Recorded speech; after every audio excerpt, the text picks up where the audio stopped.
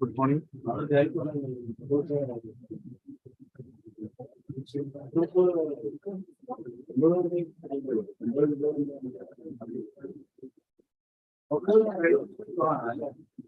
Good morning.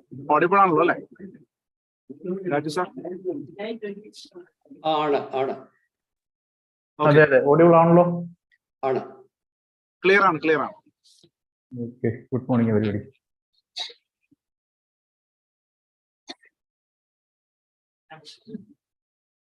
Sir പറയുമ്പോ echo കേൾക്കുന്നില്ലല്ലോ? Echo ഇല്ലല്ലോ? ഒരു സ്ലൈറ്റ് ഇത്രേ ഉള്ളൂ, വളരെ സ്ലൈറ്റ്. ഓക്കെ, ഞാൻ പറയുന്നത് വളരെ ക്ലിയർ ആയിട്ട് കേൾക്കുന്നുണ്ടോ അല്ലേ? കേൾക്കാം. ഓക്കെ,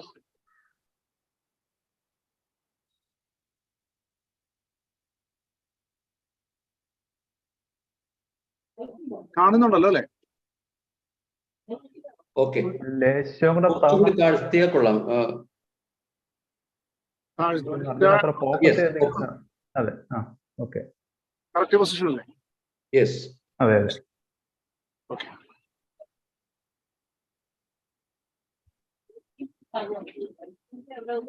ഇവിടെ മൈക്കിന്റെ അവിടെ. അതെ.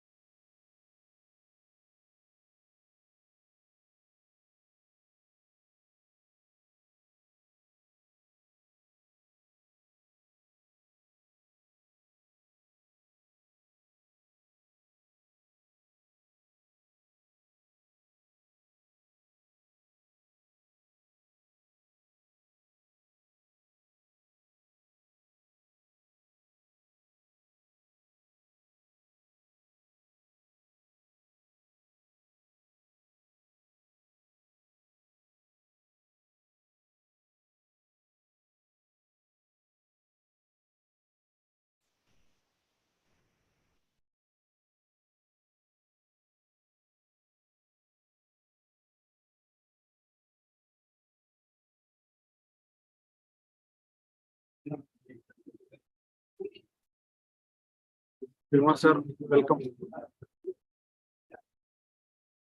Sir, audio on the unmute. Good morning, sir. Good morning. Thank you.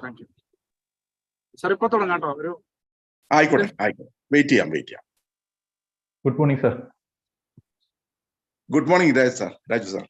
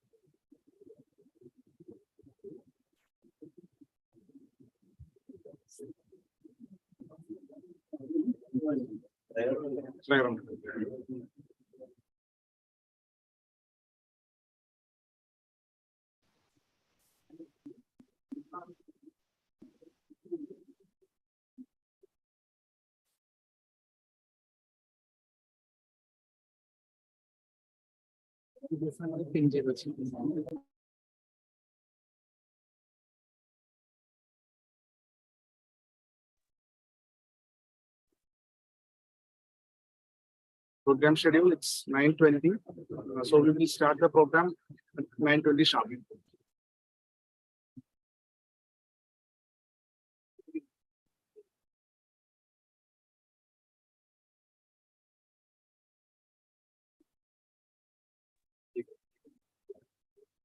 Arjun, namaskaram.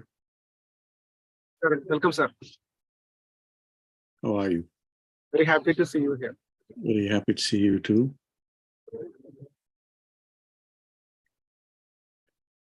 Sir, we are starting the inaugural session.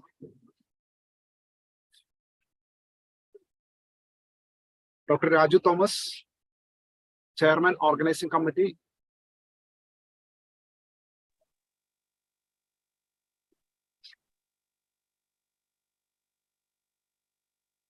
Is the chairman of this program. So with the permission, we are starting. Raju sir. Okay, doctor. We can start the program. So let's start the program with a short prayer.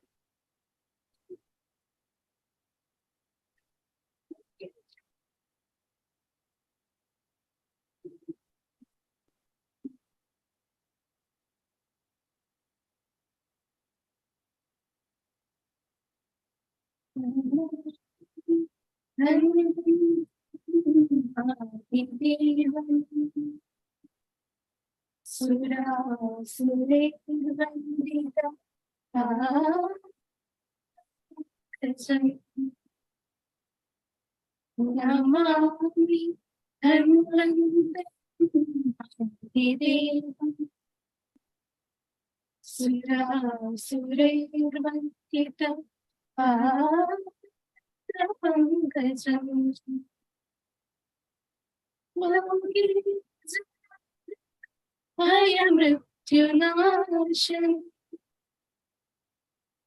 Thatarnisham, Vividhau Shanina,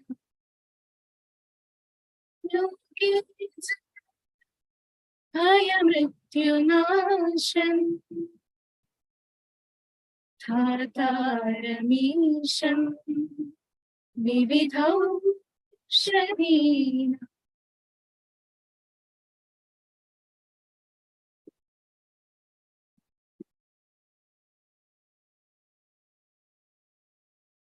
A very good morning to one and all. Dr. Prakash Mangalesheri, an admired people's clinician and an acclaimed academician par excellence, who constantly mentored his students, aiming at refining their skills and instilling confidence to face challenges in patient care. With all pleasure, I welcome each one of you to the final round of Dr. Prakash Mangalesheri Memorial National Academic Fair 2023 PG and UG paper presentation competition. For the welcome address, I would like to welcome Dr. Anand S, Secretary AMARF.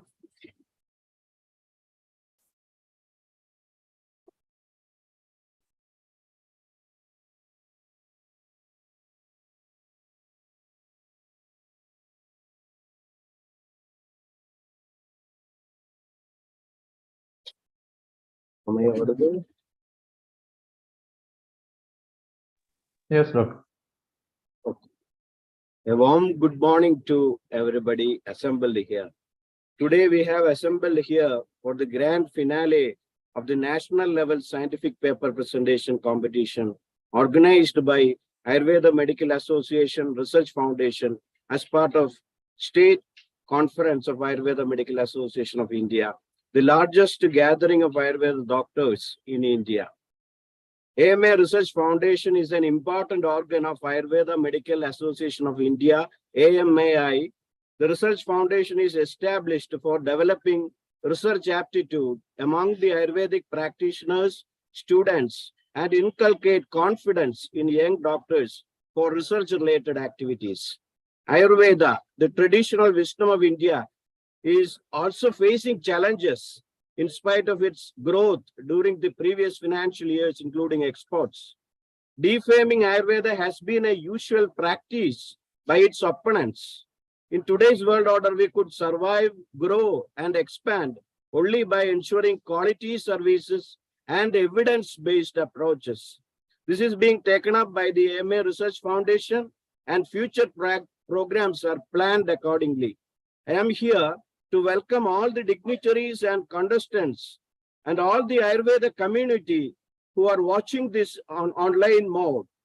We have got an overwhelming response from all over India to this competition to commemorate the memory of the late energetic academician and renowned physician of Ayurveda, Dr. Prakash Mangalesheri.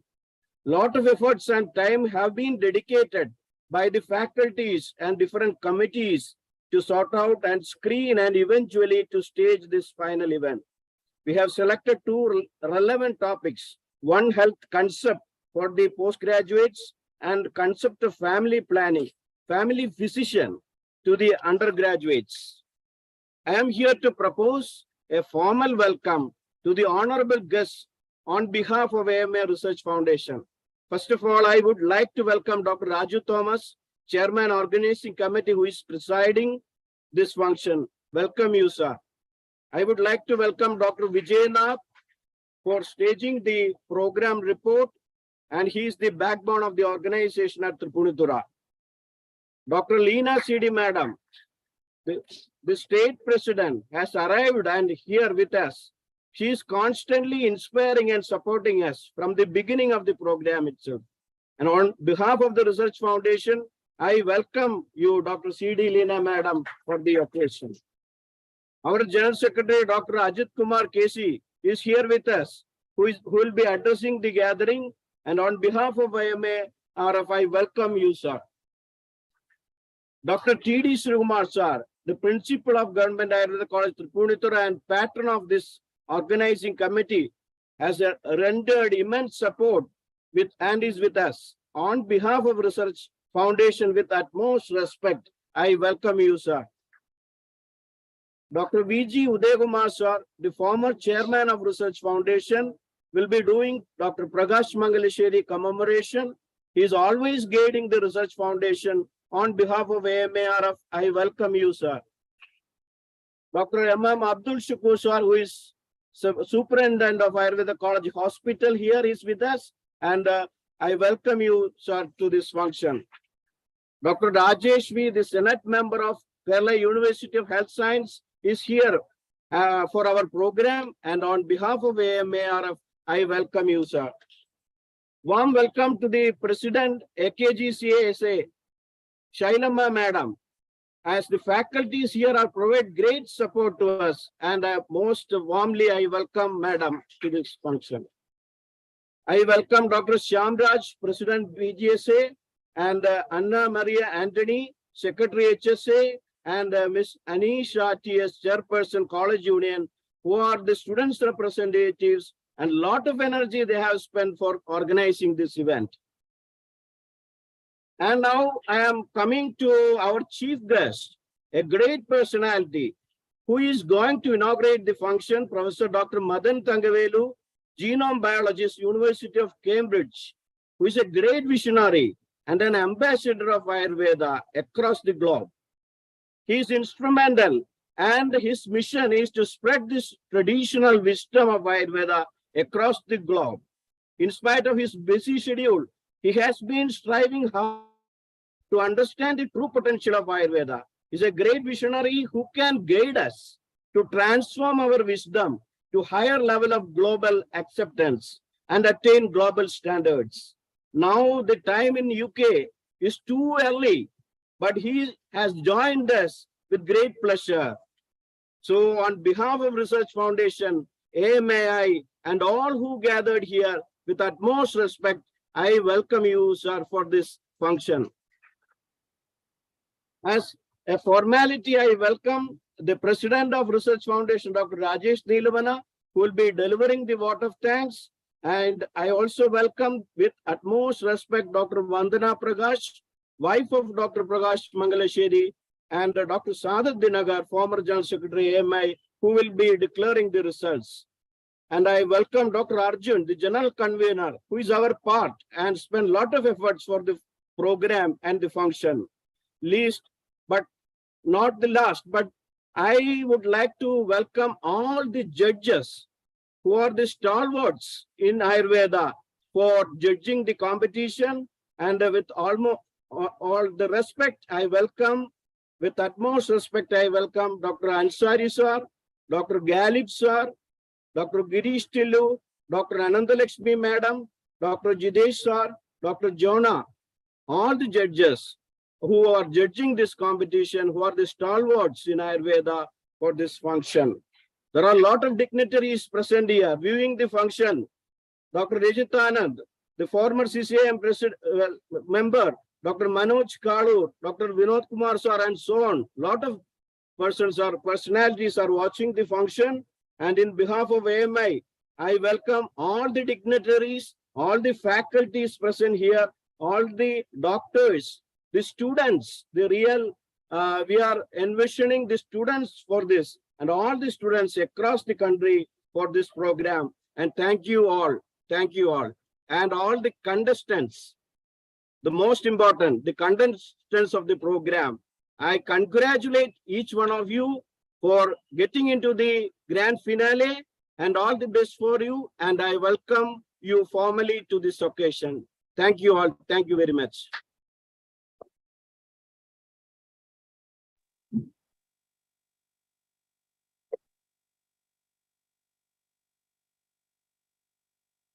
Thank you, Anand sir. Next, I would like to invite Dr. Raju Thomas for presidential address. Thank you. Warm good morning. Respected Professor Dr. Madan Thangavelu, Dr. Leena CD, President of AMA, General Secretary Dr. Ajit Kumar, Dr.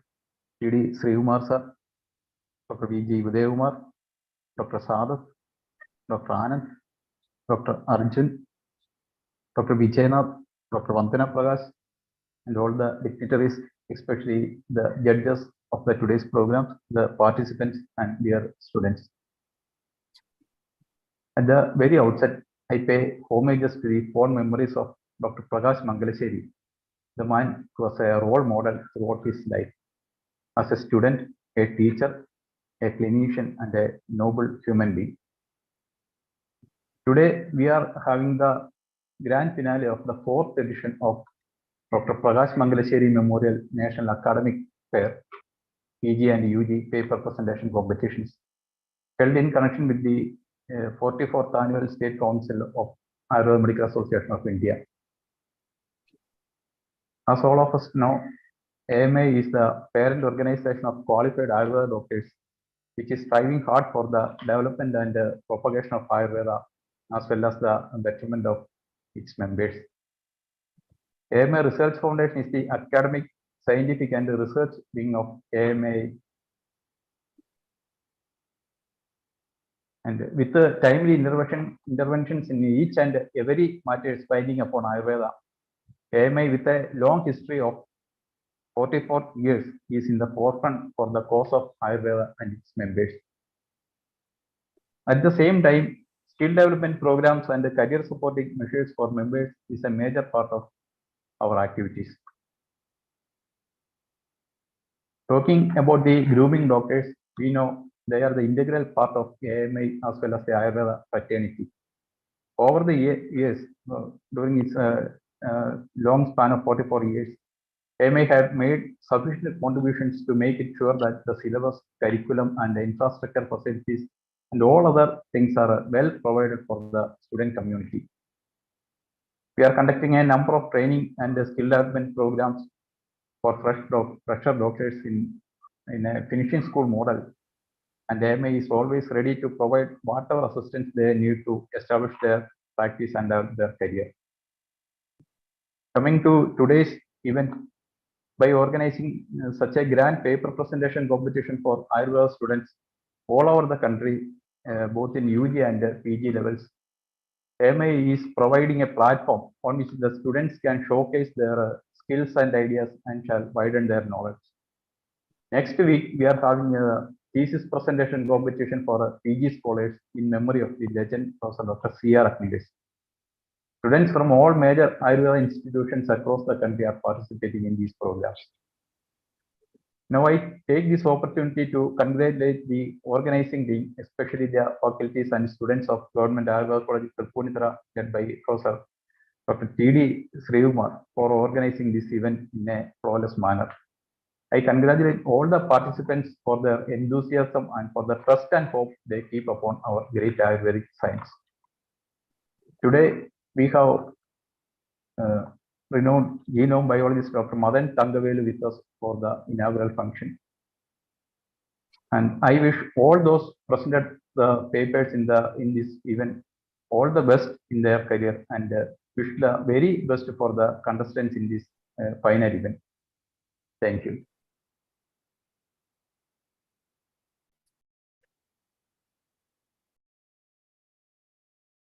Thank you, sir. Now, for delivering the program report, I would like to invite Dr. Vijaynath, sir, Vice Chairman, AMIRF Scientific Committee.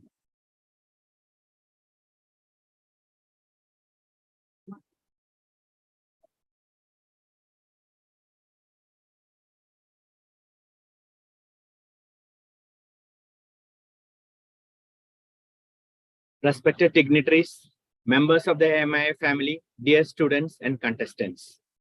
I have been bestowed with the responsibility of delivering the report of this novel program. The fourth Dr. Prakash Mangalesheri Memorial Presentation Competition, organized by AMI Research Foundation as a part of the annual academic fair, has received an overwhelming response. This event is being organized in association with Government Ayurveda College Tripunithura, which is a 96-year-old Ayurveda academy.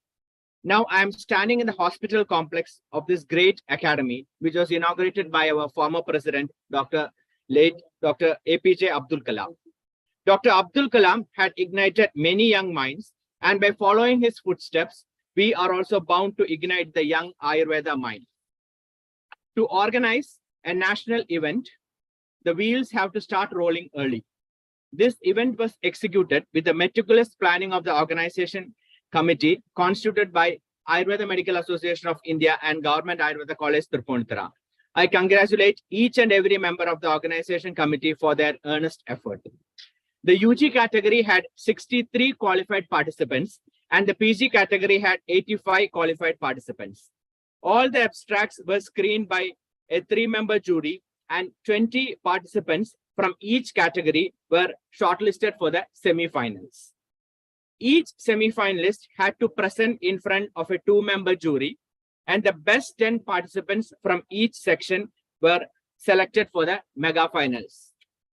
The topic for the UG presentation was Role of Ayurveda Practitioner as a Family Physician, and the topic for the PG presentation was Effective Implementation of One Health Local to Global Approach. And we were fascinated to see the flow of ideas. Let us continue to ignite the Ayurveda minds. With these words, I retire from my responsibility. Thank you.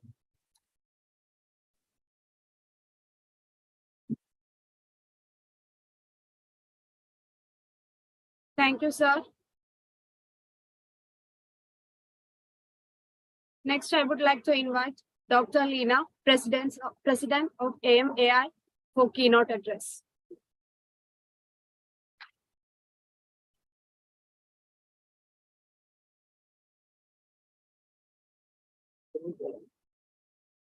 Okay.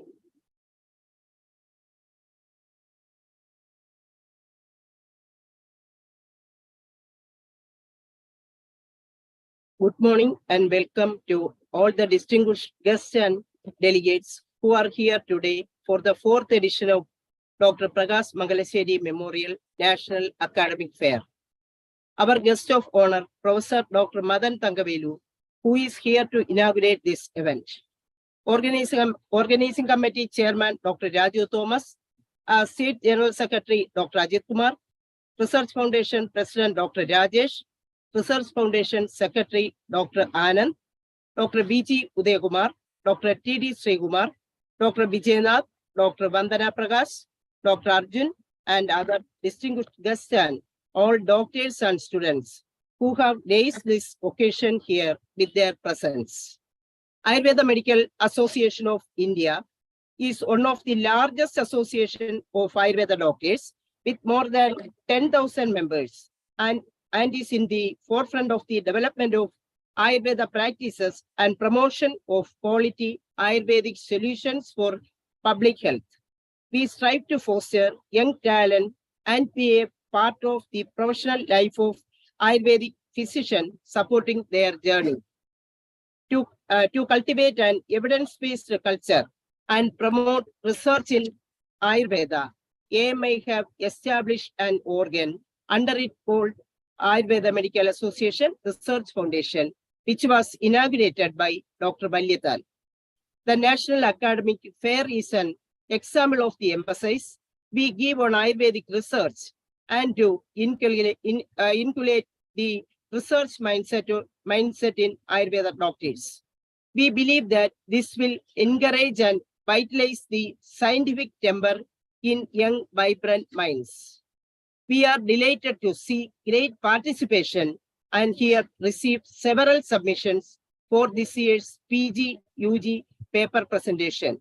I congratulate all of your effort and a big applause to all the bright young minds who made to this final event here today. Dr. Prakash Mangalaseri was an acclaimed physician and an academician and was admired and adored by student community. And this academic fair is a great tribute to this memory. On the behalf of AMA State Committee, wishing all success for this event today and all activities by AMA Research Foundation. Thank you.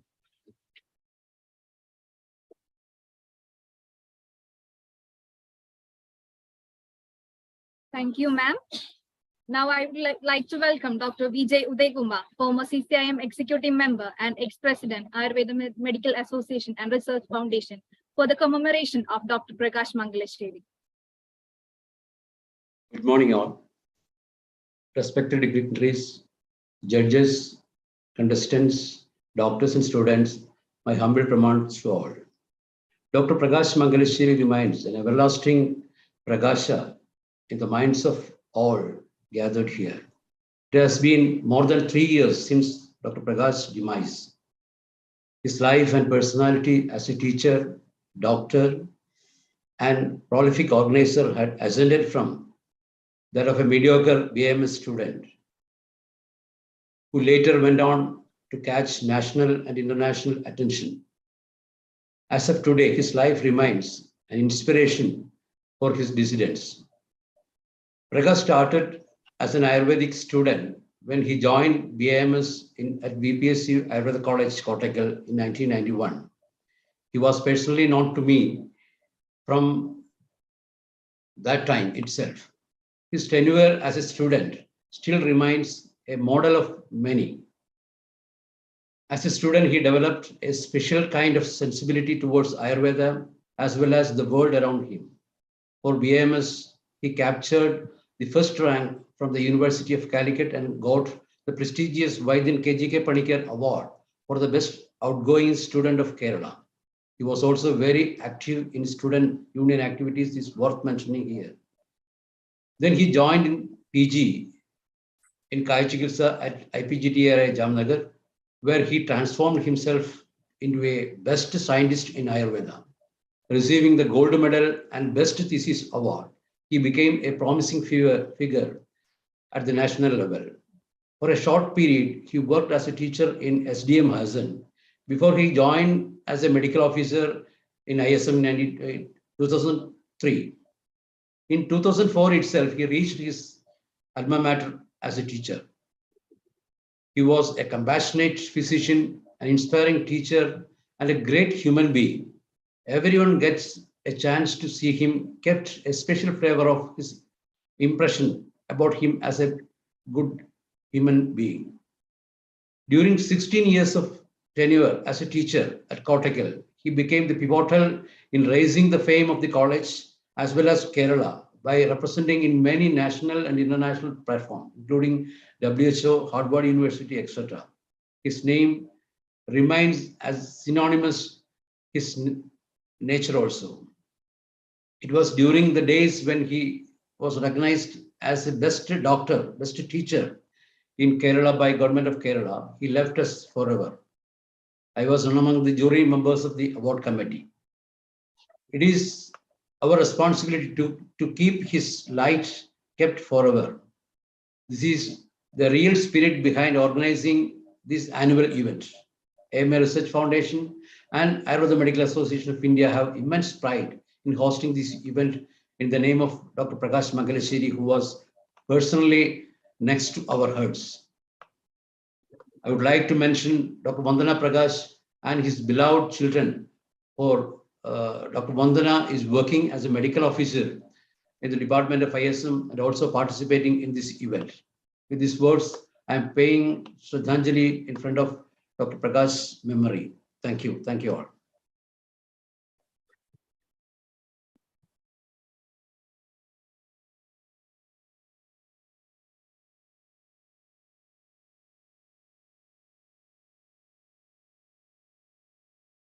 Thank you, Dekumar sir.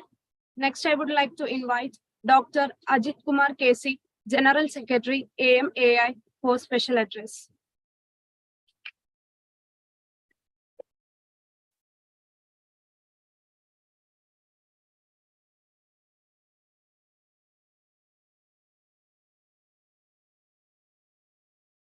Respected Madan Tangavelu sir, respected dignitaries, and dignitaries. Actually, Ayurveda Medical Association of India is the largest organization of registered qualified Ayurveda doctors. The organization serves as a mother organization of various strata of Ayurveda doctors, such as private practitioners, government doctor, PG students, and research scholars. As an organization, we are keen in welfare of members and overall development of Ayurvedic community. For the development of Ayurveda science, the organization has developed various organs such as AMI Research Foundation, AMI Academy, and AMI Publications. AMI Academy is nearly formed organ, but it's done the best to serve the low-cost Ayurveda training. AMI Research Foundation is basically focused on research and documentation. We are trying to enrich the Ayurvedic community by conducting continuing medical education and workshop. We also trying to mold the youngsters by training starting the finishing school as an academy. As an organization, we had contributed a lot for making the AYUSH policy in central and state. Working in hands with government as well as various NGOs, we are doing much for the development of Ayurvedic community. Hope we, as together, we can do more. Thank you to all.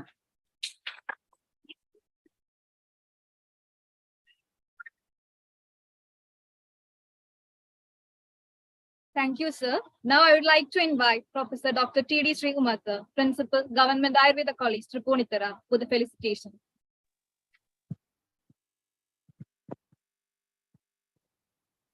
First of all, my tributes to the fond memories of Dr. Prakash Mangalasheri.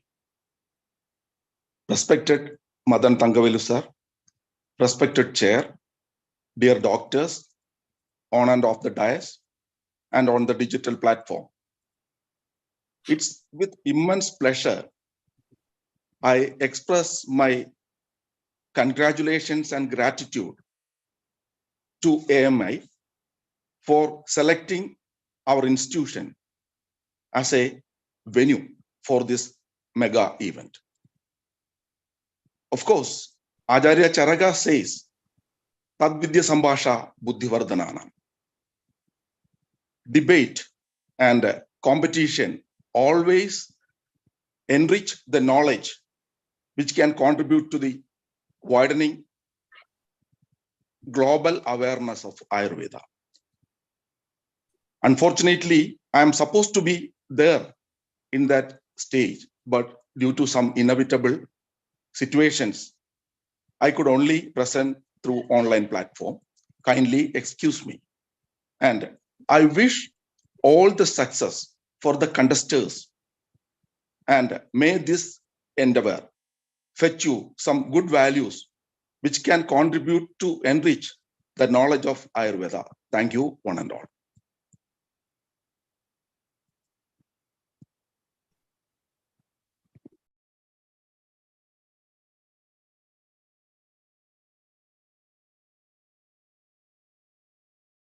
Thank you, Sri Kumar sir.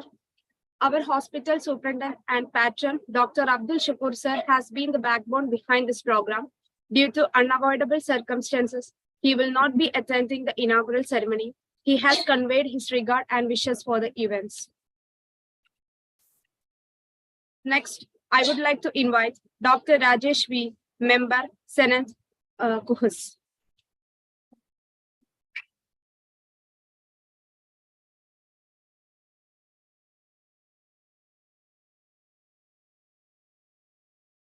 Respected dignitaries, members of AMI families, and dear students, it gives me immense pleasure to stand in front of this elite audience. The fourth Dr. Pragash Mangalesheri Memorial Presentation Competition for the Ayurveda students has received an excellent response. The host for this year is Government Ayurveda College, Tripunithura. Our college is 96 years old and has produced a number of top-class clinicians and academicians. Being the convener of this program, I salute the members of the organizing committee for their tiresome effort. Let us join our hands together to spread the fragrance of Ayurveda globally. On behalf of the organizing committee and on my personal behalf, I felicitate this August gathering. Thank you.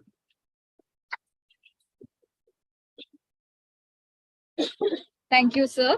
Now I would like to welcome Dr. T.M. Shailama, President AKG ACS, for the felicitation.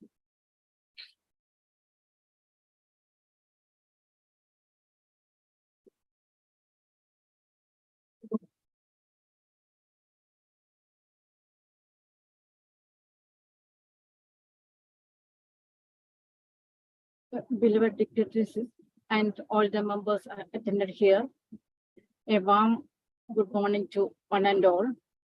It is a great matter of pride for us that our college is being chosen for the conduction of the Dr. Pragash Mangalesheri Memorial National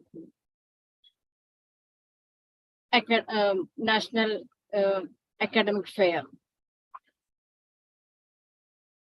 It was really a great opportunity for the students for participating in this moment, because he is a great academician and a blessed clinician. In this regard, I am congratulates all the finalists and the entire team behind this event and the AMA for this event AMA successful. Thank you.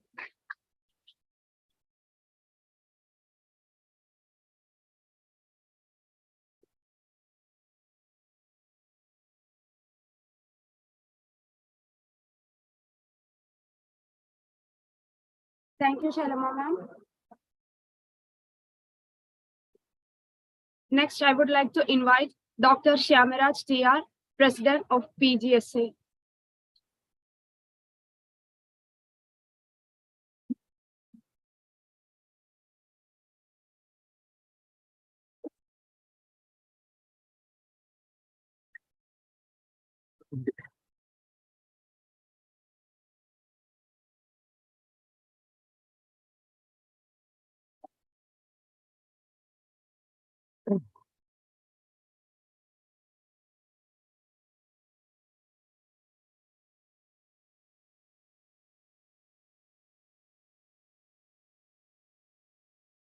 Good morning, everyone.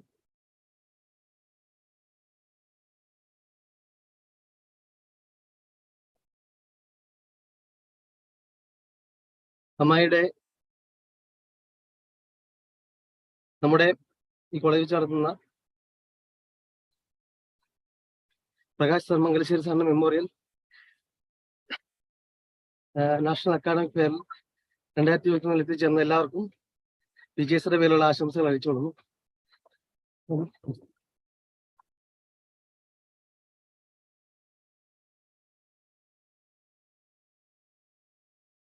Thank you.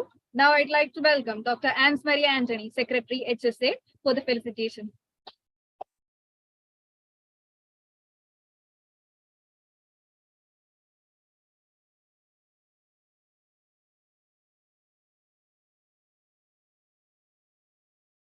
Good morning to all. During this prestigious occasion, on behalf of House Agents Association, Government Ayurveda College, Tripunithura, I would like to convey my regards for the success of finale of this grand event, PG and UG National Paper Presentation Competition, conducted on remembrance of Dr. Pragash Mangalesheri sir, I would also like to convey my regards to AMAI, AMARF, faculties and students of Government Ayurveda College, Tripunithura, who worked hard for hosting this grand event. And best wishes to all the finalists. Thank you.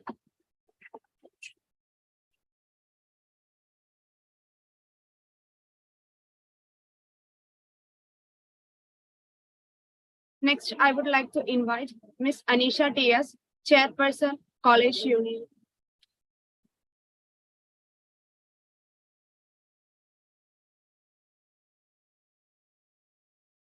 A very warm good morning to one and all present here.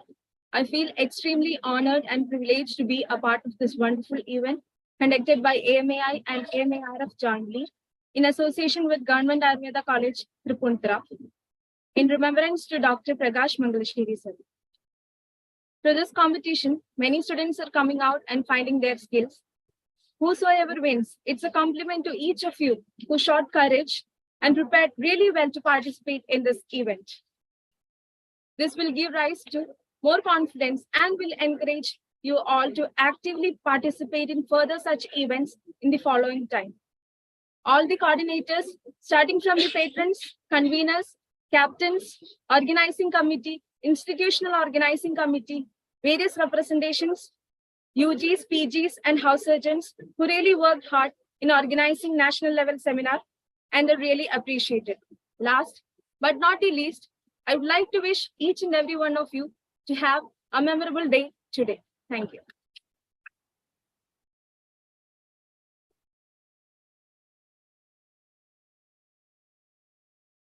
Professor Madan Thangavelu, General Secretary and Research Director, European Ayurveda Association, Germany. Genome Biologist, Transdisciplinary University, Bangalore, India. President, International Ayush Valley Foundation. Professor Madan Thangavelu, PhD, is a genome biologist based in Cambridge, UK. His recent engagements have included cancer genome analysis of the Department of Oncology, University of Cambridge, and the Medical Research Council's Cancer Cell Unit and Laboratory of Molecular Biology. Professor Madan was a Wilhelm Foundation Research Fellow in 1999 at the Medical Research Council Laboratory of Molecular Biology. He is the inventor of the molecular copy counting technique to study aging, cancer, cardiovascular disease, etc. He is the General Secretary, Board Member, and Research Director of the European Ayurveda Association.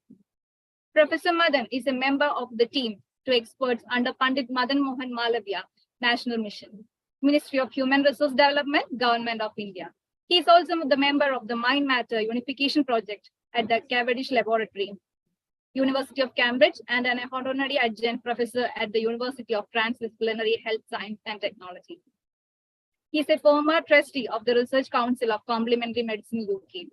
Now I would like to welcome Professor D. Madan Thangavelu, Genome Biologist, University of Cambridge, for the inaugural address.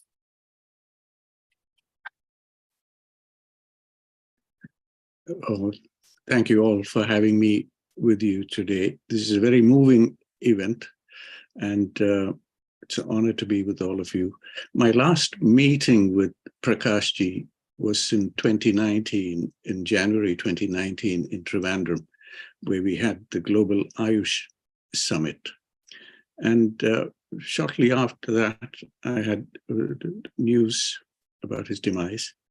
And there was a big shock. Many of you who've known Prakash over the years would have felt the same.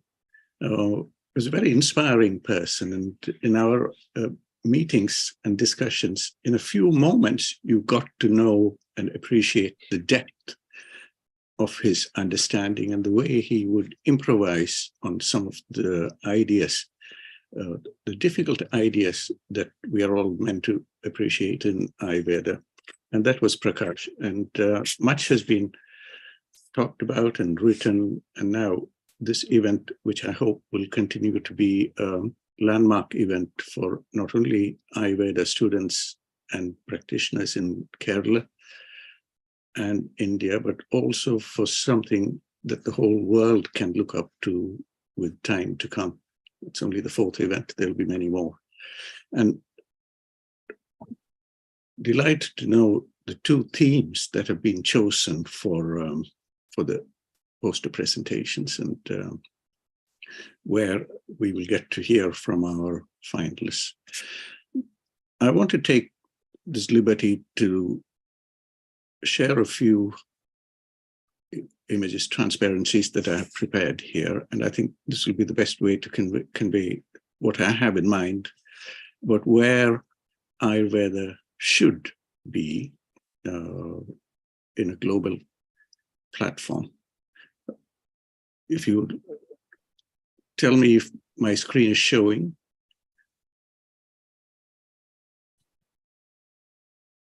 Anand, could you tell me if my screen is displaying?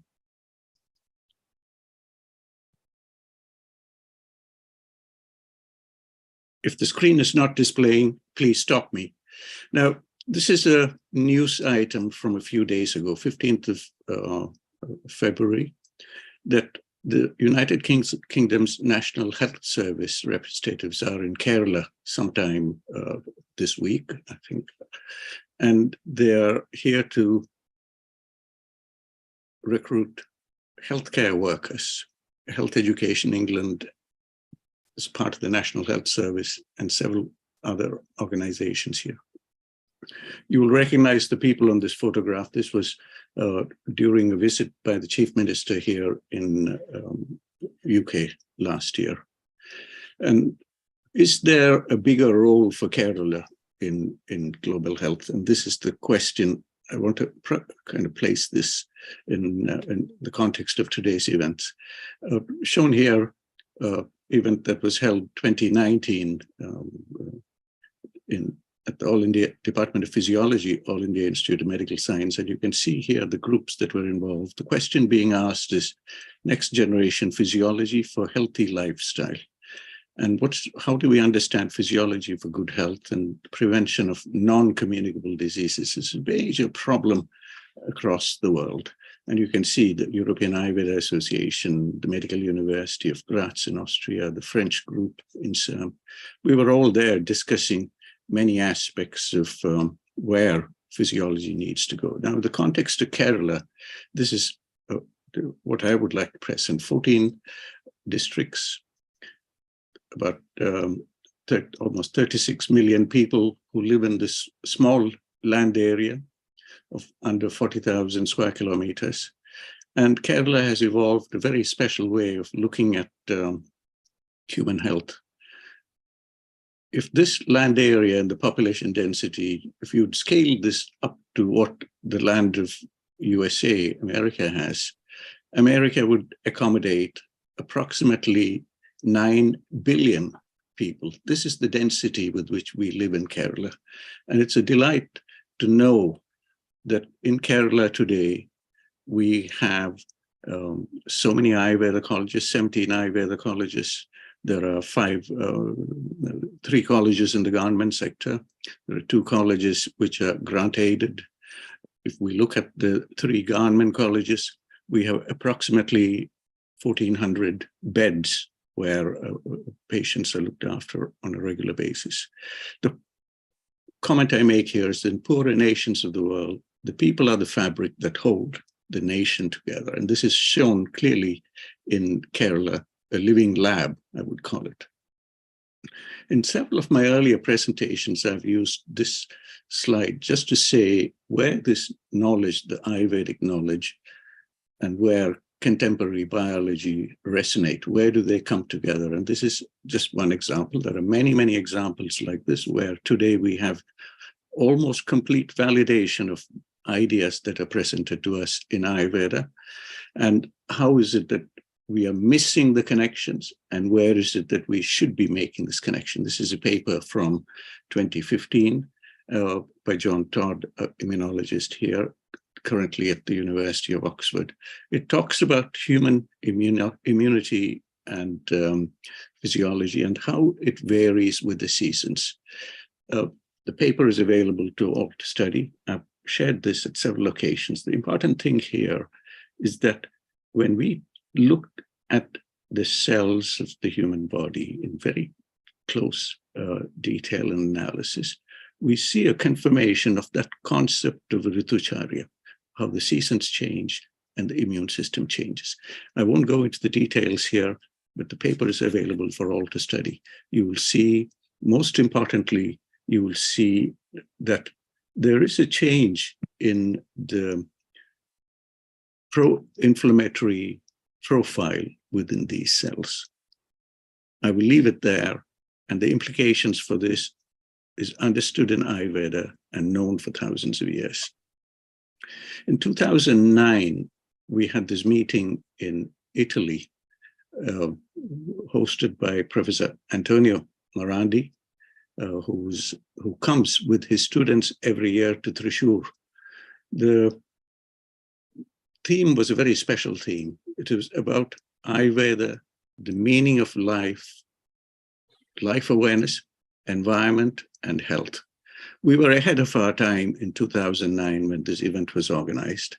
And Professor Brian Josephson, who is the head of the Mind Matter Unification Project that I'm associated with here in Cambridge, presented the opening comments, and in which he says, there is a need to bring the Eastern philosophy and the Western science to try and understand reality. Reality is too complex generally to be reduced to a single formula, and we might have to bring together systems from different from the two different systems of philosophy. The key question I want to raise here is that timeless knowledge, which is being confirmed by contemporary biology studies, is that timeless wisdom of Ayurveda ready for the 22nd century and beyond? And many of you have seen this poster prepared by Girish Tillu, who is here with us today, Gigi Gangadharan, a student of Tripunithara, and Ashok Vaidya, Bhushan Patwardhan, etc. Now, when we have a very well understood framework for Ayurveda, is this language understood by all, the language paradox and globalizing Ayurveda and Ayush? This word cloud that you're seeing here is extracted from the abstract of a presentation that I made at the University of Hyderabad earlier this month on the 6th of February. And I just want to run through a few words that I've highlighted and phrases that I've highlighted in color. Number one, Ayush systems. We must appreciate Ayush systems in its entirety and be able to convey this to the world outside. Are we able to do this correctly? A lot of people ask me, what are the Ayush systems? We don't understand. The second thing, health is different from healthcare and well-being. We need to understand these terms correctly. The foundational principles of Ayurveda and how it helps address complex planetary health. Now, this is a term that is used very frequently here in Europe, planetary health and One Health, which is the part of our theme today.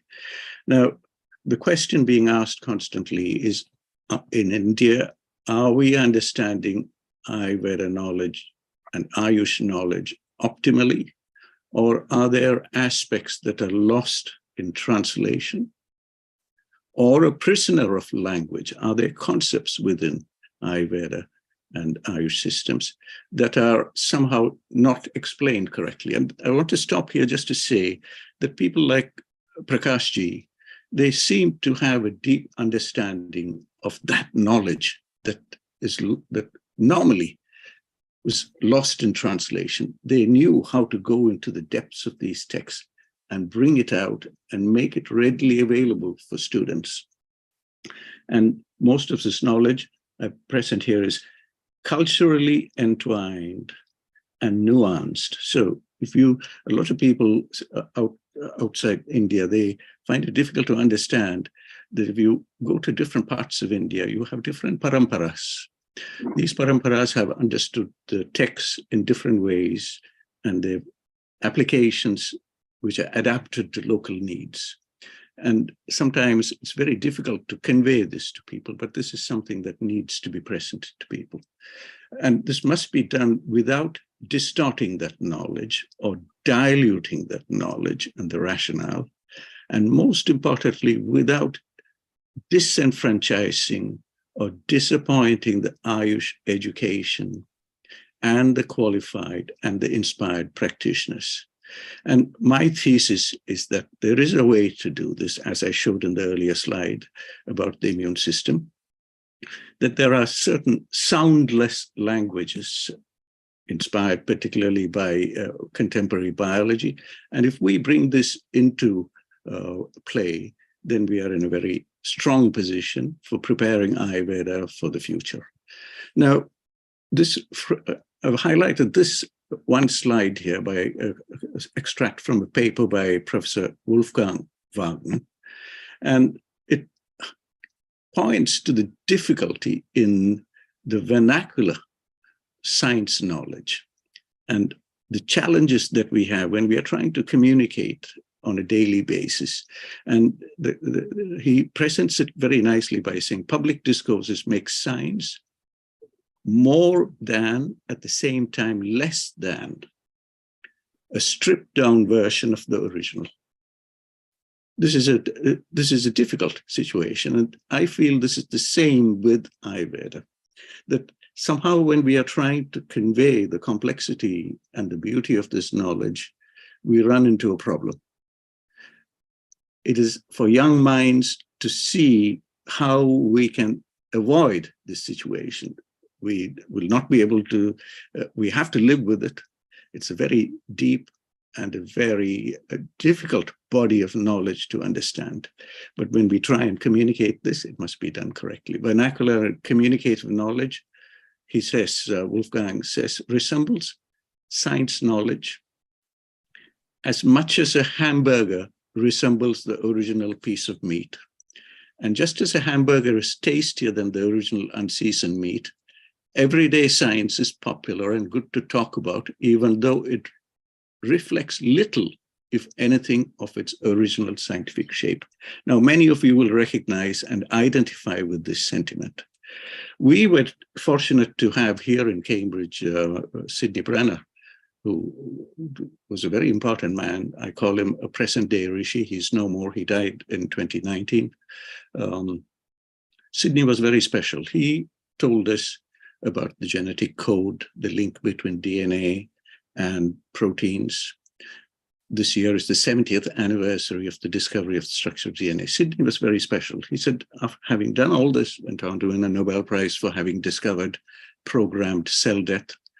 He then went on to, he would always tell us that there is a new language that we need to understand. There is something else in biology that I've worked on all of these things. I've shown you what the genetic code is, but there is something else that we need to understand in biology. And that language, if Sidney was alive today and we were discussing with him, he might have looked at Ayurveda and said, this is one exemplary introduction to what is required for teaching biologists that other language, that the language of life. I've paraphrased that comment here by saying it is not only teaching biologists, but it's also teaching doctors globally another language. Now, Denis Nobel, Professor of Cardiovascular Physiology at the University of Oxford, has recognized in a different way the 10 rules of complex systems. The human body is a very complex system. And when we look at what Ayurveda offers us, that's what we see, a very understanding of a very complex system. Using a coded language, there is a language there, the Panjabhut Siddhant, Tridosh Siddhant. It is a coded way of trying to grapple with the complexity of the human form. And Denis gave us 10 rules, the 10 principles of system biology. Particularly important is this, the 10th rule, that there are many more rules to be discovered. A genuine theory of biology does not exist.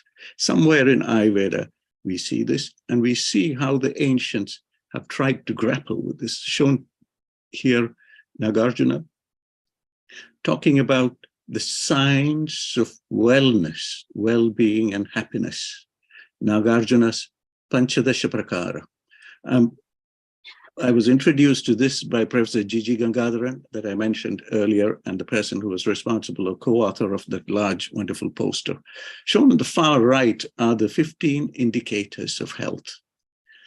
And all of that is valid even today. There is nothing in there that is incorrect. And he talks about starts off by talking about food, the desire for food, the right time, the proper digestion, the elimination of waste, and so on, in the central column. These are all just descriptors of physiology in good health. Now, remember, I started off by saying the world is trying to understand physiology for good health, how to prevent non-communicable diseases, etc. And shown here are rules given to us by Nagarjuna, dating back to almost 2000 years. Nagarjuna goes on here with such great detail. He talks about peaceful sleep. He talks about proper sleep at the proper time, peaceful mind, the skin texture as an indicator of good health, and so on, that all of you practitioners, students will learn the importance of in Ayurveda as you go on to become better practitioners.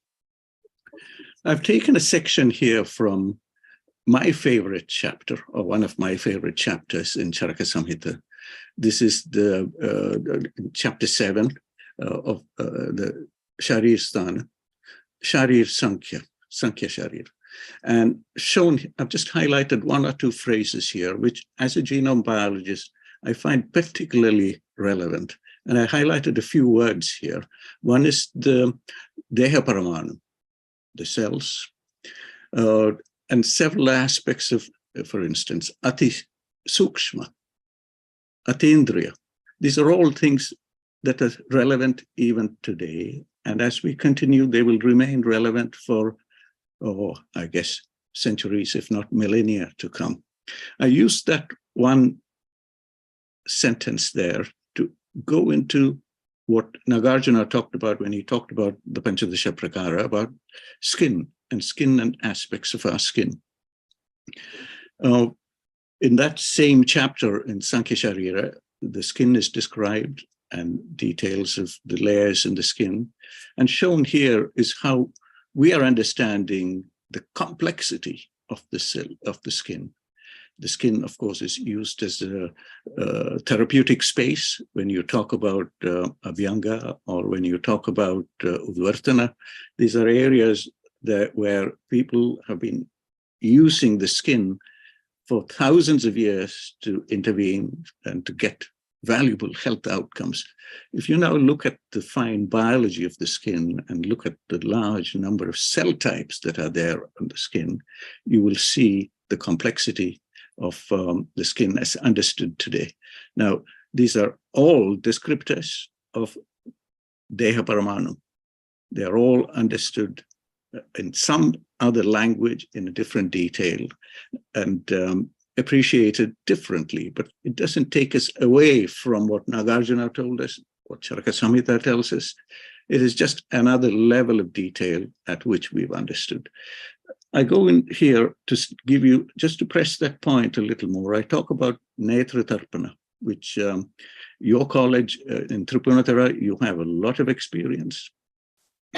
Families in Kerala who have been practicing this for thousands of years. This is the complexity that we see when we go into the anatomy and the fine cell biology of the cell, of the eye. You will see there's a new level of understanding about complex conditions like age-related macular degeneration, for which there may be treatments there in Ayurveda, but that could be refined and could be understood better.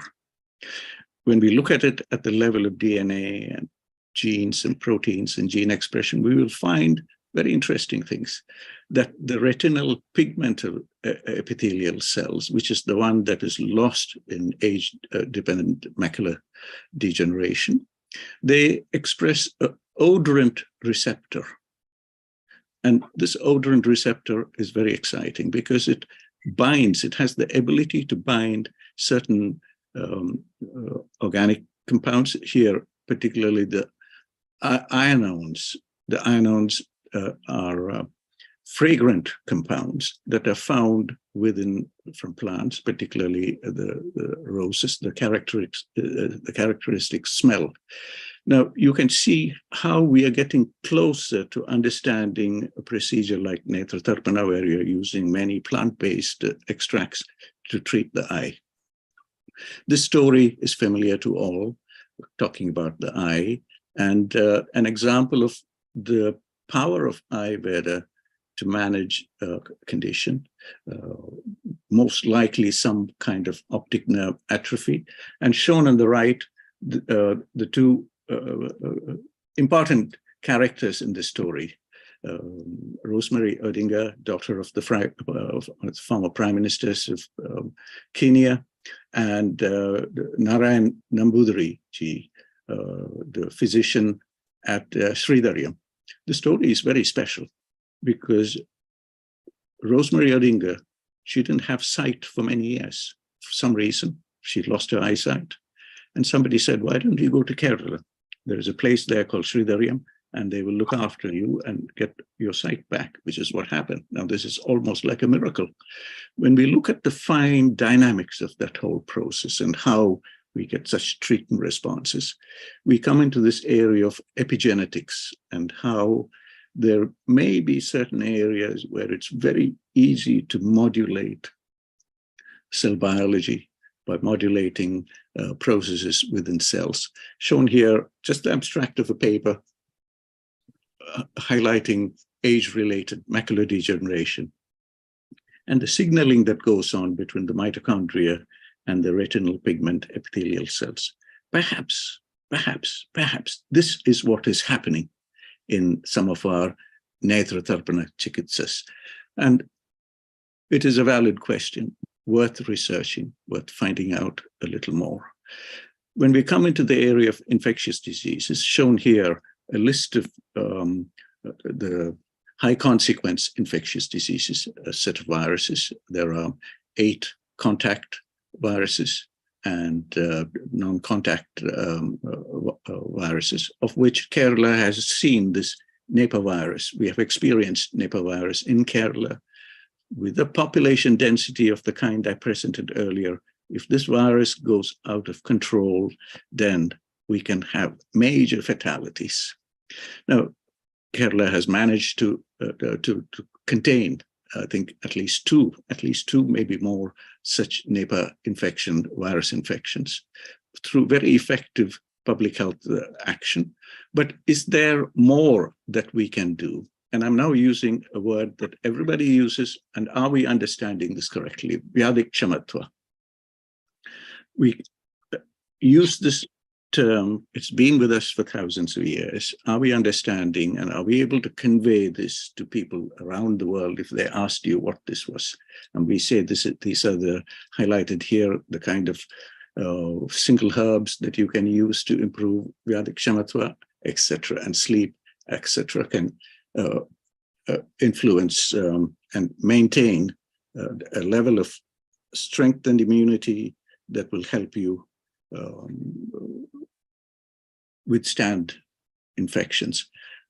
I've highlighted this one point. This is from the Ministry of Health and Family Welfare's webpage, available perhaps even today, but this was taken at the time when we were going through the COVID problems. And I've highlighted this promoting measure, Ayurveda immunity promoting measure, they call it, perhaps something there with a view to see if this has a basis and whether we can start to get some clues about how these things might work. While looking through this, I was very fortunate to discuss with colleagues at Marcus Knowledge City in Kozhikode with the Unani College people, and they were saying that we get fantastic results using Archaea, a very simple extract that is used at the community level. We get very, very good results in how we can protect communities against this virus infection. If you compare the two systems, if you compare what is offered in Ayurveda to what is understood about Archaea, you will start to see a commonality in this biology. Pudina, Ajwain, Kafoor, they all have a collection of chemicals that interact with those kind of receptors that we talked about. And we can start to get a rough idea of how there is a commonality across the systems and how we might be able to start to explain a little more into the future about how these things work and how they've been understood, how these plant extracts work. Now, if we go to the last part, I just want to talk briefly about cancer. And cancer is a very hot topic, and it's been there with mankind since ever. And I want to highlight here the work and the comments made by a very important German physician, Rudolf Virchow. And he, in one of his papers in 1855, he said, no matter how we twist and turn, we always come back to the cell. Now, that is the Deha Paramanu that we are talking about. If pathology is nothing but physiology with obstacles. Now, there are many aspects of this language, this expression, that fits in with Shroto, Dushti, that we talk about in Ayurveda. And just to share a little more about how we might be able to visualize this, I take you to a presentation I'd made in Kochi for the CII in 2008, and where I'd asked whether it is science for Ayurveda or Ayurveda for science. When we talk about this whole concept of Shastra for science and the debate that's going on. Shown here is image that was presented at that time there about the pancreas and the pancreatic duct. And shown in these blue blobs are the epithelial cells of the pancreas, of the duct of the pancreas. So this is involved with the exocrine function of the pancreas. And the blue part is mucin. Mucins accumulated within these cells, and these cells are now blocked. This is shown on the top of the slide is the inside of the pancreas. The exocrine function is mediated by these epithelial cells, and unless things flow through these cells, they will not come to the duct of the pancreas and then into the rest of the body. These blue elements block these things. At that point in 2000, there's again from an earlier presentation, there was a feeling that perhaps what is happening with techniques like Panchakarma is cleaning not only at the gross anatomical level, but perhaps even at the cellular level. You can do a cleaning approach. More recently, when we look at how this might work, and that point that was raised early on, we will see indications of how this might actually be happening in the pancreatic duct. Shown here, the kind of complexity that one might have to unravel to see the progression from a healthy pancreas to the unhealthy ductal cells, epithelial cells, and then leading on to adenocarcinoma. Shown in this here, the change in the ion channels, the fine shrotas. And for me, an ion channel is nothing more than a fine shrota. And how the ion channel composition changes as the tissue progresses towards pathology. And you will see we have improved on what Charaka Samhita Sharir Sthana chapter 7 talks about, but we haven't gone very far. We are still in the same ballpark as to what Charaka Samhita says.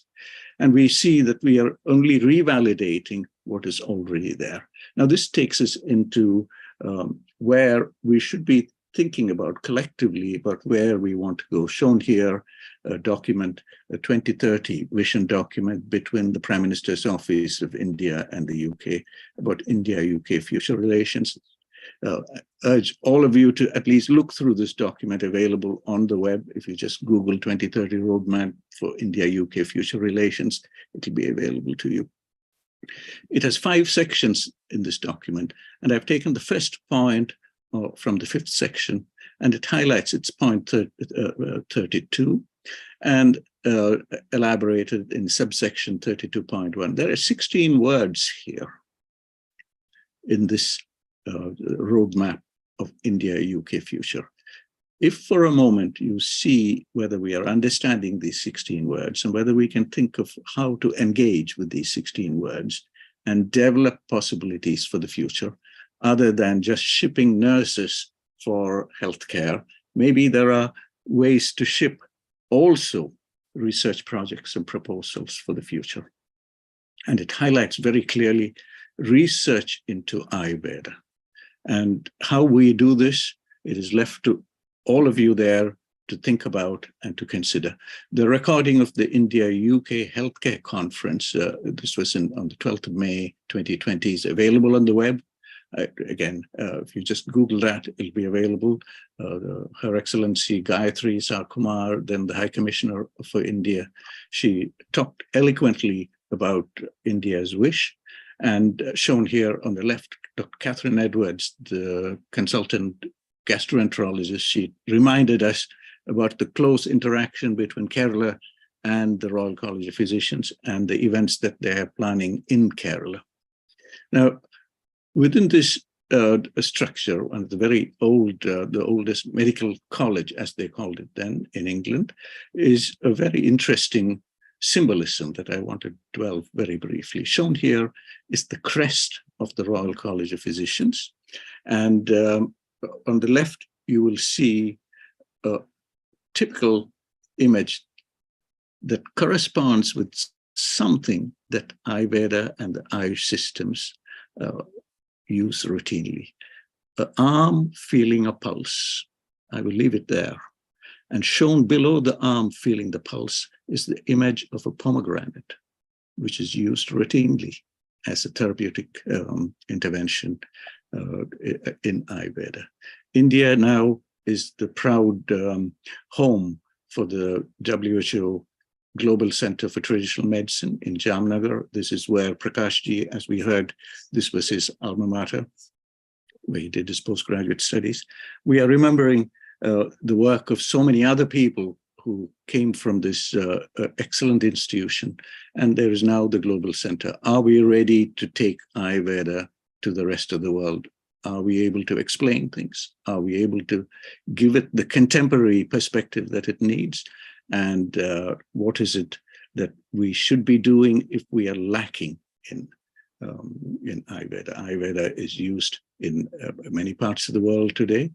And the point to highlight here is people understand it in a very incomplete way. They call it Ayurvedic medicine, when in fact what we are trying to convey with concepts like Ritucharya and much more, Dinacharya, Ritucharya, is that Ayurveda is much more than medicine.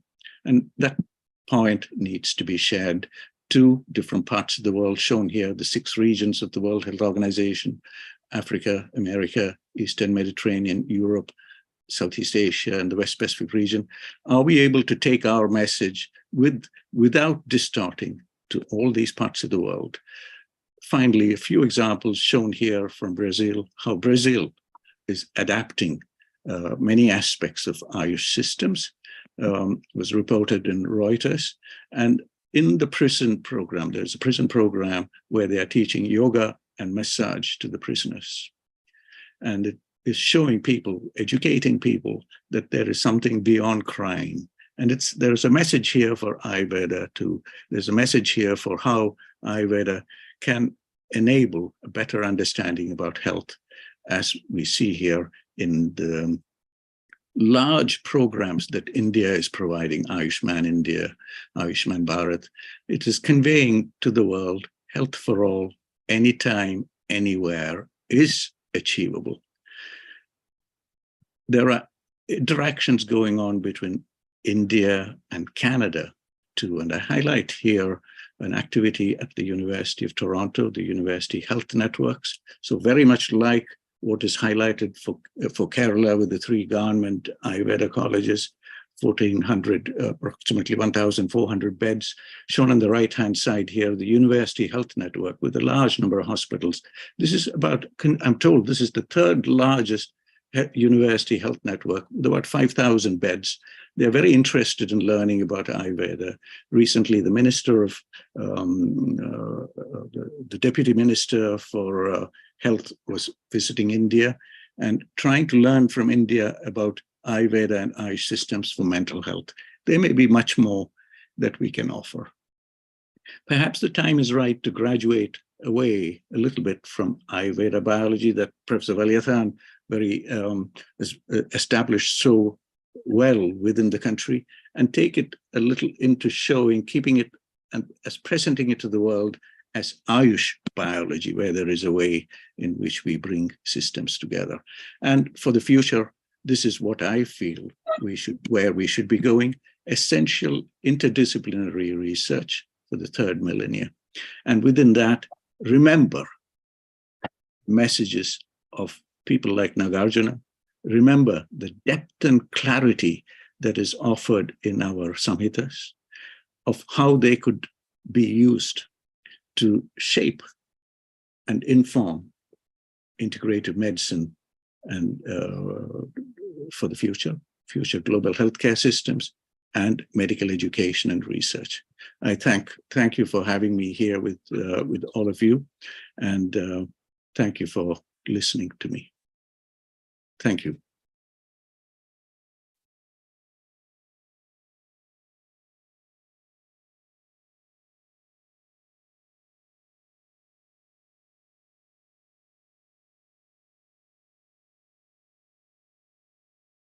Thank you, Madan sir, for this wonderful informative section and enlightening us with your knowledge. Thank you, sir. And next, I would like to invite Dr. Rajesh N, President, AMA Research Foundation, for vote of thanks.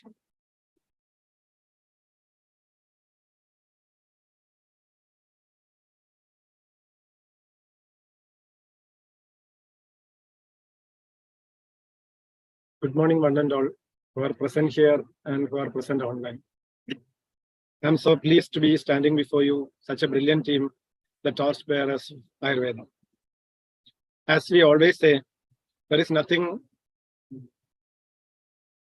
as a winner or a loser in a competition, especially like this, conducted in the memory of Dr. Prakash Mangalesheri,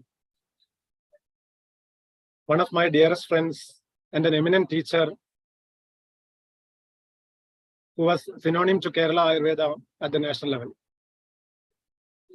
We have now on stage a group of highly motivated, enthusiastic students for the competition. So let us give applause and heartfelt appreciation to all those who have put out a great deal of effort to take part in the competition. I'd be falling short of my responsibilities if I did not express my gratitude. I express my sincere gratitude on behalf of Ayurveda Medical Association of India and Ayurveda Medical Association Research Foundation to Professor Madan Thangavelu for accepting our invitation and for the wonderful speech he had delivered. Your words are so inspiring regarding the scopes and challenges of Ayurveda, and it is so motivating to one and all present here. I express my sincere gratitude to the team GAVC Triponitura for the great hospitality under the great leadership of Professor Dr. T.D. Srikumar sir, the principal here, with the supports of teachers like Dr. Professor Abdul Shukur, Dr. Rajesh sir, Dr. Shailama madam, Dr. Minias Muralidhar madam, Dr. Pradeep sir, and Dr. Vijayanath sir, etc. Special mention to PGSA, HSA, and College Union on behalf of Ayurveda Medical Association Research Foundation. Also, I should say we have been lucky enough to have a great team of proactive and devoted members of AMA RF and AMA, including Dr. C.D. Leena, the president, and Dr. Ajit Kumar KC, our secretary. Finally, I would like to convey my gratitude to everyone here present, taking the time to join us today, both online and offline, and for assisting us in making this event a huge success. Thank you, everyone, and best wishes to each one of the participants for the competition. Thank you.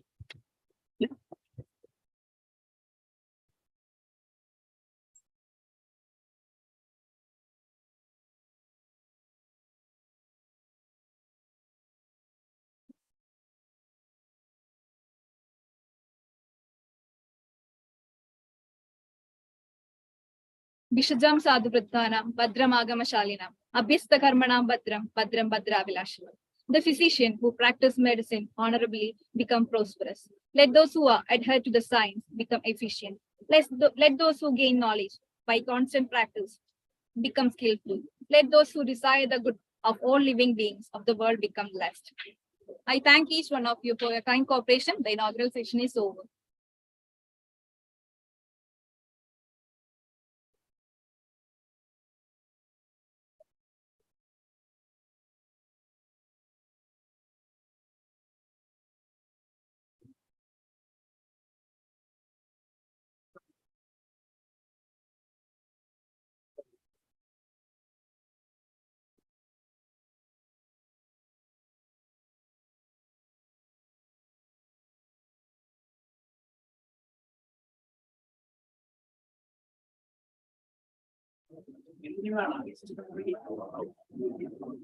Next, I would like to invite Dr. M.V. Vinod Kumar, the Chairman of Scientific Committee, to make an introductory note.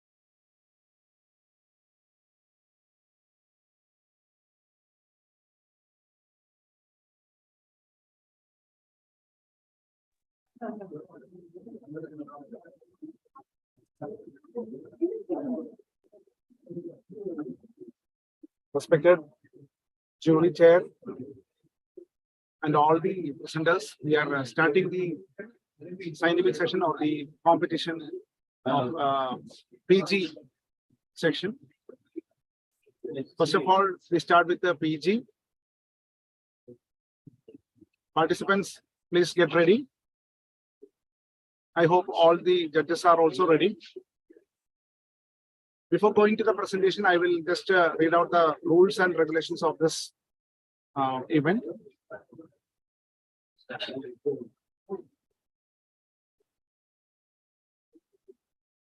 The time of the presentation shall be 8 minutes in the front of the distinguished jury.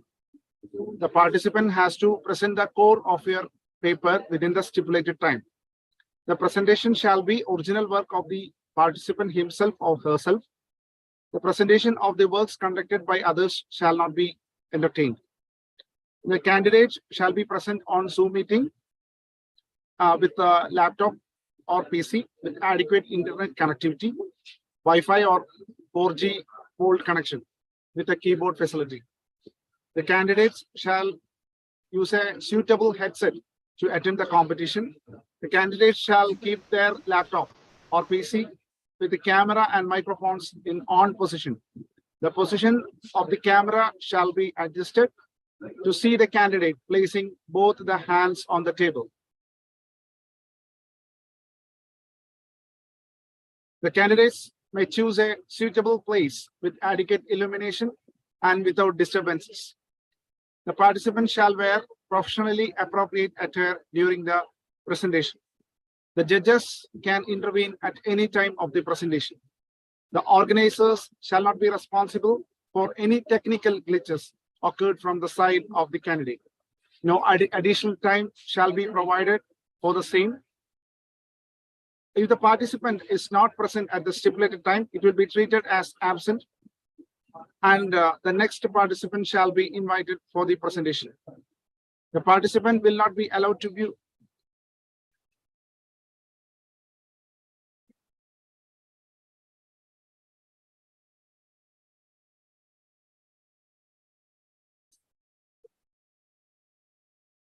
So the participant will be given 8 minutes for the presentation. A warning bell will be rung at the end of 7 minutes. The candidate has to finish the presentation within 1 minute after the warning bell. Exceeding time may result in losing the marks or lead to disqualification. So best wishes to all the candidates, and I request all the judges to be seated, and let's start our presentation.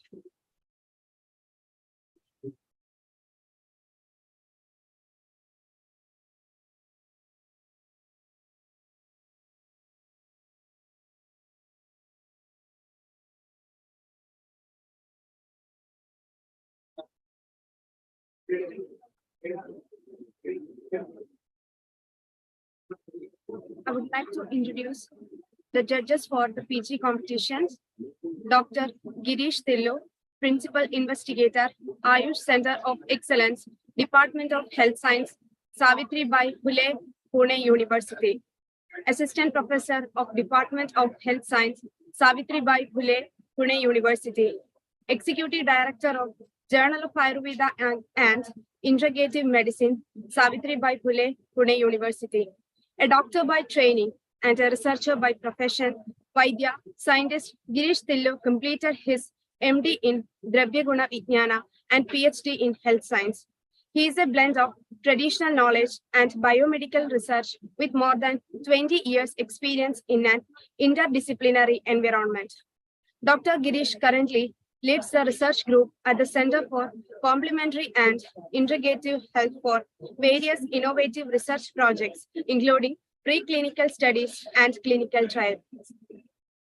Since 2002, he has been associated with the Center for Rheumatic Disease for various clinical research activities. He has participated in the coordination and execution of multi-institutional drug development research activities for degenerative and autoimmune disease, various epidemiological projects related to treatment, seeking behavior, drug utilization studies, clinical trials, and case series.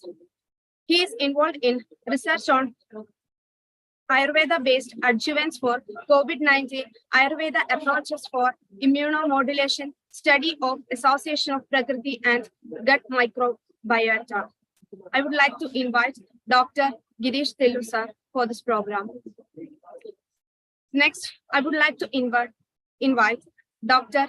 Galib sir, an Ayurvedic scholar working as associate professor in the Department of Rasa Shastra and Vaishijya Kalpana at All India Institute of Ayurveda, New Delhi. He had the experience of working with research organizations like CCRAS, etc. He is now working as an associate professor in the Department of Rasa Shastra and Vaishijya Kalpana in All India Institute of Ayurveda, New Delhi since 2016. He is a coordinator of Pharmacovigilance Program for ASU and H drugs, associate editor of International Journal of Ayurveda Research, associated editor of Journal of Ayurveda Case Report, and member of Pharmacopoeia Committee at PCIM and H as a non-official member, PCIM and H. He had completed his UG from Government Ayurveda College, Hyderabad, and PG from National Institute of Ayurveda, Jaipur, and PhD from IPGP and RA, Jamnagar. He had awarded 2 gold medals for Best Thesis Awards, 3 national level Best Thesis Award, 2 Madhya Pradesh state level Best Thesis Award, national level Best Research Paper, CCRAS Young Scientist Award, and Sheikh Zayed International Award for contributions to Ayurvedic academics.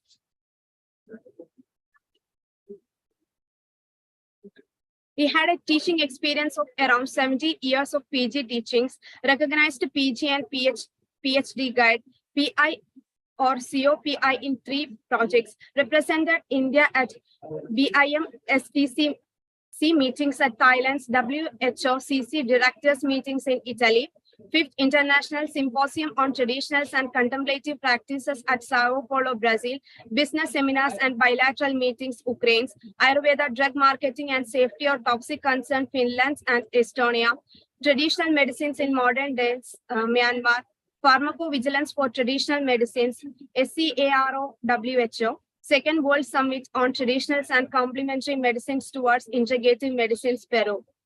He was the author of 1 book and contributions of 10 chapters, more than 80 presentations at different events, and about 60 papers were published in different peer-reviewed journals. I would like to invite Dr. Galib sir for this program. Next, I would like to invite Dr. P.Y. Ansari, who had completed his BMS from Mahatma Gandhi University, Kottayam, and MD in Dravya Guna Vijnanam from the University of Kerala, Thiruvananthapuram, and PhD from University of Kerala in Thiruvananthapuram. He had the teaching experience of 27 years and postgraduate teaching experience of 17 years. He had earned the Best Teacher Award in 2021 in Ayurveda, Siddha, and Unani streams, Kerala University of Health Science. He was acting as a Dean Faculty of Ayurveda, Siddha and Unani, Kerala University of Health Science, Thrissur, and Special Officer, Proposed Government Ayurveda Medical College, Udumbanchola, and Chairman of Plantation Research Group's International Research Institutes in Ayurveda, and Chief Editor of Kerala Journal of Ayurveda, peer-reviewed indexed research journal for all Kerala Government Teachers Associations. He had published 50 research journals and also 37 scientific presentations in national and international seminars. He was author of the book co-author of the book Catalogue of Medicinal Plants, published by Department of Dravya Guna Vijnanam from Government Ayurveda College, Triponitara, and he is the author of book A Handbook on the Plant Source of Indigenous Drug and Grahaushadigal, published by Ayurveda Thiruvananthapuram, and he wrote a chapter of Arogya Samrakshanathil Ayurveda Aushadangal in the book Graminam, Practical Guide to Dravya Guna Vijnanam, and chapter on Veshaja Prayoga Siddhanta in the book Compendium on Dravya Guna, and also wrote a chapter on drug research in the book Anusandhana, and Handbook on Bioinformatics and Applications in Ayurveda, published by Department of Dravya Guna Vijnanam, Government Ayurveda College, Triponitara, and notes of practical trainings on bioinformatics and its applications in Ayurveda. I would like to invite Dr. P.Y. Ansari sir for this program.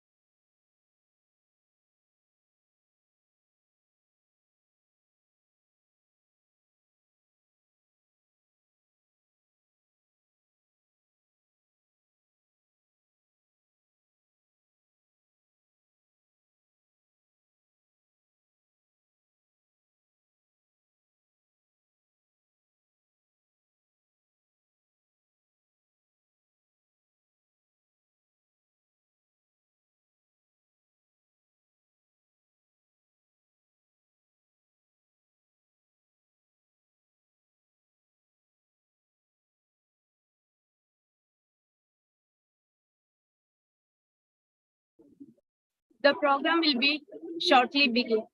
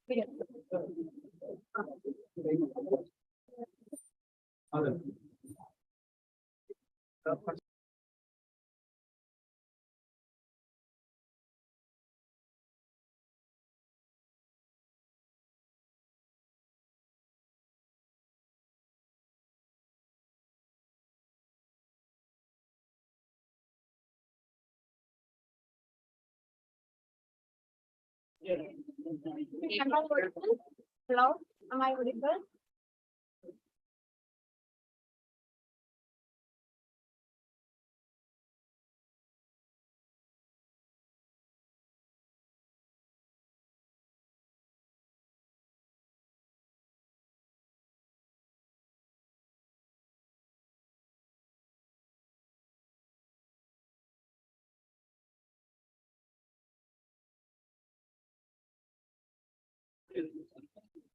Sir, I am Dr. Arjun. Am I audible?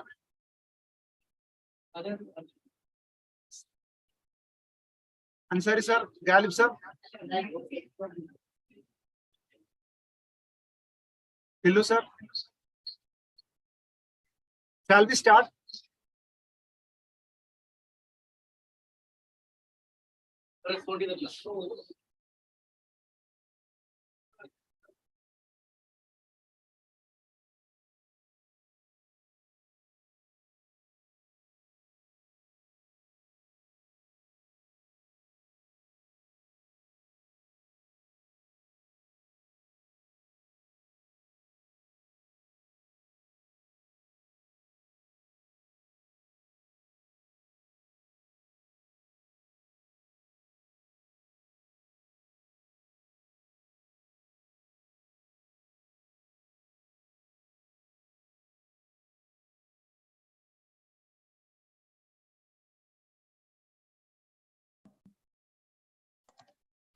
Sir. Sir, it's unmuted right now. Sir, Okay, thank you. hope I am audible. You are. Ansari sir, Galib sir, Tillu sir, please. Yes, audible. Audible. Ansari, audible. Sir, can you speak something? Good morning, sir. I hope I am audible. I am Dr. Galib. Namaste, Girish Okay, Tillu okay, is sir. here. I wish you all the best. All right. So, shall we start? Yeah, please. Participants, I hope you are ready.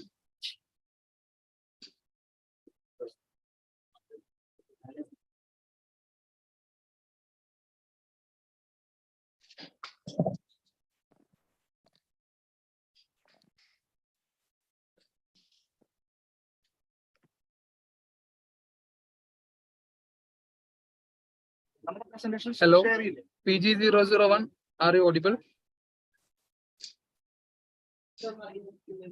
Yes, sir. Please respond. Yes, sir. PG001, are you audible? Yes, sir. Am I audible to you? Hello, sir. Yeah, you are audible. Okay, sir. Wait a minute, PG001. Just we'll get back to you. Okay. Okay, sir.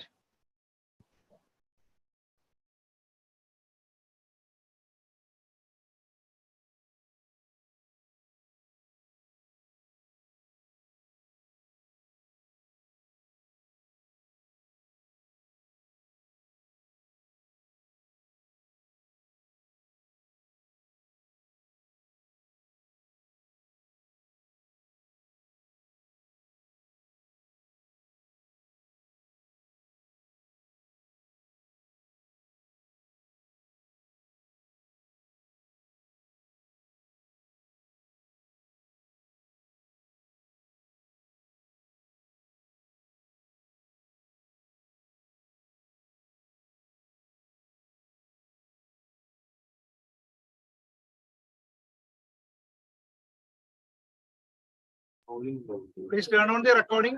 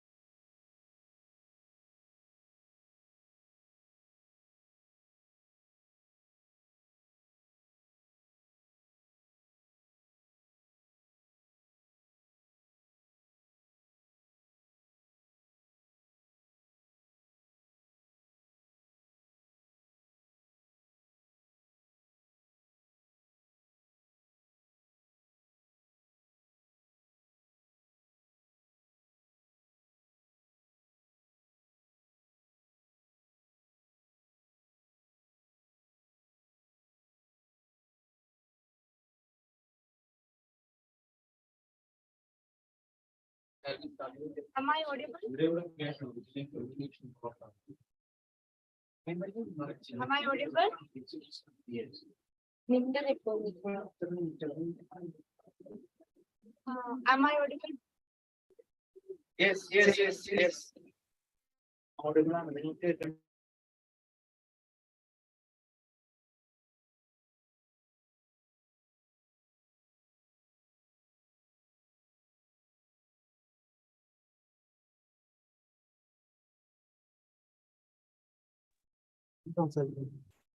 Am I audible?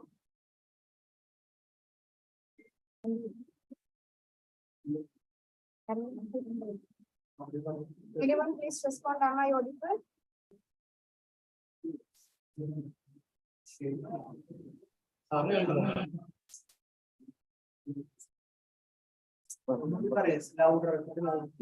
Please respond, anybody? Am I audible? Yeah, you are audible. Possibly the organizers will get back to you. You're audible.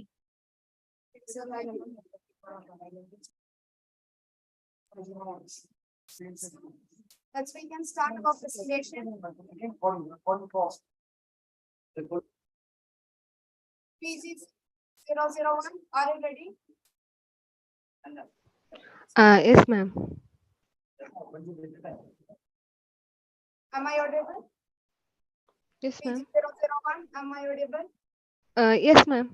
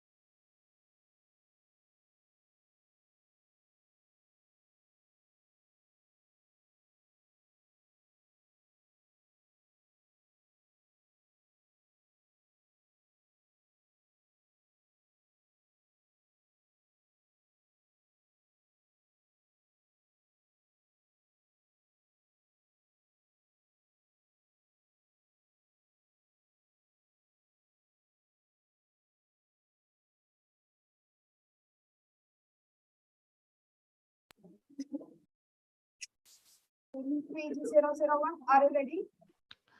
Yes, ma'am. Okay, your time starts now. A warm good morning to the respected chief guest and panel of judges and all the doctors gathered here. Myself, registration number PG001. I would like to present the concept and proposal on the topic effective implementation of One Health, local to global approach. Next slide, please. I would like to start the presentation by saying why One Health. Next slide, please. Okay. The recent outbreak of SARS, Nipah, influenza, COVID-19, Ebola virus, rabies, etc. are the salient reminders of how human health, environmental health, and animal health are inextricably interrelated. Statistics says that 5 new human diseases emerge every year, out of which 3, that is almost 75%, may be of animal origin. Due to irrational human actions, actually 75% of terrestrial environment and 66% of marine environment have been affected so badly. Next slide, please.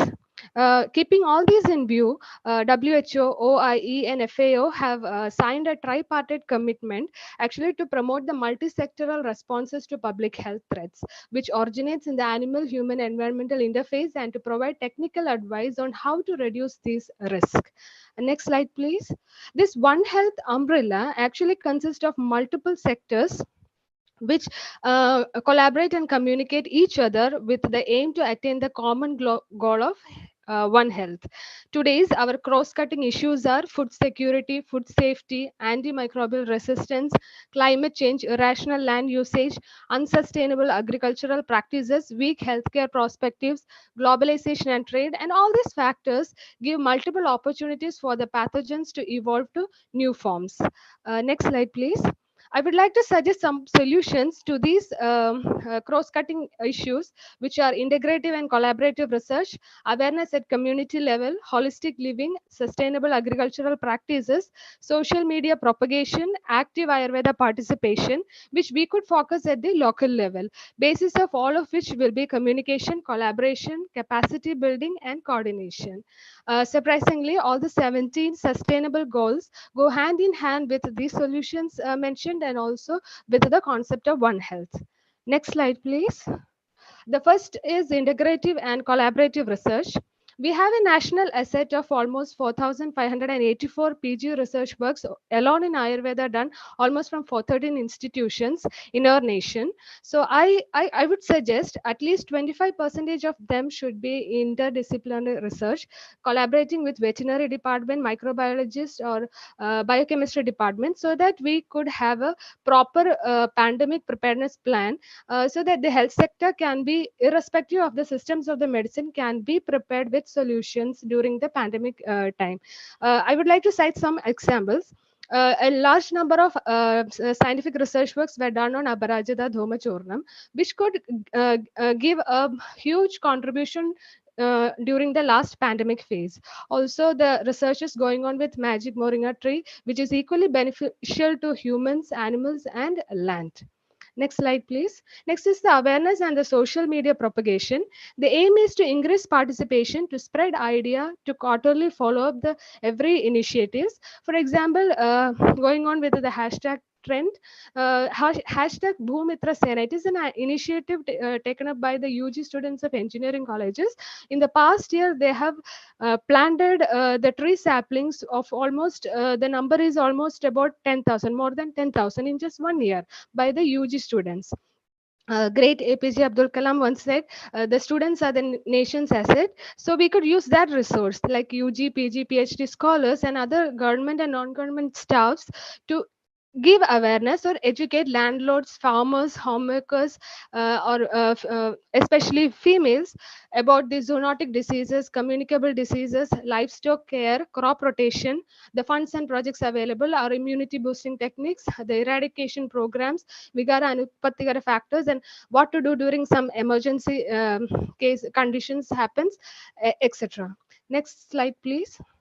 Next is the holistic living, adopting the a living with the principles of Ayurveda. The green focus diet, 80% diet rule, etc. comes under that. I would like to cite an example like Blue Zone practice.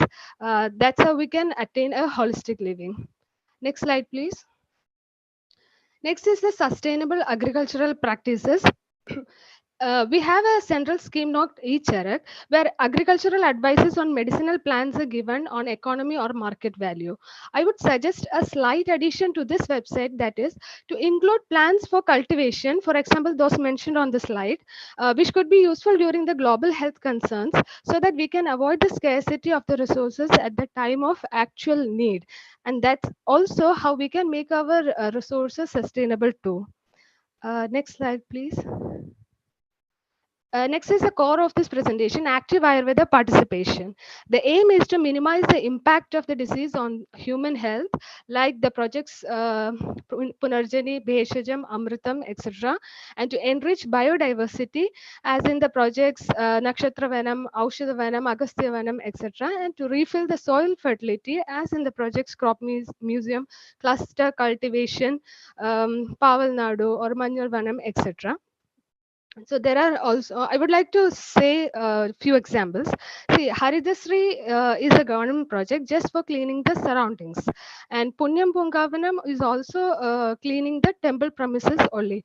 But if we could incorporate, for example, Abarajida Dhubanam or supplying of Garusha, Legi, Google, etc. for Dhubanam, we could give our contribution to fumigation as well as some eradication also. This is, I'm saying just as an example. Likewise, nutritional programs for elephants is very popular in Kerala. So I would suggest from experts and initiative from Ayurvedic sector, more such nutritional programs should be initiated for other domestic animals also, especially dogs and all. And also the contribution in many other state and central sponsored schemes. Next slide, please. Next is the finance. These are the areas where we need financial assistance. I would suggest the pooled national budget or allocation budget and the use of student population as some of the solutions for finance. Next slide, please. To conclude, I would like to say One Health is a simple concept, but with complex implementation process. The integrated and holistic way is actually the potential solution. Always, the sustainability should be the guiding principle for every initiative that we take. And also, along with initiating new projects or new schemes, I would strongly suggest to modify the existing ones, that is to incorporate Ayurvedic sector into all the existing ones and the individual participation at global level. As the chief guest said earlier in the inauguration, so that we can give qualitative care surveys and evidence-based surveys at community level irrespective of the countries. Thinking globally and acting locally, so that we could attain global goal of One Health with minimum time and minimum effort. Think globally and act locally. Next slide.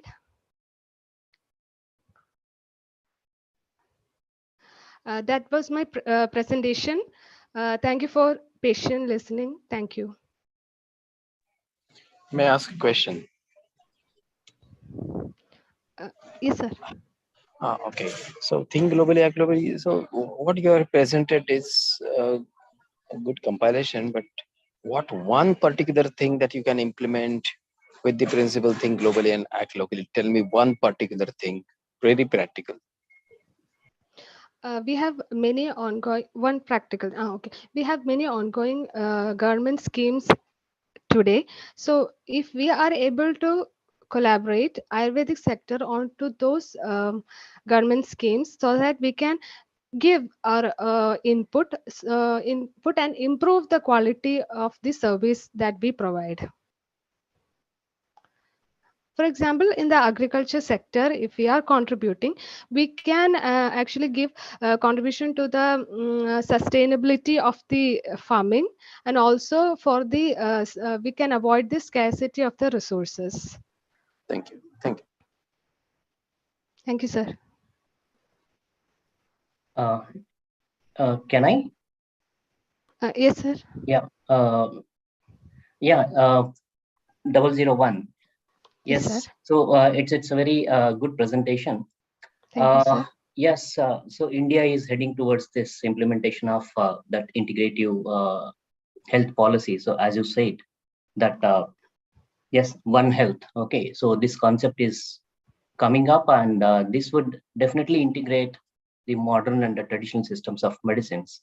So let it be national health policy. If at all we are looking 2017 and 2020, so they also referred about this specific aspect, and even Niti Aayog is also working in this specific dimension. So you have touched various concepts starting from holistic healing to the sustainable development goals. And you have also said that under this umbrella, multiple facets are going to be covered. That could be, okay, so covered. So my question is, okay, so when we are integrating multiple systems, right? So we are in a medical pluralism situation. That's why I'm saying multiple systems are there in Indian scenario. So when we are integrating, so these systems, not two systems, there are multiple systems, assessing their mutual influence on each other will become very crucial, right? So how you look into this specific aspect? Do you understand?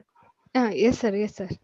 Um, uh, Sir, actually, when we have a common goal for a good purpose, then all the sectors will come together because while citing the example of COVID-19, even though there are internal issues between many systems of medicines or other sectors, but when actual need comes, then all the system works together. But I would suggest, I'm also hoping what that such situations don't come. Before that, all the sectors work together for attaining such a good purpose. One Health is a very good purpose. Thank you. Thank you. Thank you, sir. Our dear participant, may Yes, I sir. ask one question? Okay. See, you may be remembering that the outbreak of Nipah virus, Yes, sir. Okay. That incident, it was a great discussion was there. There is a conflict between human, animals, and environment. Okay. Yes, sir. In this triad, environment is a major factor. So, can you suggest an operative procedure for tackle that problem? To tackle, it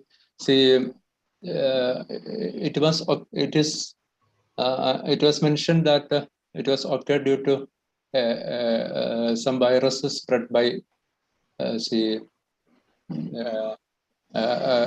flying animals, Nipah. Yes, sir. Okay. How that happens, and is there any solution for that that you are recommending? Sir, actually, our Mumbai has been given the title of second most polluted city in the world recently. So when the irrational use of land and the human actions actually increases, then this indirectly causes the animals or the birds, everything, to migrate from their original inhabitants to other. Then so by that, uh, that unwanted contact between that which is not supposed to be happens, and that's how the majority of the zoonotic diseases happen, that migration factor.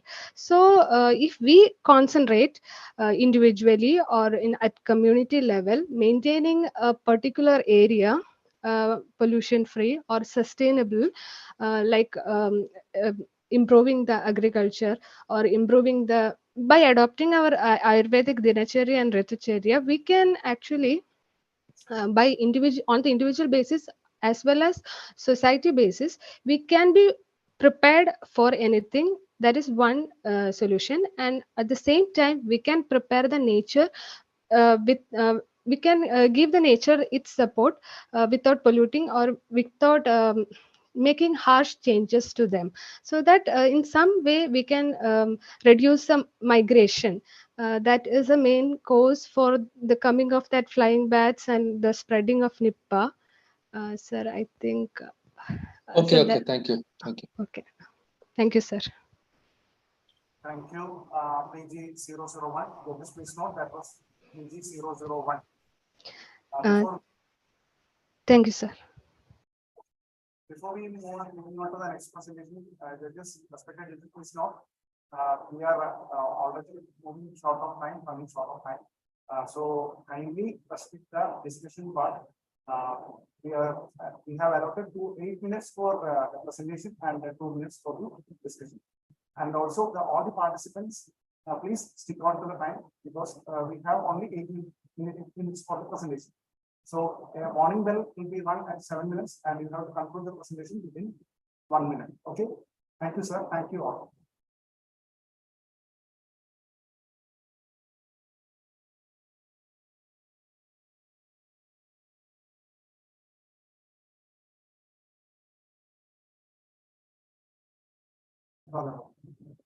PG 001 to 8 minutes and 30 seconds. PG 003, are you ready? Yes, ma'am. Am I audible? Yes.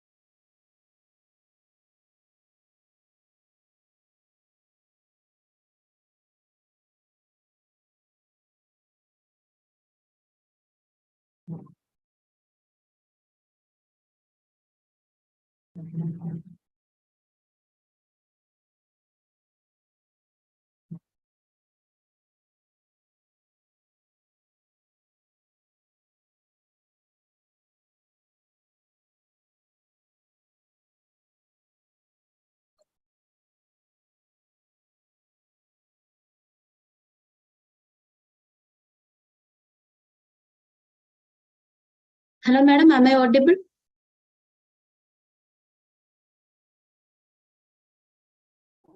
Yes, ma'am, you are audible. Shall I start? Wait. Can you see the presentation? Yes. Okay,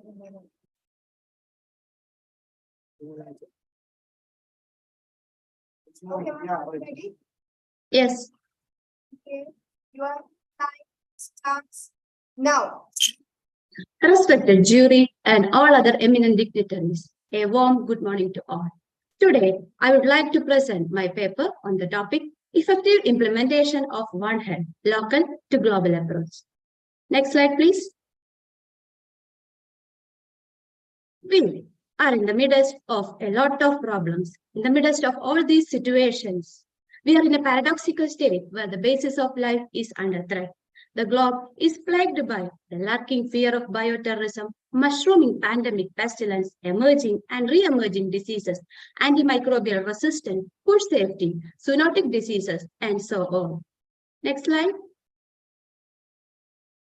So, there are enormous stumbling blocks that limit us from attaining a sustainable development. It includes chaotic pace in global trade and travel, severe climatic reversions, devastating technologies, increasing human population, and so on. So, we are in need of a real practical solution to tackle all these hurdles for our own existence. Next slide. While evaluating the existing health policies, we know the WHO's Health for All concept, where primary healthcare strategy is addressed. Also, the global health policy, where the global and national health are addressed. But along with all these policies, in 2019, we witnessed a huge global health crisis, that is the COVID-19. Also, the data shows that about 60% of the existing infectious disease have zoonotic origin. Also, the 75% of emerging infectious disease in humans are of animal origin.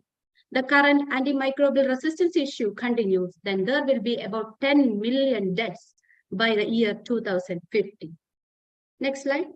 So here comes the significance of a new health concept, which is unified. According to CDC, the One Health concept is defined as a collaborative, multi-sectorial, and transdisciplinary approach, working at local, national, and global levels to achieve health outcome by recognizing the interconnection between plants, animals, and their shared environment. Next slide, please. So the question that may arise is that whether this concept is novel. Dating back to 1880, the German scientist Rudolf Virchow showed that there is no limiting line between the human health and animal health. Then the modern foundation of One Health was laid in 1980 by Calvin Scott. But actually, the concept of One Health has evolved from the time of dawn of human civilization itself, where man was responsible for all living and non-living entity around him. But later, there was a medical isolation from the socialism, religion, and secularism, which ultimately resulted in unethical practice. All this led to absence of harmonious coexistence. Next slide, please. So, whether there is any lacunae in the One Health concept? Yes, sure. The current concept is always man-centric and not ecosystem-centric. We are more focused on the zoonotic disease, and there is a wrong notion that the wildlife is encroaching the human settlement, but rather we, the humans, are ruthlessly invading the wildlife. Also, the antimicrobial resistance is the burden created by the social system itself. Next slide, please. So before effectively implementing the One Health, we have to remold it. So actually we know it is a revival mode, and the major aim is health for all. And it is a time-tested plausible theory. But we can remold the concept of One Health by incorporating the concept of Vasudhaiva Kudumbaka, where world is considered as one family. Here, equal importance is given to the health of ecosystem, animals, plants, and humans. So the approach should be from global to local levels. Next slide, please. By remolding this health concept, we can implement this. Actually, Ayurveda is a system which does not stand alone because it is the One Health concept itself. It has a holistic approach of Loka Purusha Samya, where the entire universe is compared to the human being. Here, the equal importance is given to ecosystem health, human health, animal health, and plant health. So we have to propagate the concept of One Health by keeping an eye on ecosystem conservation, also animal protection, and propagating the norms of compassion among human beings. Next slide. A system alone cannot do anything. So we want to look on the disciplinary jargon, where we need a multi-sectorial and transdisciplinary approach by incorporating all the sectors and fruitfully blending them to achieve One Health. We need a transdisciplinary approach rather than interdisciplinary and multidisciplinary approach. Next slide, please. So the core of this presentation lies here, the transdisciplinary approach of Ayurveda. In the field of agriculture and meteorology, we can incorporate the concepts like Vriksha Ayurveda and Janavadudvamsa. Also, there should be change in behavior, education, and sociology by incorporating the norms of Sadvrita, what should be done, and Dharma. Also, at the administrative level, the practical implication of health policy can be coordinated with the Swasthavrita concept. Also, the health can be recoiled by adopting Sattvajaya Chikitsa. In the field of artificial intelligence, Prakriti Tankar is a best example where we can incorporate Ayurveda. Also, the broad concept of Patyahara can be mingled with the food science and technology. The veterinary field can be aided up by the norms of Pashu Ayurveda. Next slide, please. So this is a transdisciplinary approach. Now we can focus on the local level implications of Ayurveda. While considering ecosystem conservation, we can implement the norms of Dharma and Sadvrita. Also, the healthy life could only be achieved by following the practice of Dinacharya, Vegadharana, etc. The antimicrobial issue resistance can be tackled by following Sattvajaya Chikitsa and Jasayana therapy. The food safety can be achieved by incorporating the concepts of Patya, Viruddha, and lot more. Next, please. In the global level, we want to redig the past, that is a revival mode. The Vriksha Ayurveda is a plant health, but it focuses on the ecology, distribution of forests, nutrition, vegetative propagation, management of ailments and pests. I can quote an example where the Vata predominant disease in plant can be identified, which is treated with the animal fat. It is a well-known Vriksha Ayurveda example. Also, the Pashu Ayurveda is given due emphasis by addressing the health of animals. The concept of Janavadudvamsa is a unique concept which addresses the ecosystem conservation at the global level. Next, please. So, in the practical application, we have many hindrances. The collective farming, social living, which were considered as primitive or outdated practice earlier, is now gaining more fame.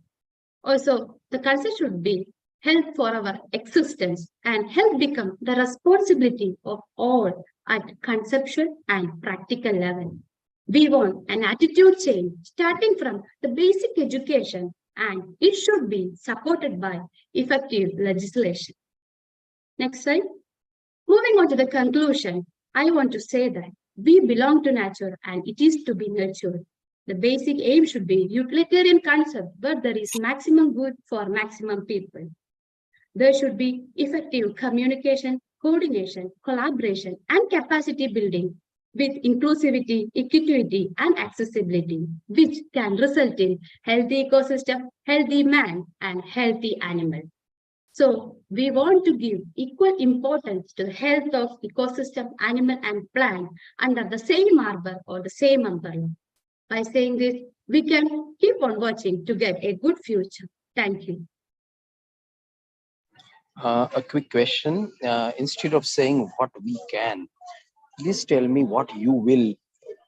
Please suggest one activity or one experiment or one thought that you want to implement practically. So basically, we have to remold the concept of One Health. I am saying that now we Don't are say always... we'll have, you have. Tell me in the tone that I will do this, or I Sir, wish to want to do this. What we can, what we have. Don't say about it. Talk about your own idea, experiment, activity which you wish to implement. Very practical. Okay, sir. I wish to implement that. The One Health concept itself should be remodified. We are always, the existing plans are focalizing on the human-centric, that is, it is on zoonotic diseases and more. But rather, I would like to implement the concept as global health, where there is equal importance given to the health of ecosystem. Then by doing that, we can get the healthy humans, healthy man. So first of all, we have to develop compassion, or I will develop compassion among human beings by, we are actually losing civic sense nowadays. So we want to develop compassion by propagating the norms of dharma, that is what should be done, and sadvrata. Thank you. Thank you, sir.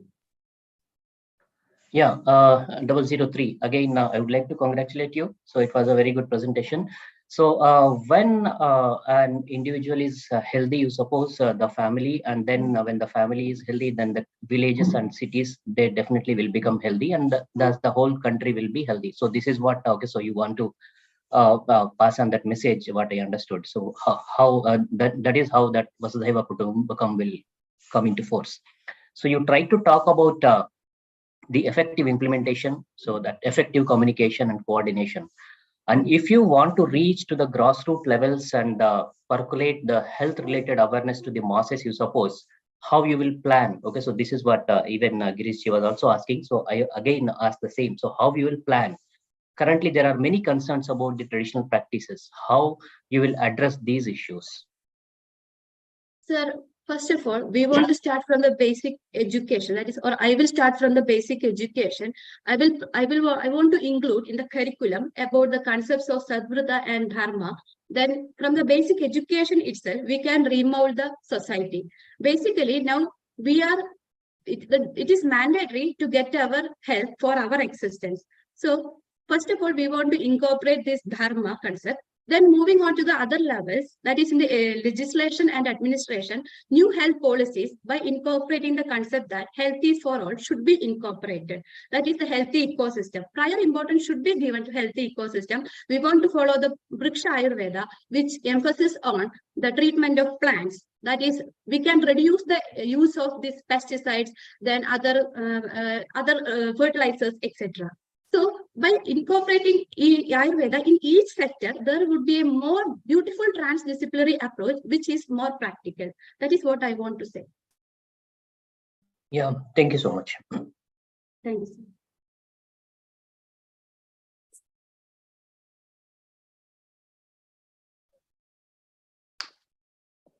Okay. Could you tell some specific examples from Ayurveda to in respect to ecosystem approaches that tackle the problems of animals, so that help the problems of animals? Actually, sir, the Dairy Product Development of India has developed about 20 solutions for the existing ailments in cow or cattle. So actually, we are not aware of these medicines. It is endo-veterinary science, and here we Actually, I can am implement- asking about some examples or some specific things from Ayurveda.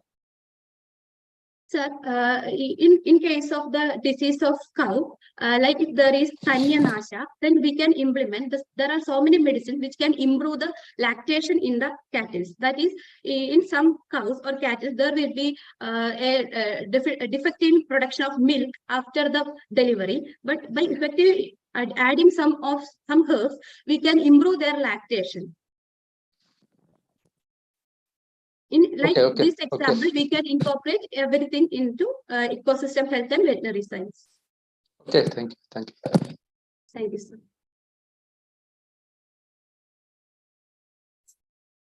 PG 003, 8 minutes and 23 seconds. Next, PG 006.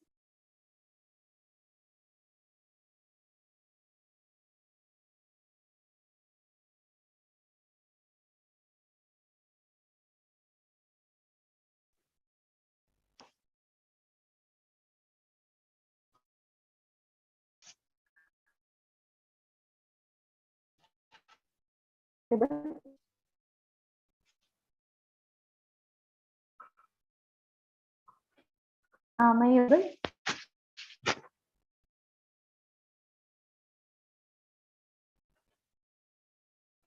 Yes, ma'am, you are audible.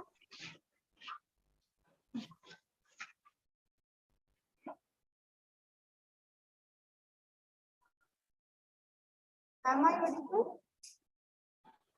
Yes, you are audible. So, are you ready? Yes, I am ready. Okay. Your time starts now. Good morning, all the dignitaries and doctors. Today, I am here to present the topic on the relationship between the triad of One Health with respect to Janavada Domsa.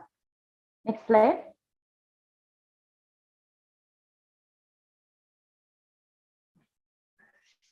Introduction. The One Health approach was created as a global public health initiative to promote the health at the intersection of human, animal, and the environmental factors. The interlink between these three factors is known as the One Health triad. The Ayurvedic classics was mentioned about the concept of Janavada Domsa as a warning for emerging diseases. Next slide. Materials and methods. The data was collected from Ayurvedic classics and the digital databases, and the aim is to study about the relationship between the One Health triad and the Janavada Domsa. Next slide. First, the concept of the One Health triad. The One Health triad shows how the health of people, animals, and the environment are linked to one another. We cannot look at the human health in isolation. The convergence of the human, domestic animal, and the wildlife health is the only way to achieve a more comprehensive understanding of the health and the diseases. Here, it is understood that the healthy environment will lead to the healthy animal and the healthy people. Next slide, please. Next, the concept of Janavada Domsa in Ayurveda. Acharya Charaka mentioned that Prakrityadi Bhavir Manishyanam Ye Anya Bhava Samanyad Tadaha Vaikunyad means even though there is dissimilarity in physical constitution of the different people, the vitiation of the factors like Vayu, Udaka, Desha, and Kala is common to all the living beings in that particular area, and the vitiation of these factors will lead to the manifestation of the diseases with the same set of symptoms, and finally with the destruction of the countries. Next slide, please.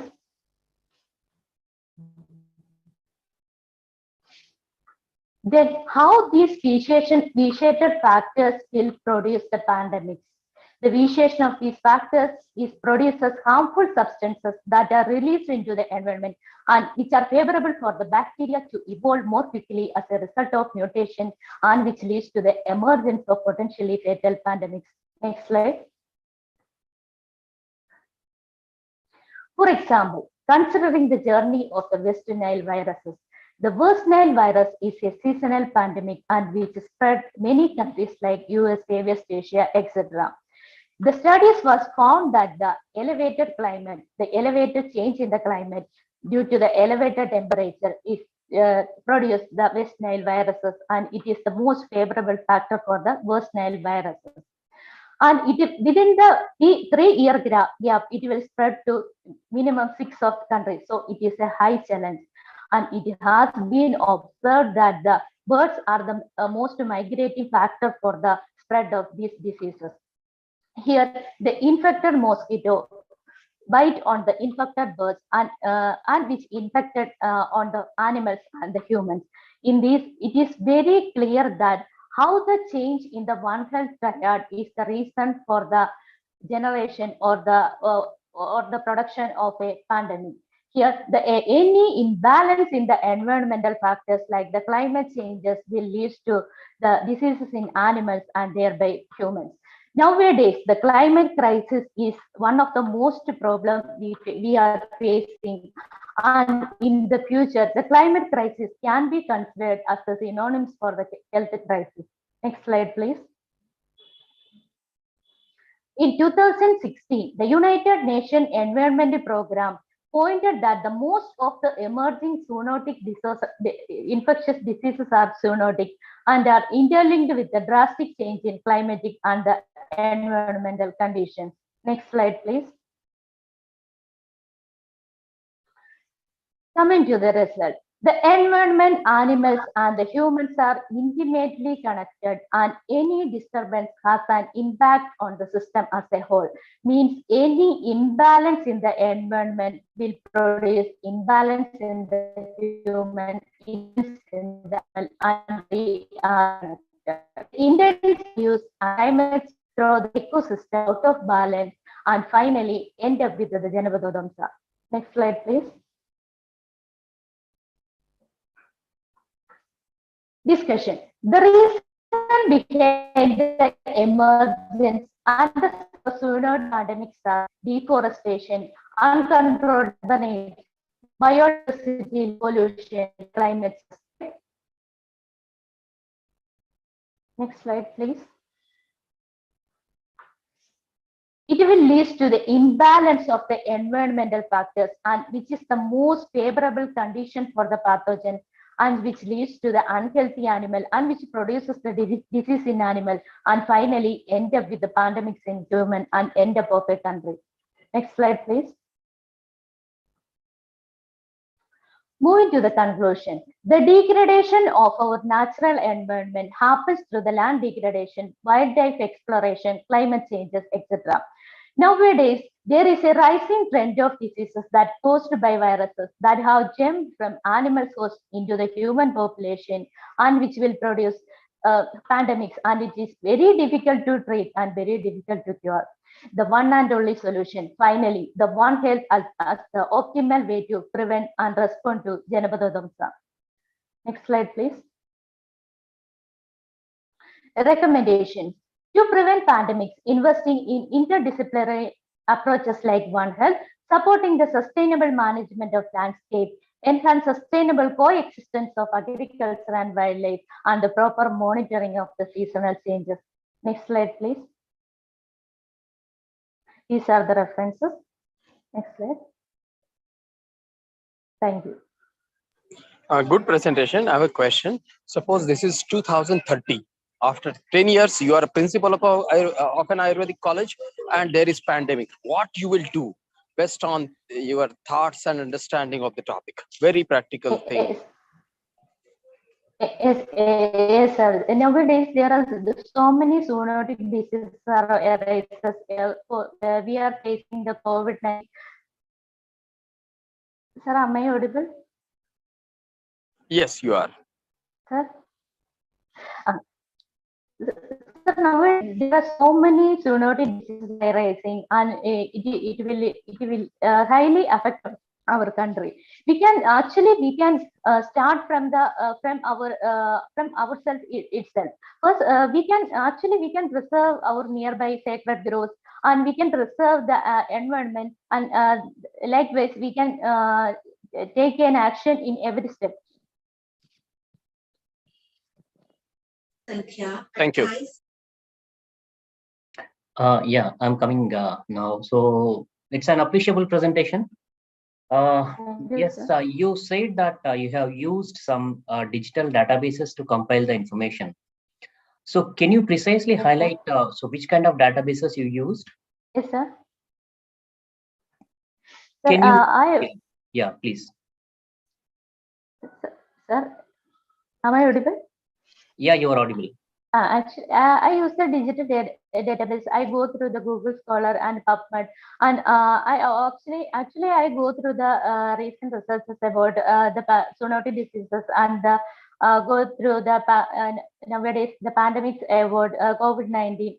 And here I select the West Nile viruses because it is a seasonal pandemic, and nowadays it spreads on one country from other countries. Yeah. That's why. Thank you. Thank you so much. Thank you so much. Thank you, sir. Okay. Doctor, see, bio is one of the component of Janapathotamsa factor, So Yes, can you tell specifically how bio contributes to this as a factor? Yes, sir. Actually, in the last month, in our state, the Kochi is mentioned as highly polluted than Mumbai and Delhi, etc. So we can take actually this is due to the globalization. We are happy to live in a cloud areas. We can avoid this, and we can educate them to how it will environment etc. will affect. Nowadays there are so many emerging diseases which is very difficult to treat and very difficult to cure. So we can educate them.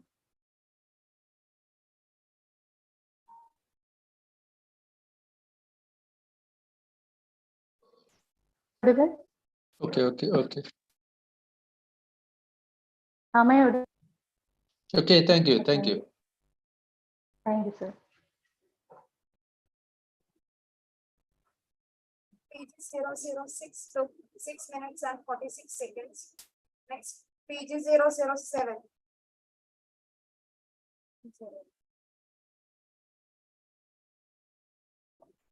Am I Ma'am. audible?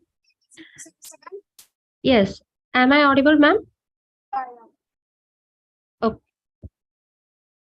Okay. You can start the slides.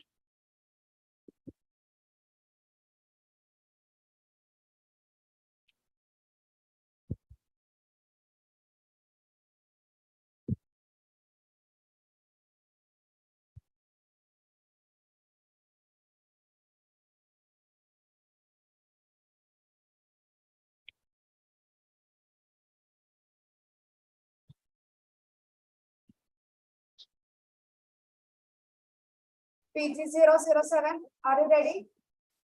Yes, ma'am. You can start. Okay. Your time starts. A warm good morning to everyone. Respected dignitaries, I am here with the topic protection of environment for living beings to attain One Health. Next slide. One Health is a philosophy of one planet, one health. One Health is a collaborative, transdisciplinary, multi-sectorial approach, which is working at the local, global, regional level, aiming at optimum health outcomes. It also shows the interconnection between the people, animals, plants, and their shared environment. Actually, One Health is not a new concept. It is important in the recent years due to the emerging pandemics. As you all know, from the beginning of the 21st century, we are facing a lot of outbreaks of infectious diseases like SARS, Ebola, Zika virus, H1N1, swine flu, and the COVID-19. These all made the understanding of the environmental factors that impact the disease dynamics, which is needed for the protection of the natural habitat. Next slide. My data is being collected from the Ayurvedic classics and the digital databases, and my main aim is to highlight the relevance of the natural habitat for the promotion of One Health. And the objective is to plan the various strategies to protect the environment and thereby the living kingdom. Next slide. Why One Health should focus the environment.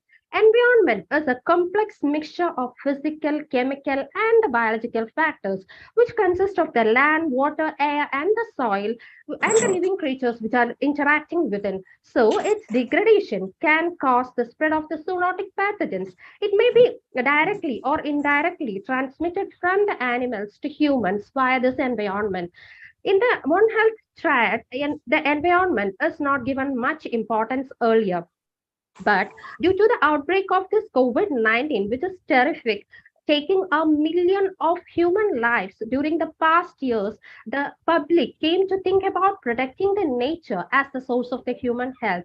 Even the WHO manifesto says that for the healthy recovery from the COVID, we need to protect the nature as the source of human health. As you all know, living creatures, they will be specific to a habitat and will be influenced by the food, by the medicine, living condition, lifestyles of that particular area. Next slide. So the importance of natural habitat is very important. It consists of the land and the water areas, which is characterized by certain environmental conditions, and the plant and the animal species will be typical to such areas. For the living beings, that means everything it needs to find and gather food, select a mate, and successfully reproduce. For a plant, a good habitat must provide the right combination of the light, air, water, and the soil. Next slide. The significance of One Health in the present era. The first one is the human expansion. As you all know, the population is increasing day by day. So the humans are search for new geographical areas. So there comes a close contact between the human population and the animal population, which is paving a way for the transmission of the disease pathogens from the animal species to the human species. And the next reason is the international travel and trade. This accelerates the mobility of the people, animal, and the animal products across the international borders. And this enable the swift spread of the disease pathogens across the globe. And the next one is the environmental disruption. As you all know, nowadays the natural habitat is being destroyed. For example, in the case of the migrating birds and all, their natural habitats are destroyed. So they are in search of a new habitat. Thereby, a close contact between the human population is coming. Likewise, the spread of the disease pathogens across the continents is spreading. Is gaining much importance nowadays. The next reason is the global warming. Now, in the newspapers and all, we can see the attack of the cyclones, earthquakes, tsunamis and all. These all are because of the increased deforestation and the biodiversity decline happening nowadays, which resulted in the global warming and made the human life so miserable. And the other causes is the viruses in the wildlife. Our scientists recognized about 1.7 million of viruses, which are very pathogenic in nature, and they are circulating in the wildlife. So when this wildlife is coming to human area, it will cause diseases. Next slide. Now we can discuss the Ayurvedic perspective of the influence of the environment in living beings. In the Ayurvedic basics itself, it is mentioned that the Desha is divided into Bhumi Desha and Deha Desha. And the Bhumi Desha again to Jangala Anubha Sadharana, and Deha Desha can be considered as the conglomeration of the Sharira, Indriya, Sattva and Atma. There is a clear interplay that is happening between these two. So the equilibrium of the Deha Desha will be maintained only by the equilibrium of the Bhumi Desha. Next slide. The environmental factors, it is acting as a provoking stimulus for the causative factors of the disease. That is the Asatmendriyartha Samyoga, Prajnaparada, and the Parinama. These factors will be stimulated by the increased land usages, the upcoming pollutions, and the lifestyle modification, and extensive agricultural practice, and all. These will stimulate the environment at the omics level, leading to the dosha, dhatu, mala, dushti, and it results in the accumulation of the toxins, which can be compared to ama, Thereby, it will lead to the Srodhodushti, and finally, it will cause the derangement of the dosha, both the Sharirika dosha and also the Manasika dosha, and finally lead to the manifestation of the disease. So, environment is a major factor in the causation of a disease. Next slide. So, we should plan the strategies to protect the environment and in turn save the living beings on this planet. The first methodology, how can we? Inculcating the public to supervene the food and the lifestyle which is conducive to their habitat. For example, sticking to the diet conducive to a particular region. Nowadays, we can see in the newspapers and all, many deaths occur due to the food poisoning. When we are seeing they have consumed the foodstuffs like alfam, shawarma and all these foods, that is actually Arabic and the Chinese foods that may not be conducive to a person who is living in Kerala. So that it causes the derangement of the dosha, and it will be the affecting the sattva, prakriti and all, causing the diseases and leading to these type of disasters. The slide not visible.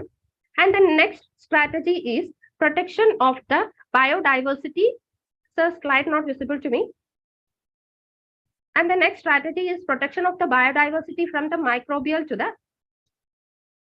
so please, ecosystem scale by incorporating the principles in Vriksha Ayurveda and Pashu Ayurveda. Okay, so in Vriksha Ayurveda and Pashu Ayurveda, there are many innovative ideas which can be incorporated to the modern new inventions, and we can very well administrate these in protecting our biodiversity. The next one is the conservation of the local flora and fauna by generating government policies and preserving our natural reserves. Next slide, please.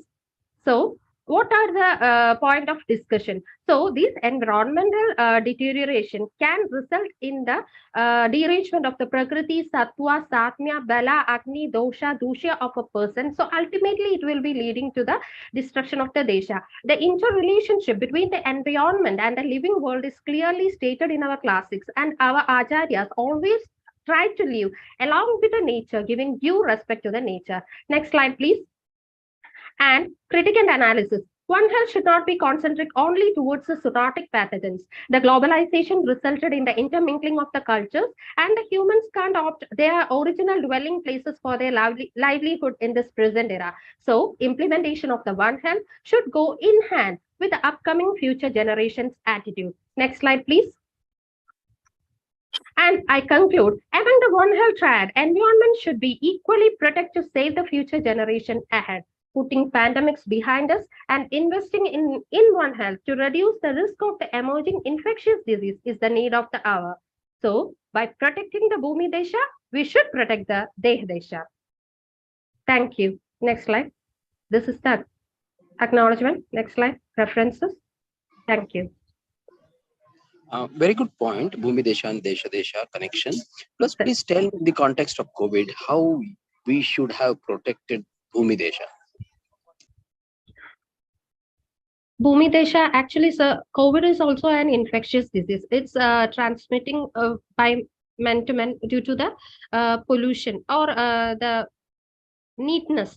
That by protecting the Bhumi Desha, by protecting the water bodies, by protecting the food, what we are getting, the food we eat, we should be we should keep the cleanliness in each and every aspect to prevent the COVID. During the COVID times, the most highlighted point is to wear the mask, to keep the distance and all. These all are for cleanliness. So ultimately, the cleanliness should be from the Bhumi Desha itself. When the Bhumi is clean, automatically the person who are residing there will be clean. Thank you, Double-7. Thank you. Yeah, 007. Yes, sir. Presentation. So you have highlighted many positives about the proposal and the concept of One Health. Do you see any negatives when we are moving ahead in this direction? Actually, we should not just focus on the zoonotic diseases. We should consider the planet as a whole.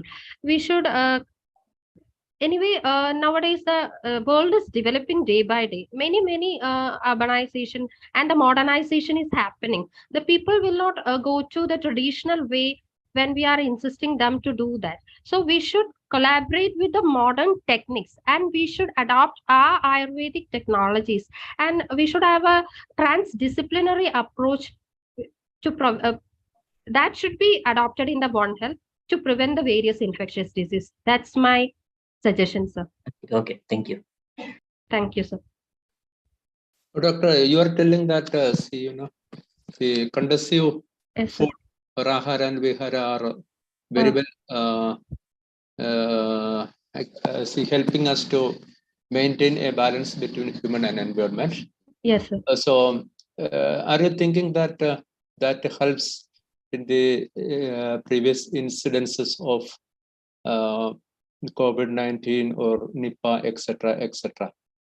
Definitely, sir. Actually, our Prakriti, our body is constituted, it is adapted to the foodstuffs, the climatic conditions where we are born. Actually, when we are traveling to other places or when we are accustomed to other foodstuffs, we are actually deviating from the basic constitution of our body. Anyway, our body will be trying to adapt to those things and all, but may not be all will be, everyone will not be able to do that.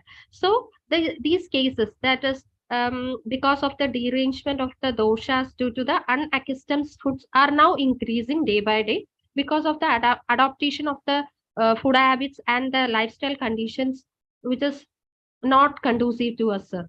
I think so. Thank you. Thank you, sir.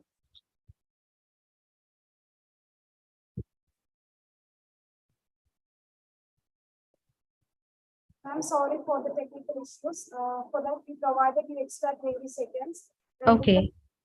Completed the presentations in 8 minutes and 30 seconds. Okay, thank you.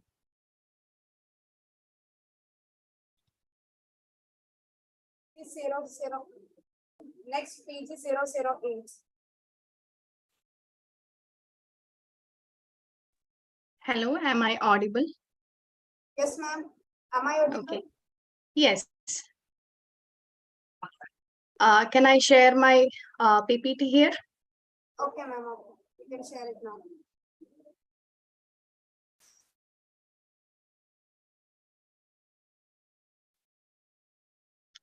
Is it visible now? Yes, Are the yes, slides yes, changing? yes. Are the slides changing? No, the slides are not changing. Put in slideshow mode.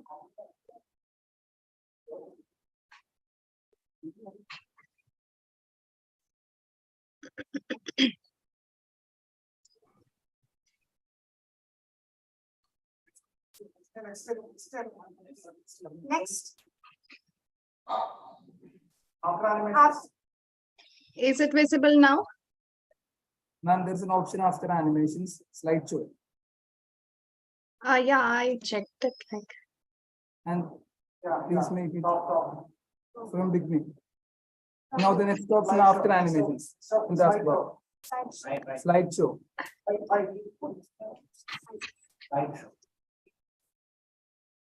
Now can you see the option after the Yes. animation? Slideshow. Actually, I can't just do this because this panel is visible over here. So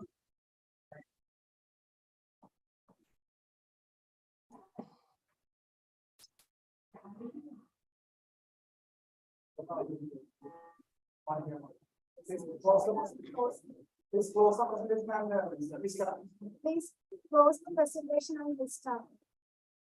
okay.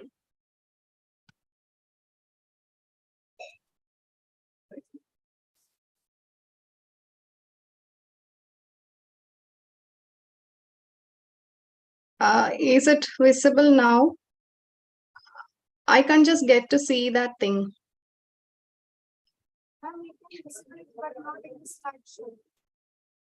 I can't hear you, please. Pardon me.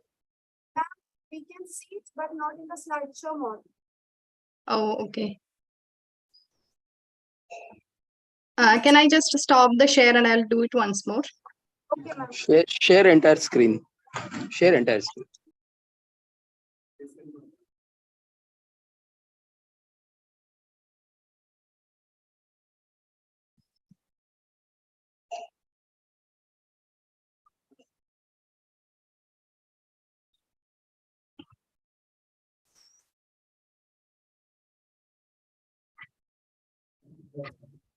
Is it okay now?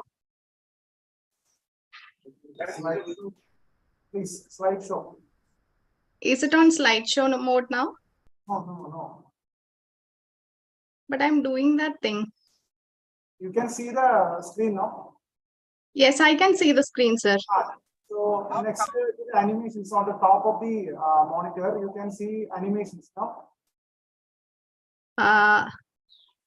Yes, I know, but this panel is coming over there and I can't see that.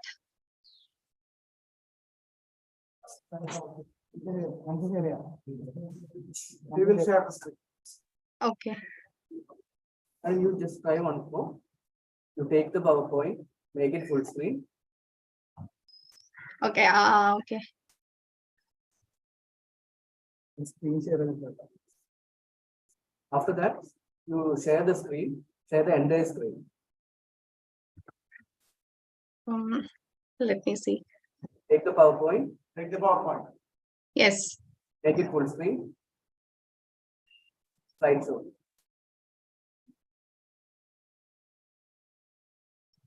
From the beginning. Yes. Yes. Yeah, is it okay now? No, ma'am. Right side, bottom, there will be full screen mode. Right side, bottom. Yeah, I have did that full screen mode. It is you are visibly you are seeing in full screen. Yeah, I'm seeing this in full screen now. Okay, then we will try to share from here. It's not in full screen. We will try to share from here. Okay. From the beginning. Yeah, I did that. You did that. Once again, please. Once more, you please try that.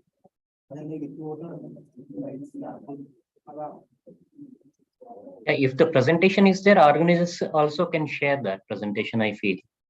Sir, actually, there was a technical problem with the PG008 presentation. So Okay. we were not able to share presentation. That's why we told that PG008 can present Right. there. That's why, sir. Yeah. Sorry for the switches. Sir, can you please share the presentation I sent on PDF mode?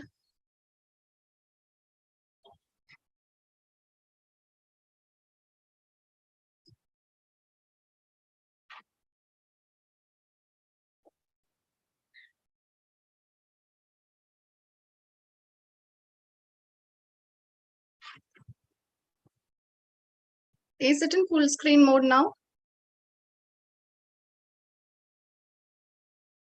Hello? No. Not yet. Oh. Actually, I'm doing this thing. Have you shared entire screen? Yes, sir. Slide you please take from the beginning. Yeah. Please double click it. Yes, I'm doing this. I'm seeing it full screen. Okay, then I think we shall. Can you please stop sharing? Okay, sir. Okay, sir. No, that's not working.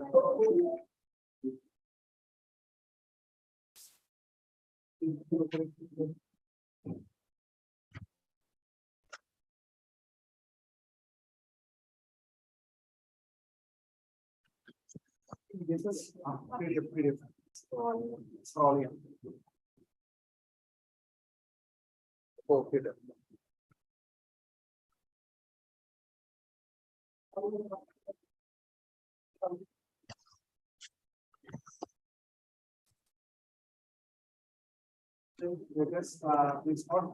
This is BG008 and we will be putting it in the PDF. Okay.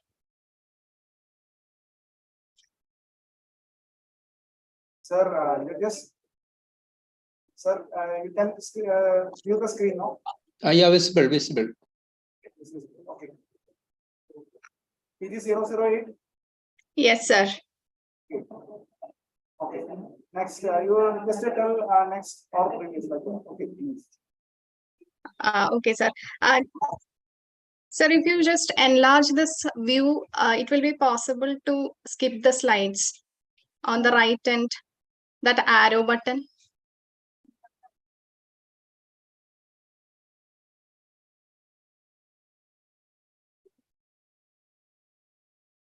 Perfect.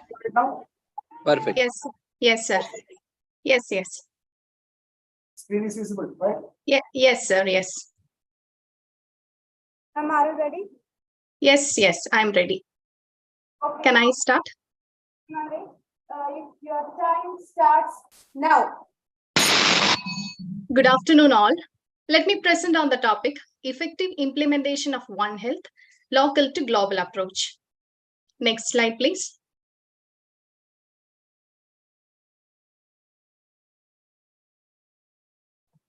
Let's see what is the concept of One Health. The concept of One Health is a holistic approach with a view that health of humans, animals, and environment is interconnected and interrelated.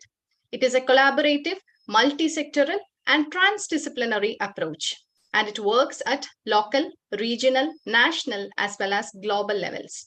And the goal is to balance and optimize the health of people, animals, and environment. Next. How is it important in the present era? The climatic changes have increased due to global warming, intensive farming practices, pollution, and deforestation. This have led to the incidence of diseases among the animal as well as bird population like influenza H1N1, influenza H5N1, ringworm infections, etc. These zoonotic diseases have started to spread to the human community, and according to the Disease Prevention and Control, about 2.6 billion people are affected with zoonotic diseases worldwide. And the movement of people, animal, and animal products have increased their spread. Next. Let's consider this as a cycle. If there is an ecological instability, there is this onset of zoonotic diseases as well as emerging and re-emerging diseases. And these zoonotic diseases and others are spreading to the humans, causing diseases in humans. And it is nothing but the deeds of the humans that is creating this ecological instability. So once all the three factors are being cleared, only then there will be a permanent cure. Next. What are the common One Health issues? The environmental contamination and climate change is creating emerging and re-emerging diseases. This is also due to the antimicrobial resistance due to the injudicious usage of antibiotics. Endemic zoonotic diseases are rising. Tropical diseases and vector-borne diseases are also increasing. This leads to a decline in food safety and food security. Next. How do we define a healthy environment? According to WHO, clean air, stable climate, adequate water, sanitation and hygiene, safe use of chemicals, protection from radiation, healthy and safe workplaces, sound agricultural practices, health supportive cities and built-in environments, and preserved nature is what we call a healthy environment. Next. Next, please. Yes, taking a closer look, when we are living in a healthy environment, it will definitely enhance the overall health status of the living beings on it. That is applicable to both animals as well as humans.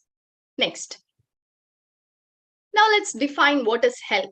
According to WHO, it is a state of complete physical, mental, and social well-being, and not merely the absence of disease and infirmity. Next. Starting up with maintaining environmental health, there is a concept of Vriksha Ayurveda mentioned in the classics. It is a component of Agni Purana, and according to Vriksha Ayurveda, it is said that planting trees will help you achieve Dharma, Artha, Kama, and Mokshas. 170 plant species have been described in Vriksha Ayurveda, and references for Kunabajala is mentioned there. Kunabajala is nothing but it is a biological manure, and it has been proved scientific in recent researches. Water management and rules for sowing, soil conservation, plant diseases and management, grafting techniques are defined and well described in Vriksha Ayurveda. Coming to the Janapadodvamsa concept, here Adharma and Prajnabarada is the causes, which can be easily corrected by means of health education. Now let's see, if we are taking into practice this Vriksha Ayurveda, definitely it will promote in this afforestation process. Now let's see what is the advantages of afforestation. It prevents soil erosion, stabilizes the climate, reverse global warming, better quality air, improve watershed, preservation of wildlife. In all total, it will help in reducing air, water, and land pollution. Now let's see, eco-friendly agriculture can also be adopted by the use of biofertilizers and biological pesticides. Next. Coming to animal health, Pashu Ayurveda is the concept in Ayurveda. So here it is divided into Ashwa Ayurveda, Gaja Ayurveda, and Go Ayurveda. Ashwa Ayurveda describing about horses in 8 sthanas and 12,000 slogas. In Gaja Ayurveda, Maharogastana, Shudrarogastana, Shalyasthana, and Uttarasthana is being described, and 180 diseases affecting elephants are being mentioned. Go Ayurveda will describe the disease and their treatments to goats and cows. Here is also references for disease and management, pregnancy care, fractures and management, usage of Vasti and other health promotive measures.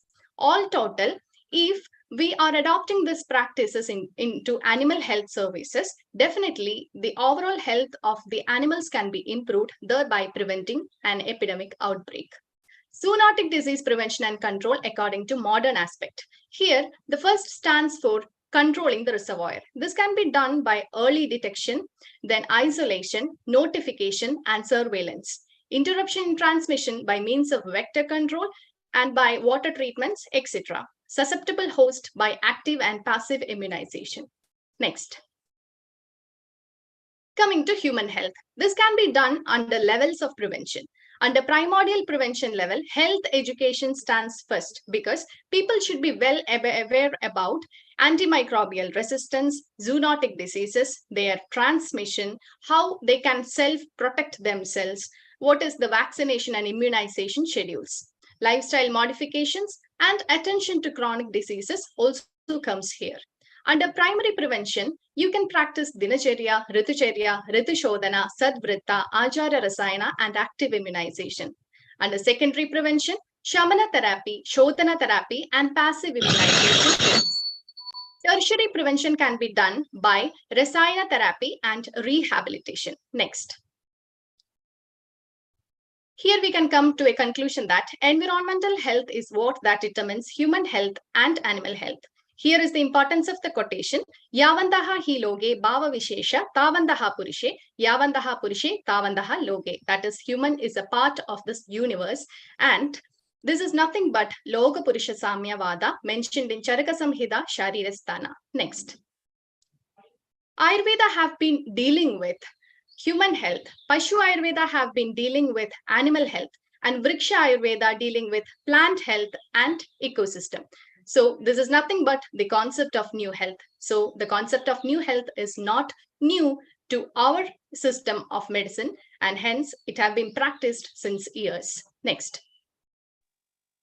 Coming to the benefits, protect biodiversity and conservation. It will prevent outbreak of zoonotic diseases in animals and people, improve food safety and security, reduce poverty, protect global health security, and reduce antimicrobial resistant infections. Next. When we protect one, we help protect all. Thank you. Thank you. Good points. Very good presentation. My question is why Rasayana is not primary prevention? Rasayana can also be used in a primary prevention, but moreover, it can be used more of with this rejuvenative properties and all, and it can both be used as a primary prevention as well as a tertiary prevention level, sir. Thank you. Thank you. Thank you. It was a very good presentation. Thank you, sir. So you have highlighted, you have mentioned that Yavantha Purushe Tavantaha Lokaha. So Yeah. any such approaches are being practiced in Indian scenario. So can you refer a couple of examples for that? According to this modern time, sir? Yeah. Actually, such practices are really diminishing these days. We are not at all considering our ecosystem. We are exploiting it. There is unplanned urbanization. There is poor sanitation, poor sewage treatment, everything. where we are harming the environment. So rather than, we have to get back to our roots and we have to focus on this concept. And that is the relevance of this concept of One Health, where we have to treat our environment as one. Thank you. Thank you. Yeah, thank you, sir. And Doctor, how individual practices helps to reach our One Health? To Sir, all, the to all question is health. not Individual practices, you know, like Vyakti, Sujitva, Dinacharya practices are there, you know. Yes. That individual practices, how they help to attain One Health to all. That Okay, concept. so our concepts of Dinacharya, Ritucharya, etc. will help in this primary prevention level itself, so that we will help ourselves in preventing such diseases. Actually, our Dinacharya practices are more focused upon improvising our health status, our immune status, our personal hygiene and all. So definitely these zoonotic diseases or whatever it is, that even the transmissible diseases are occurring due to poor hygiene and poor especially poor personal hygiene. So in that aspect, even Dinacharya practices like Snana can be helped. So definitely such practices, and even our Agni status, Ama, all these aspects are being considered while talking about Ritucharyas and Dinacharyas, etc. So this will definitely help in improving the immune status and the health status. Thank you. Thank you. Thank you, sir.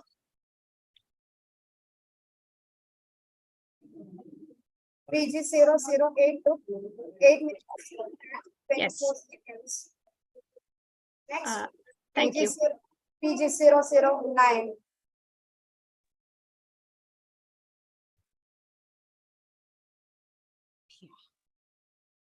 Am I audible? Yes, you are. Yes. Am I audible? Yes.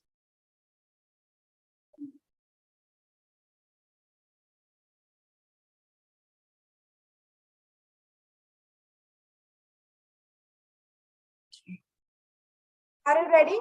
Yes, I'm ready. Okay. Your time starts now.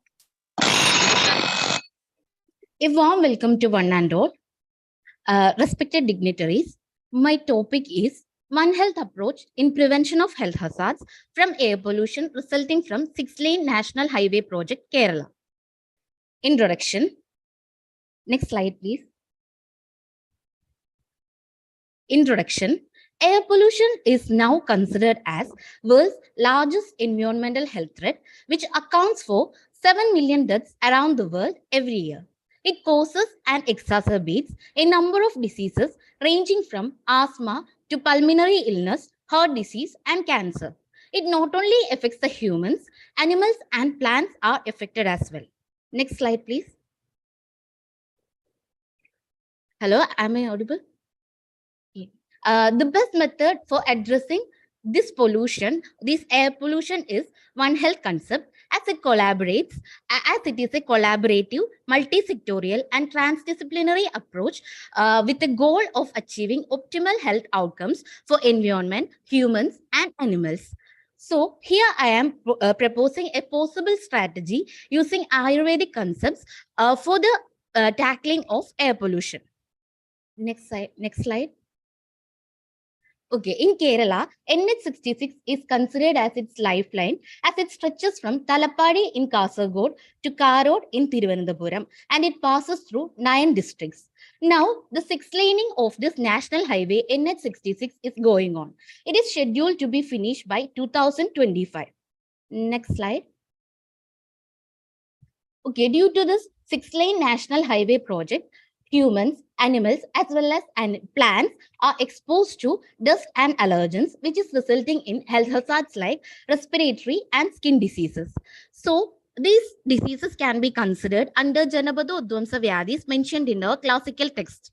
So here, a possible strategy for the prevention is discussed. Next slide, please.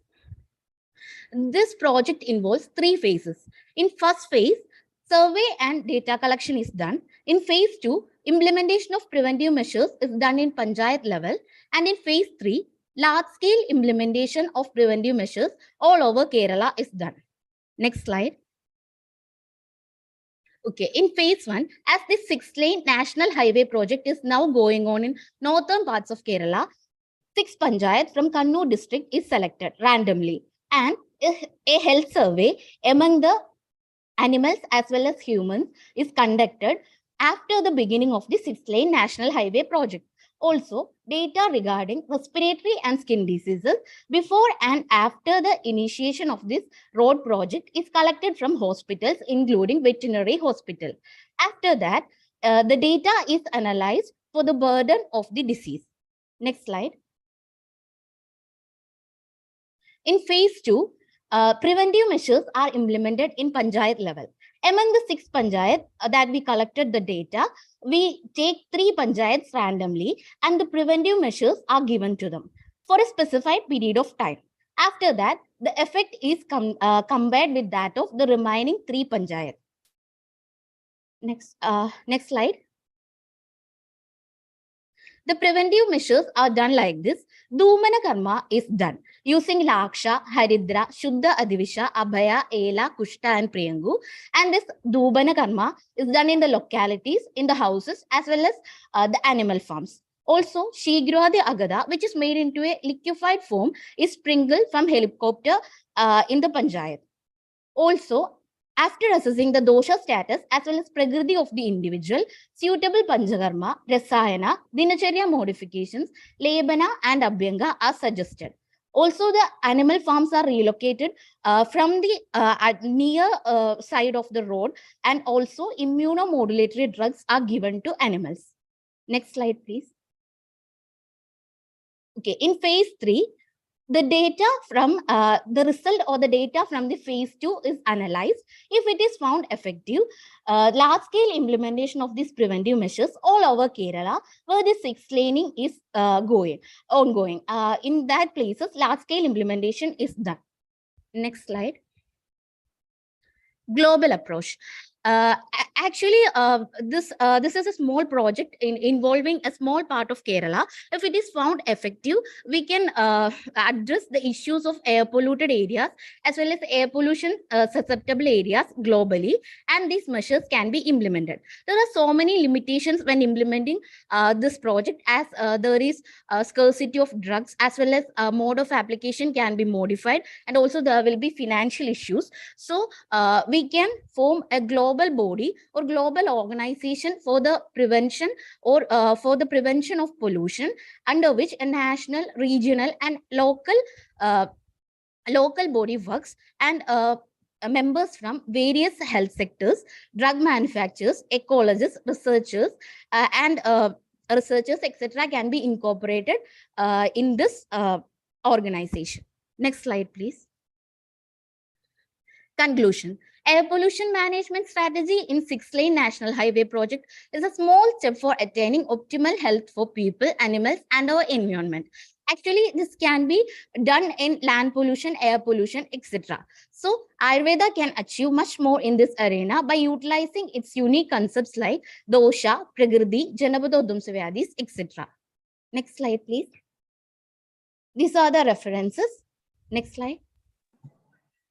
Thank you. Okay, so this is your proposal. What should be done, right? Okay. Yes, sir. You have not done this, right? No, I haven't done this. It's just a proposal. Okay, then let's go to your first slide. So you should say that, right? This is a proposal, or this is something, right? And the verbs which you have used, is done, etc. So Okay. that were really confusing word. Oh, sorry, sir. Yes. Okay, thank you. No questions further. Bye. Yeah, thank you so much. I was also confused. So just like, okay, so the earlier question that I was hearing. So otherwise, the presentation was impressive. That's what I was confused. So you said that data was collected. Okay, so Oh, somewhere yes, you mentioned in sorry. phase 2. So it was, I thought that it was an impressive work that you already done. Otherwise, okay, so the way you are looking into various aspects, okay, so it is wonderful. Thank you so much. Okay, your proposal is a good one. Thank you, sir. Okay. You have already told that there are so many hurdles. Once we are going to face that one. Okay, you come up with a grand idea. So thank you all. Thank you, sir.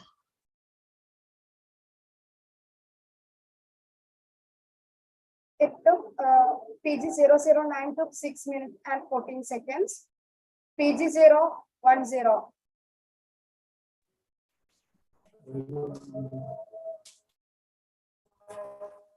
Am I audible? PG 010? Yes, ma'am. Am I audible? Yes, yes.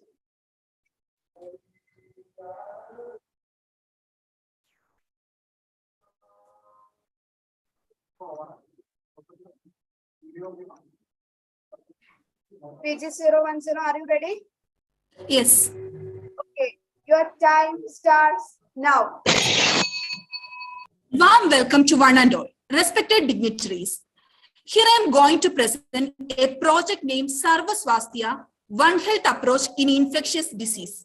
Next slide, please. Introduction.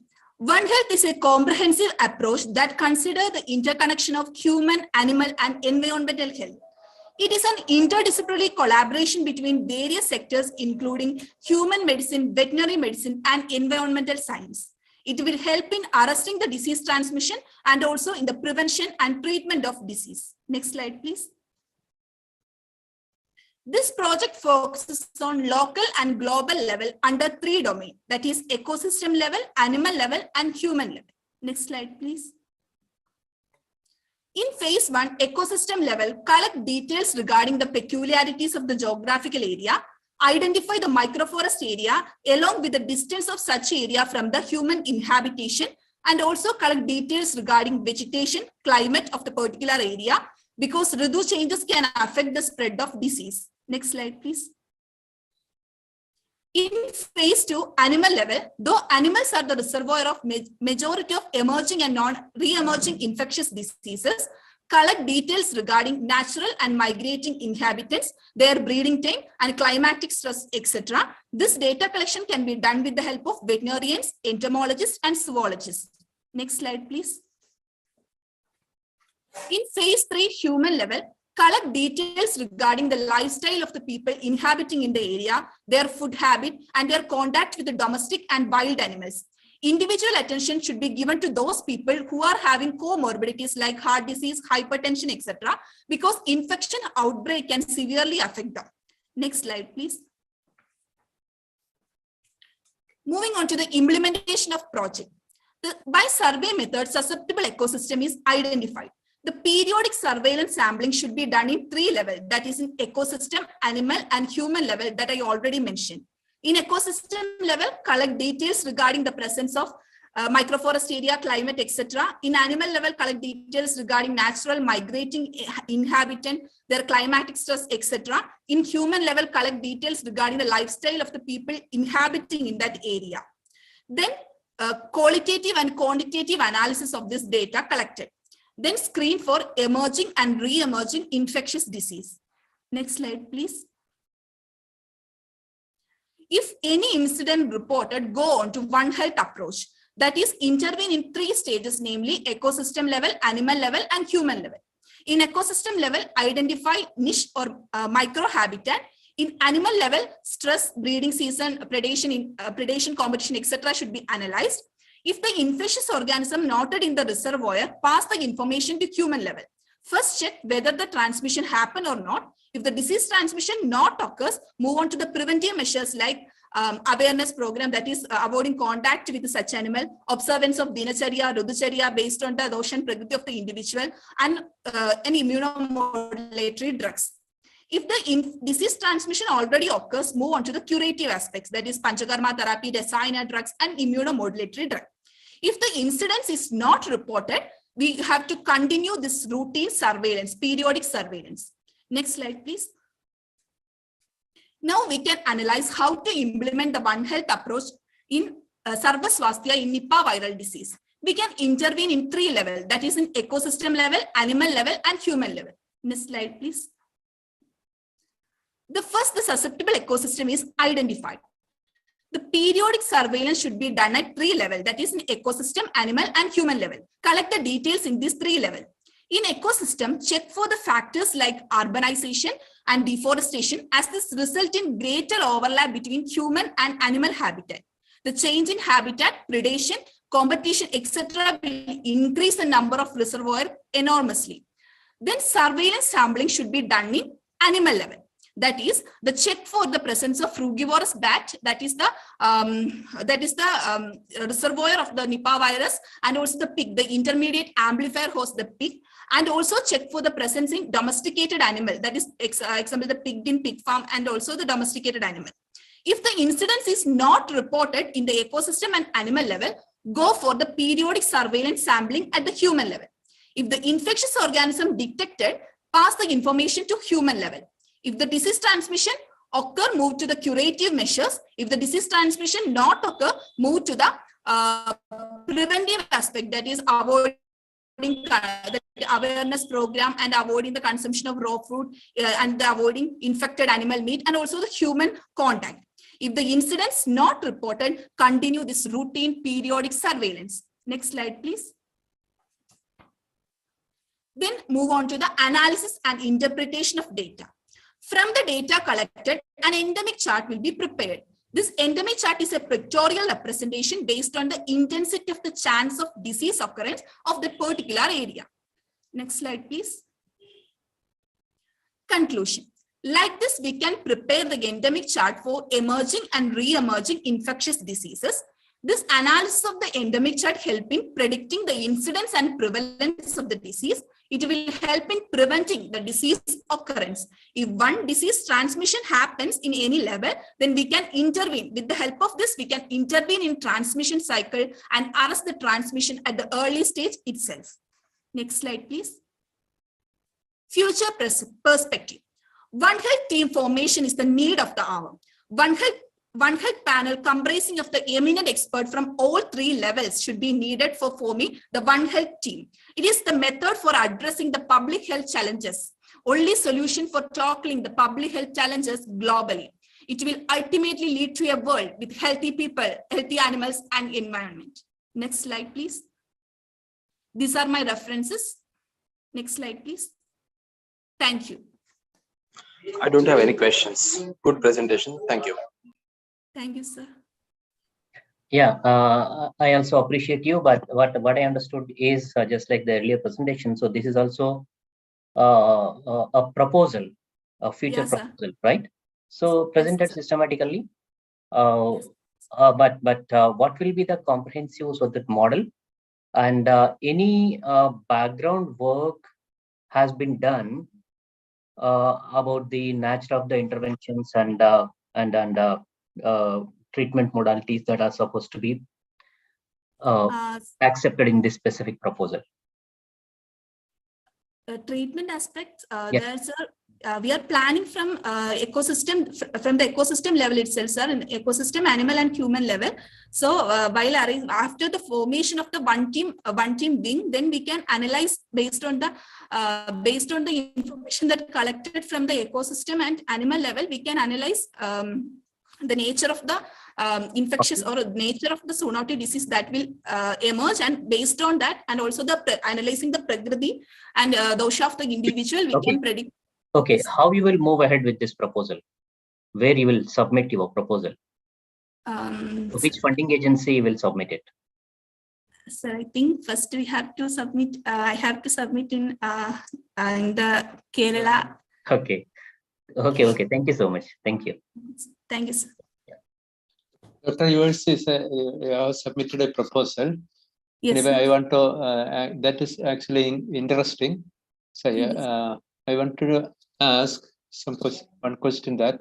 So there are several instances where crossovering of human and animals occurred. Okay. Yes, sir. Yes, sir. Is there any program for that crossovering of animals and humans happen once it happens? Once it happens, in the case of Nipah viral disease, we can say that the close proximity between bat bat ecosystem and also human inhabitation, that is will suddenly lead to the outbreak of this disease, and also the pig farm, that is a pig farm, that is fruit bearing trees in the pig farm, and also all these close proximity will lead to this dreadful condition. If we can identify it's at the greatest level, we can arrest the transmission at the earliest. Okay, thank you. Thank you. Thank you, sir.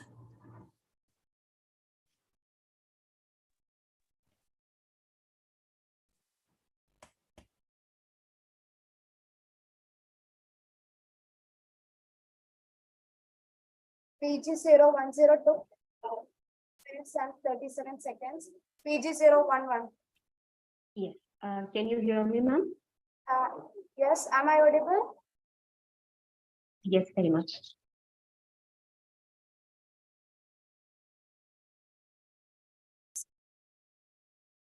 Are you ready? Yes, ma'am. Okay. Your time starts now. Good afternoon. The topic that I present today is weather and climatic influence as an overlooked component of One Health for disease prediction, lessons learned from COVID-19 transmission and future possibilities. Next. Next. Okay. Yeah. Background. The global disease. Ma'am, the background slide, please. Yeah.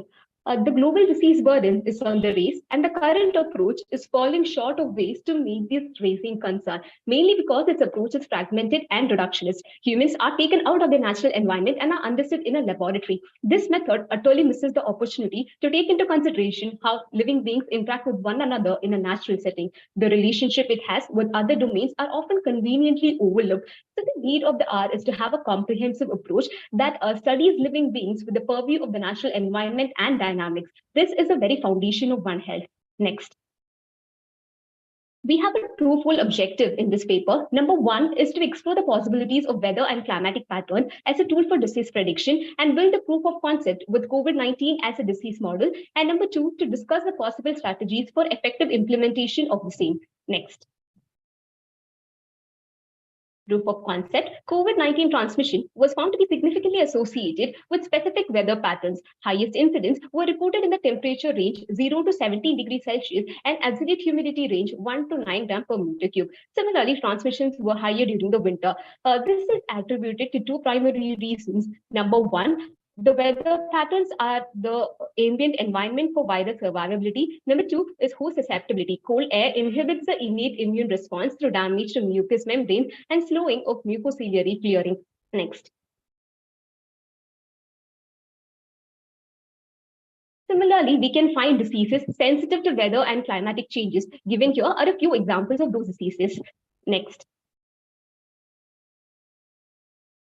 Ayurveda has also documented a comprehensive approach on how seasons and weather patterns might influence health and disease. Table 3 shows how seasons have an influence on dosha and bala of a person. In fact, studies also substantiate this understanding. Activity of over 5,000 genes are under the influence of seasons. And table 4 shows the probable influence of weather patterns on the dosha. For example, a combination of increase in temperature and low humidity could be understood as a combination of Ushna and Rukshadi Guna, which would cause Vata Chaya, and a combination of low temperature and low humidity can be understood as a combination of Shita and Rukshadi Guna, which would cause Vata Prakopa. Similar understanding can be developed for all weather patterns. Next. Now that there is substantial evidence to show weather and climatic influence have an influence on health and disease, we got to think of ways to effectively implement this knowledge in terms of strategies to contribute to the practice of One Health. These are the plausible strategies we put forth for implementing the same. We will now look into each of these steps. Next. Step 1 is data collection, which will be to collect weather and climate data from reliable sources and establishing a robust data management system. Data can be collected from meteorological stations that are located across various regions. Data on measures of temperature, pressure, and humidity can be obtained from here. Remote sensing techniques can be used to collect data from satellites and aerial surveys. These techniques can provide information about weather patterns, temperature, and humidity. Electronic health records can provide information about disease incidence rates in specific regions. Also, mobile health applications can be used to collect data about disease incidence rates and weather and climatic patterns. Next.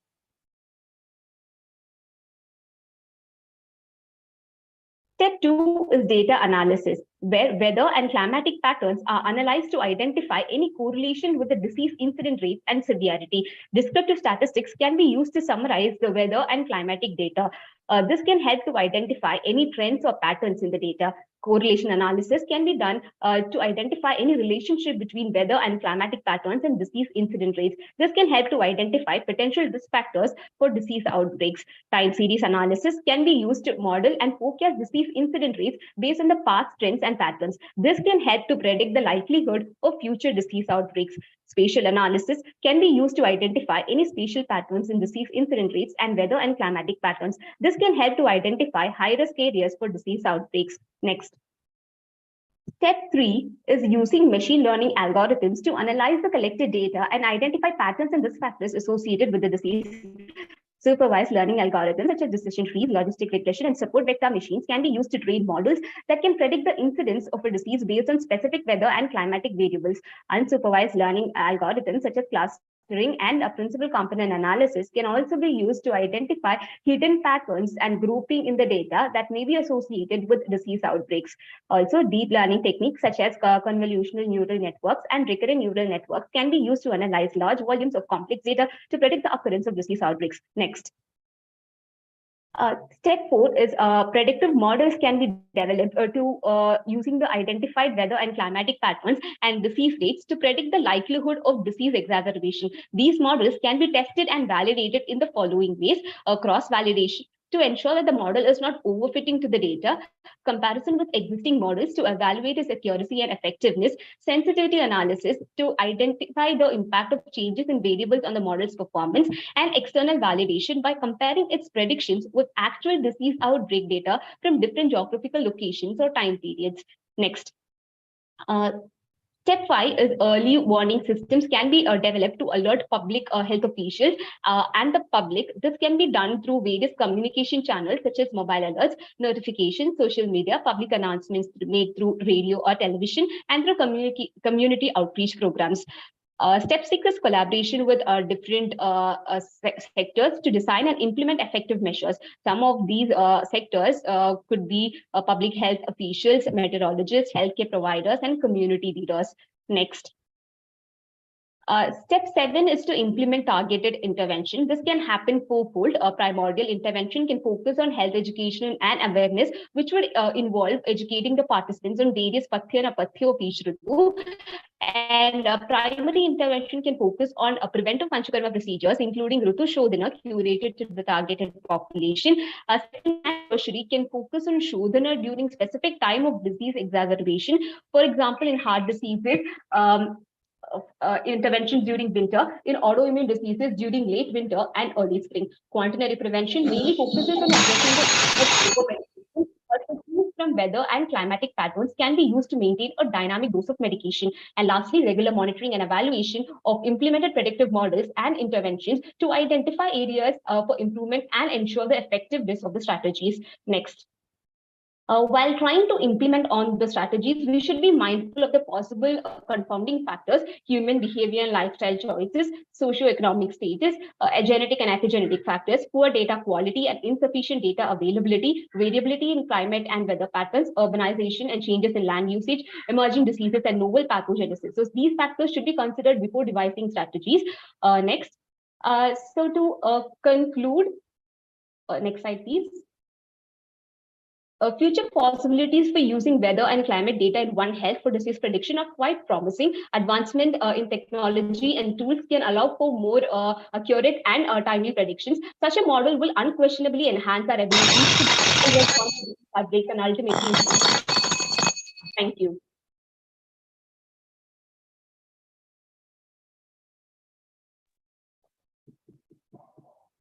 Yeah. You have comprehensively focused upon various aspects related to this specific theme. But out of the box, currently there are many concerns about the traditional practices So how to address them? How to convince the society? So what is your view? So can you please highlight it? So regarding what, sir? I would like some clarification. So when you want to integrate all these systems together, right? So the society, if at all you are looking, you suppose the so traditional practices when it comes to the grassroots level. So there are many concerns. There are many concerns on so their applicability. Otherwise, when they want to adopt it, you suppose so there will be many questions will arise. So how to address them? How to convince them? Yes. Number one is we'll have to have a solid literature on which we are proposing the our implementation strategies. I think for now we have substantial evidence to show that weather and climatic patterns do have an effect on health and disease of a patient. So that is I think the theory wise it is solid. Now when it come to implementation strategies, I think we should always start from the ground level, like panchayat level, and then with the evidence we should slowly go into try to aim for a national policy based on this. It's always start from the panchayat level and then slowly grow with evidence.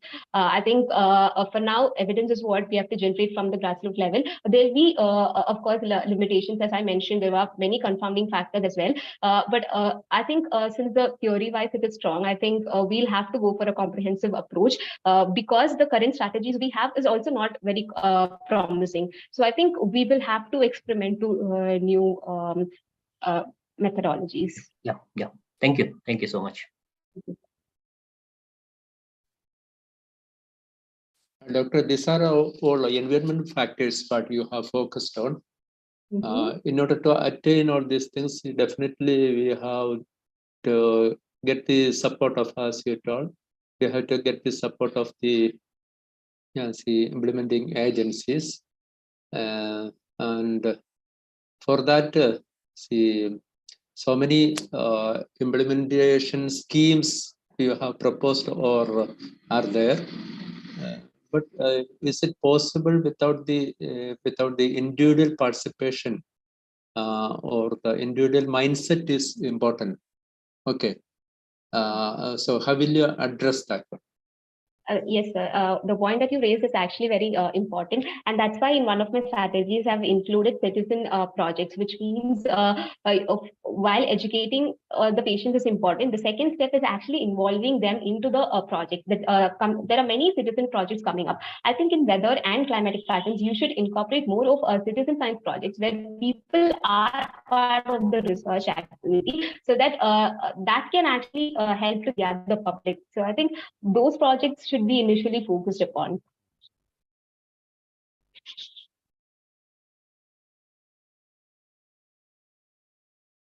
Thank you. Thank you. PG010, sorry, PG0. PG011 took 8 minutes. Next, PG012. Slide.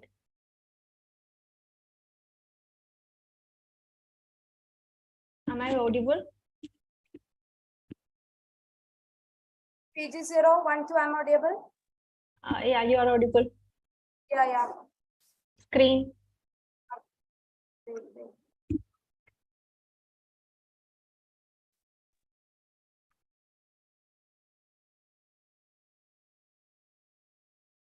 Good afternoon. No, wait. Okay. PG012, are you ready? Yes. Okay, your time starts now. Good afternoon, all. Title: Effective Implementation of One Health, Local to Global Approach. Next. Recent pandemics. Next slide, please. Recent pandemics like COVID-19, Zika, Nipah, Ebola virus were all zoonotic in origin that affected people all over the world, causing devastating impacts in health, life, and economies. And all these diseases had a common trait, that is the origin in Asian or African countries. Tackling the silent pandemic of antimicrobial resistance is a key challenge for many countries. Indian exported seafood being rejected due to the fear of salmonella infection has been in the news recently. About 2.4 million people die in India due to air pollution every year. Next slide. All these scenarios shows the relevance of One Health in the present society. So what is One Health? It is a collaborative, multi-sectoral and transdisciplinary approach that works in the local, regional, national and international level that recognizes the interconnection between plants, animals, human and the shared environment. So why One Health? What is its importance? Imagine a man being exposed to asbestos in his working condition. He may develop a cancer called mesothelioma in 45 years of his life. A dog exposed to the same condition can develop within 7 years of life. That is, a continuous surveillance into your environment can help in early detection and prevention of your disease. Next slide, please. So what is the role of Ayurveda? The concept of One Health traces back to ancient times when Acharya Charaka has explained Loka Purusha Samya and its effect on health. Ayurveda is a science of life and is based on the principle of maintaining a balance between body, mind and nature. We follow a holistic approach. Next slide. So about 600 million foodborne diseases and 420,000 deaths that occur worldwide in a year shows the importance of the principle Aharam Evam Aushadam mentioned in Ayurveda classics. Janapad Udvamsaniyam is a chapter that deals on epidemics and emphasizes the importance of pure water, air, soil. Various yogas for purification of water, soil like Laksha Haridradi, Vidanga Padadi are mentioned in classical texts and these has to be validated scientifically. Ruducharya and Dinacharya is mentioned. Rudu Shodhana is an exclusive modality in Ayurveda and can be popularized in the community as a preventive measure. First, the yogas for various animals are mentioned. Rasayana for boosting up your immunity is mentioned. Next slide. Various textbooks are available in Ayurveda for plant and animal health. Vriksha Ayurveda, the one deals with plants. Suryapala's Vriksha Ayurveda book has 12 chapters and Brahmaraksha Adhyaya deals with healing of broken branches just like broken legs. And in Shidrigarna Adhyaya, hybrid and grafting techniques are being mentioned. A key challenge in the present society is improving the yield, protecting the soil health. And organic fertilizers mentioned in this chapter like Kunabajala can be helpful in these conditions.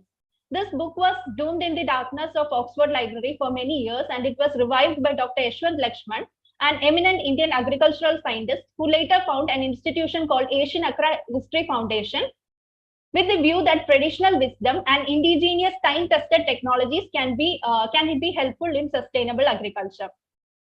Krishi Parashara, a book is very similar to modern books, starting from the preparation of land to selling of products. And productivity per hectare in India was about 200 quintals of rice per hectare at the time of 1940s, which has reduced to 25 to 30 in the present time. So it is the time to look back to our traditional knowledge.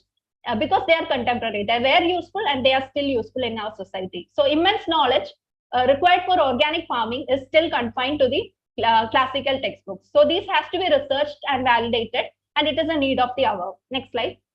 Another field is Hasti Ayurveda that deals with elephants. Hasti Ayurveda, book by Palagapya, consists of 160 chapters dealing with diseases of elephants along with diagnosis and management. Madanga Leela, signs and symptoms of diseases of tongue and eyelid is explained. Gaja Shastra, milestone development of elephants in each decade and its treatment aspects is explained. Next slide. Even though Hasti Ayurveda is successfully practiced, it is still confined to specific areas.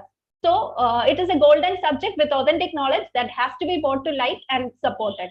Other books available on Pashu Ayurveda include Shalihotra Samhita on Ashwa Ayurveda, Vriksha Kalpatruma on Gau Ayurveda. In spite of the availability of these books, these are neither researched nor implemented. Next slide. Indian Herb Specialities Private Limited is an institution established in 1951, which is a leading agency in the manufacture of Ayurvedic veterinary products. It is based on the formulation from Charaka Samhita, Vaisheshya Ratnavali and Susruta Samhita. And Ayurvedic veterinary products ensure that the animal products are free from antibiotic residuals, which is suspected as a cause for antibiotic resistance in humans. So if we want to put forward Ayurveda, authentic Ayurveda as a universal well-being, idea of authentic Ayurveda for universal well-being, all these books has to be explored, researched and documented effectively. We need a combined effort for this. Next slide, please. So how far we have reached in the field? Joint strategic framework to implement One Health approach was initiated by WHO. One Health Day is celebrated on November 3rd. International Journal for One Health has been published. One Health Mission is a recommendation made by Prime Minister's Advisory Council. One Health Joint Action Plan is initiated by WHO and 2 of the Indian states, Uttarakhand and Karnataka, are being currently piloted.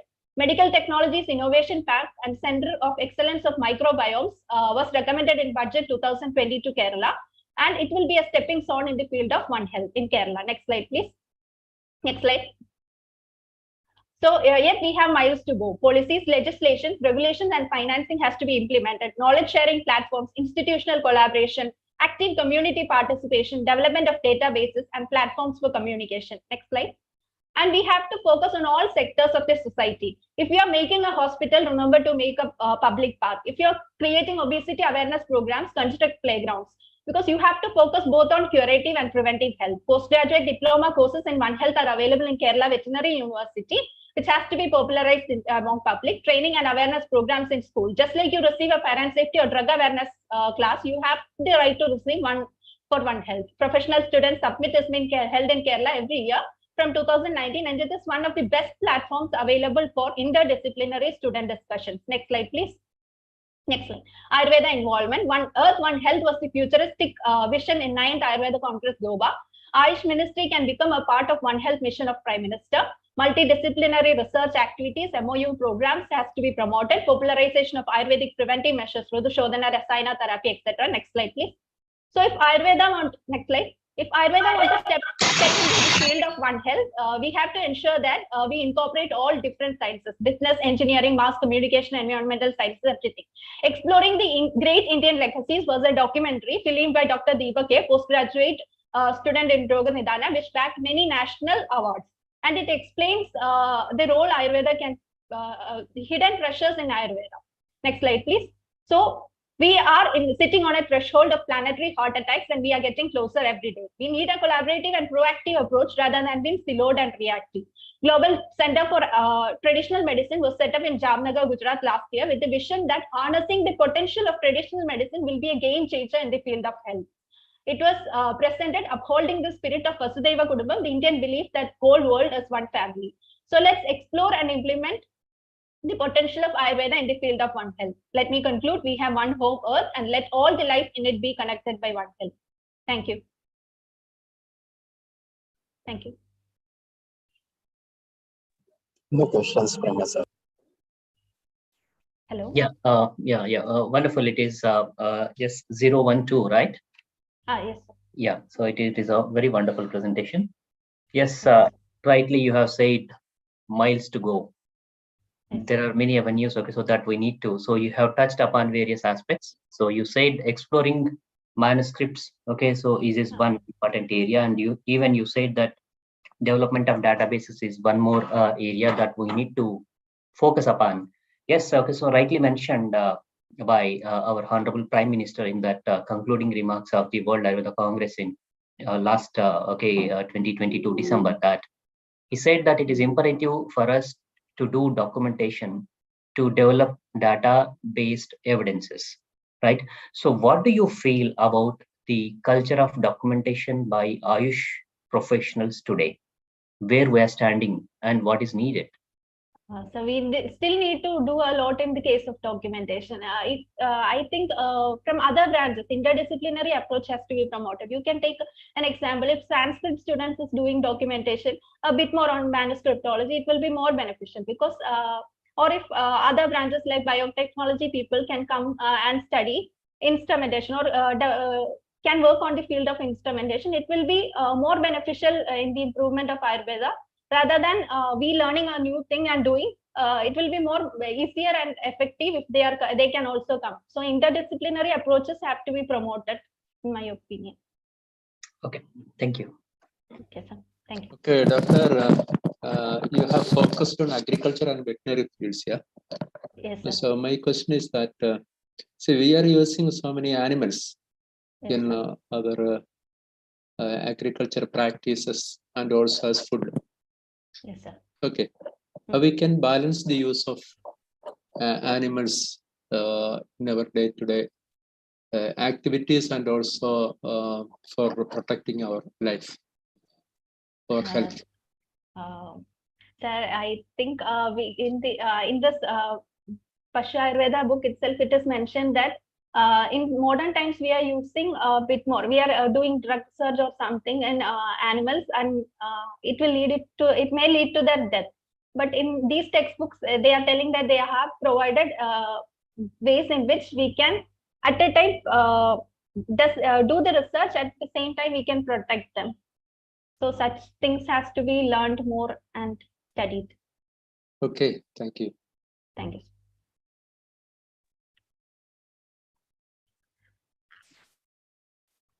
PG012 took 8 minutes. Next, PG5. Hello, sir. Hello, ma'am. Should I share my screen? No, wait. Am I audible? Yes, ma'am, you are.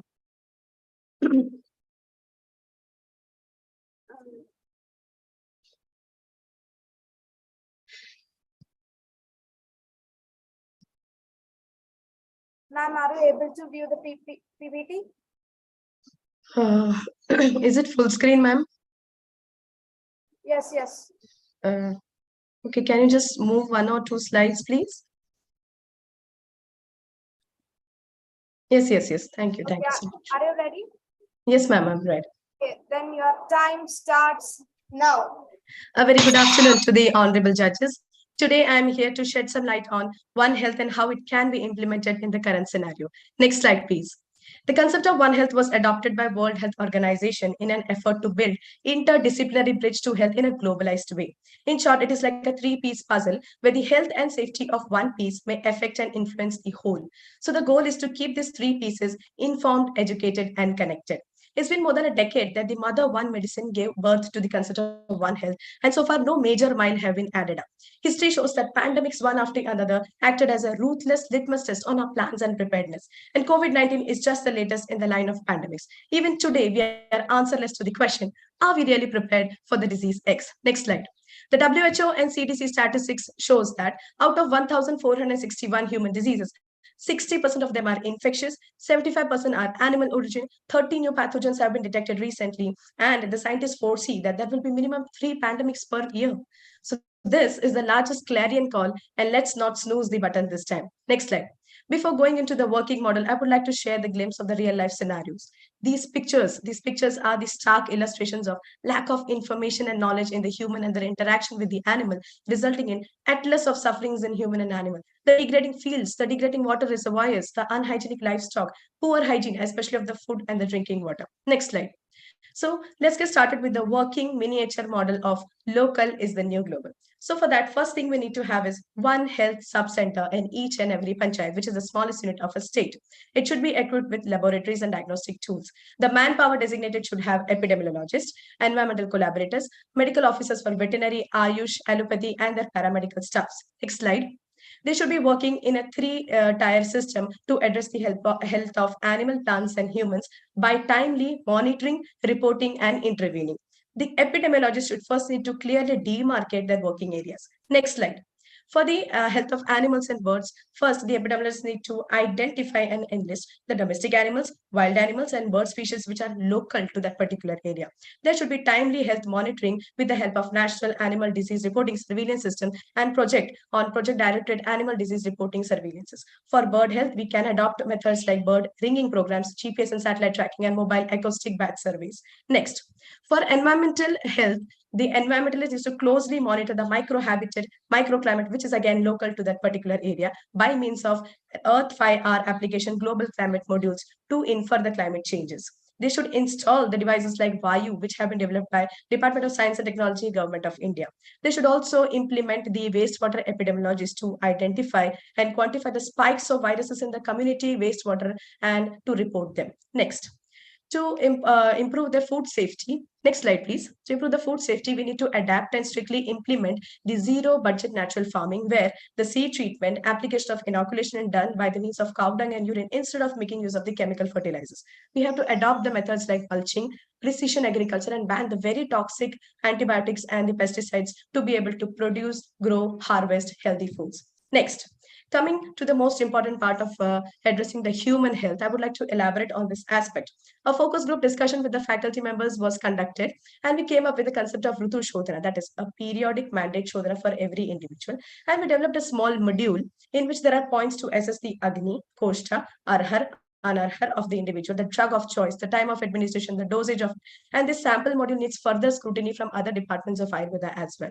So taking the opinion from this FGD and going to lots of research paper like Scopus, PubMed, Lancet, Frontier, Springer, Nature, the reference of which have been added over here, I learned that timely Shodhana will help in timely correction of the gut flora dysbiosis, which will reinstate the brain homeostasis by blood-brain barrier patch-up.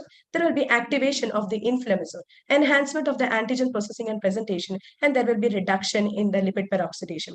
This point of reduction in lipid peroxidation has also been explained in one of the research papers by our very respected late Shri Prakash Mangalasheri sir in his research paper, which have been referenced over here. Next slide. So these modern points are very much relatable to the Ayurvedic classical shlokas of gunas of Shodhana, which state that Buddhi Prasadam can be related to the brain homeostasis, Balam with the inflammasome activation, Roga Haratvam with the antigen processing and presentation. Next slide. So for this, we need a regular surveillance for which the One Health Sub-Center staff, so the team members must be visiting the household bi-weekly, bi-monthly to track the health of the human as well as the cattle. In case of a spillover from animal to the human, there has to be proper isolation. There has to be early detection by means of diagnostic tools. There has to be rendering the medical option which is apt for the diagnosis, preventive measures through Ayurveda, administering ethno-veterinary medicines in the cattle before going for the antimicrobials. So by doing so, the One Health Sub-Center will be a house to collaboration of medical sciences, and that is where the Government of India's initiative of One Nation, One Health by 2030 outshines. Next slide.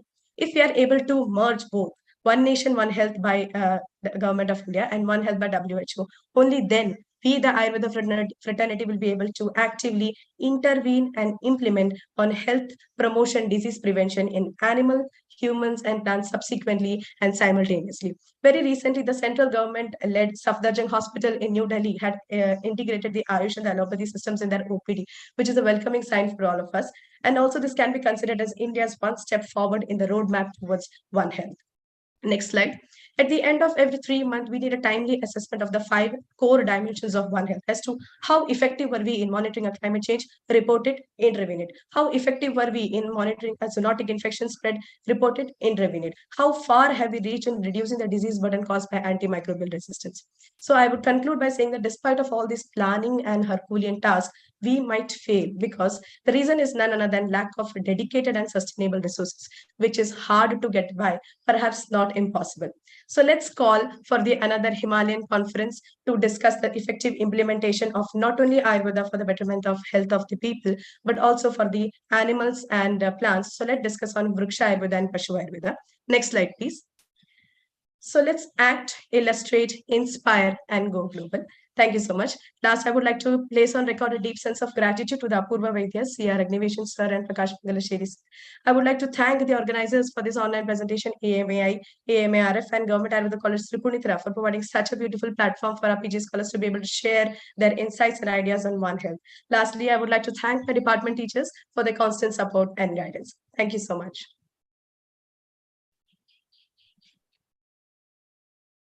Yeah, thank you so much. Thank you, sir. So, yeah, so healthcare, yes, it has been a priority sector in India. So that you presented it in your slides somewhere. So with the pandemic situation and the challenges of this existing healthcare mechanisms, so it is time to look forward in terms of how the healthcare needs of common citizens will be met. So you have rightly touched the areas, including the lack of interaction in between various facets of the universe, lack of communication in between. But okay, of course, besides that, okay, so you have even proposed many actions to take. But how to move ahead in implementing this Herculean task? Whom you will approach, if at all you have given an opportunity, you suppose? Thank you, sir, for the question. Sir, I would like to implement this as such that I have proposed. Like there should be One Health Sub-Center in our districts, in our each ward, so that we can collaboratively work towards a better health of not only the humans, but for the animals and the environment also. All these steps that I mentioned can be practically be done. Most of the projects that I have named over here, like National Animal Disease Reporting Survey, the installation of devices like Vayu, they're already existing in the government plans, but not much of it is implemented 100%. So I look forward that if One Health Subcenter comes in each and every corner of our state, we'll be able to implement, go hand in hand with other system of medicine and do better for the society, sir. Right. Thank you so much. Thank you, sir. Doctor, see, the managing microorganisms is a very big Herculean task before the mankind. Okay. So is it possible to tell something about some proposals for models to tackle this problem of increasing incidences with microorganisms like viruses, bacteria, etc.? So thank you for the question, sir. So like I said, from the agriculture, for the food safety, we can improve the agricultural methods. Like I have introduced mulching and precision agriculture, where there will be no loss of the soil contents and the food will not be contaminated by the excess of the antibiotics and the pesticides. So that is one grassroots level action that can be done for the protection of the food from the microorganisms. Now, since we are exposing ourselves for the work and other things into the environment, so we have to follow the Sadvrita, Rutucharya, Dinacharya, and that has to be promoted with the help of this One Health Sub Center in our OPDs for the Ayush, that we can educate the people that this has to be implemented for yourself to improve your immunity in case you are coming in contact with the microorganism in the environment. Thank you. Thank you. Thank you so much, sir.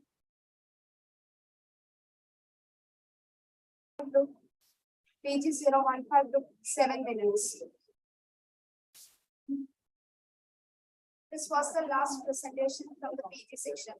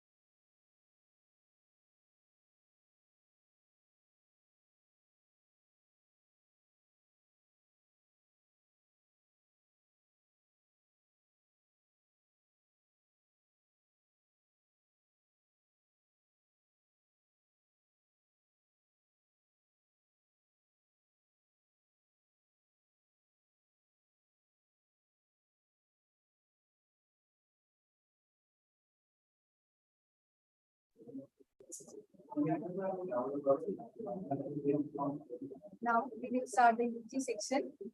For that, our panelists are Dr. Jonah S. Jonah, Professor and Head of the Department, Ayurveda, All India Institute of Ayurveda, New Delhi. He has completed his BSc degree from College, Nagarjuna University in 1987 and a PMS degree from NRS Government Ayurveda College, Vijayawada in 1990. He had his MD in Ayurveda from Government Ayurveda College, Bangalore in 1999 and his PhD in Ayurveda, from Dharmasthala Manjunatheshwara College in 2006. He is the member of the Board of Studies of Ayush, Ayurveda, Pondicherry University, and Banaras Hindu University. He is also the member of the editorial board in the National Ayurveda Medical Journal, Journal of Ayurveda Health Reports, and Journal of Ayurveda. He had well-known research work and recognized PhD by Rajiv Gandhi University of Health Science in Karnataka and evaluated more than 25 PG and PhD dissertations of other universities. Welcome, sir, to this program.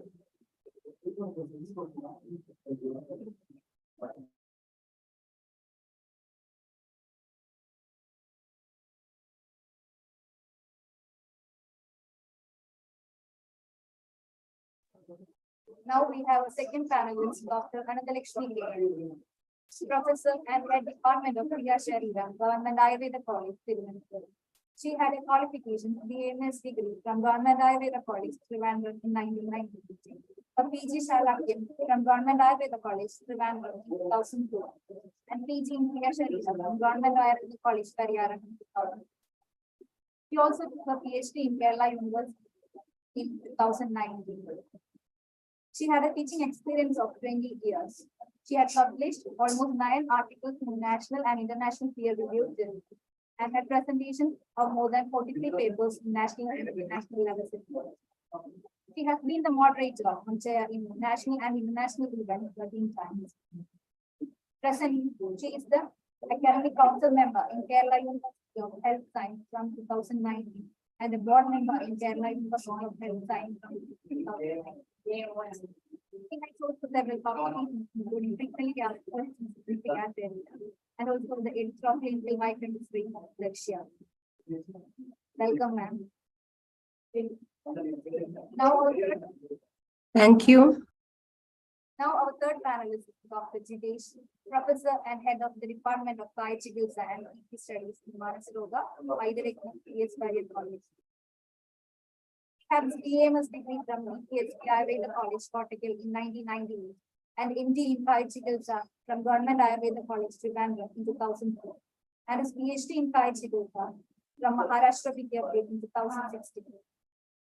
He has a teaching experience of 90 years in Chikiৎসা, Manasroga, Rasayana and research methodology. He is currently the medical superintendent of PHP Ayurveda College and Kottakkal from 2009 to 2021. President Medical Officer and Deputy Superintendent of PHP Ayurveda College Hospital from 2013 to 2017 and Coordinator of NABH Accreditation Committee from 2020 to 2022. He has a broad presentation of Natriya and its effects in alcohol withdrawal syndrome in first international conference held at Dubai 2017. Welcome, sir.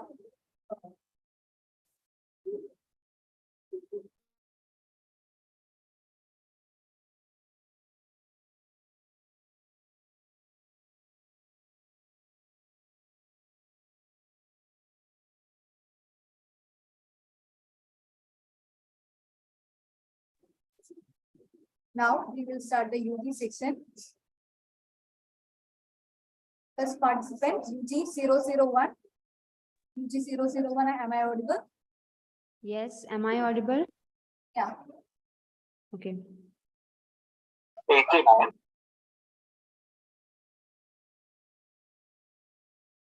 Please share the screen.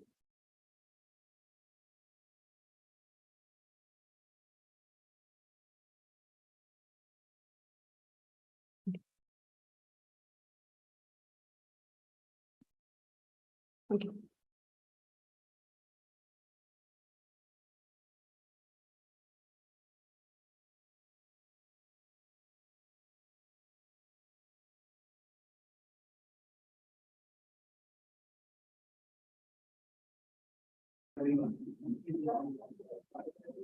The participants will be given 8 minutes to presentation. The warning will be rung at the end of 7 minutes. The candidate has to finish the presentation in 1 minute and after the warning bell. Maximum number of slides of 15 allowed. If participant is not present at the stipulated time, it will be treated as absent and the next participant will be invited to the presentation. 001, are you ready? Yes, I'm ready.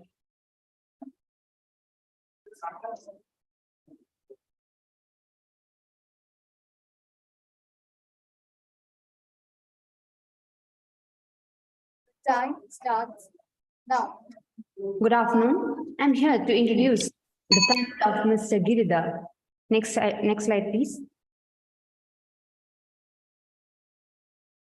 Giridhar, he is a retired postmaster suffering from osteoarthritis and has a history of hemorrhoids since 30 years. And his wife is a chronic diabetic. Their son Ram is a busy IT professional and his wife is a high school teacher. They have a daughter, Priya. She's 14 years of age and she's an addict of all these junk foods, pizzas, burgers, etc. with PCO symptoms and an obese body. Her brother, Hari, is an 8-year-old boy who is an addict of gadgets, electronics, this video games, etc. What is the role of Ayurveda in this family? How can an Ayurveda physician help them as a family Vaidya? Presenting before you, family Vaidya. Next slide. Ayurveda is a unique system of medicine based on the holistic treatment methods. Family medicine is the continuous and comprehensive patient care on the background of family and community. Collaboration of Ayurveda and family medicine can create wonders in the field of community medicine. Next slide. Raja Rajagrahasanya Pranacharyam Niveshir. Here the Pranacharya is the responsible royal family physician who is responsible for the health, welfare, and life of the royal family members. He should possess the following qualities. That is, he should be Shrudha Charita Samriddha, Karma Daksha, and Dayalu for being the most entrusted Vaidya.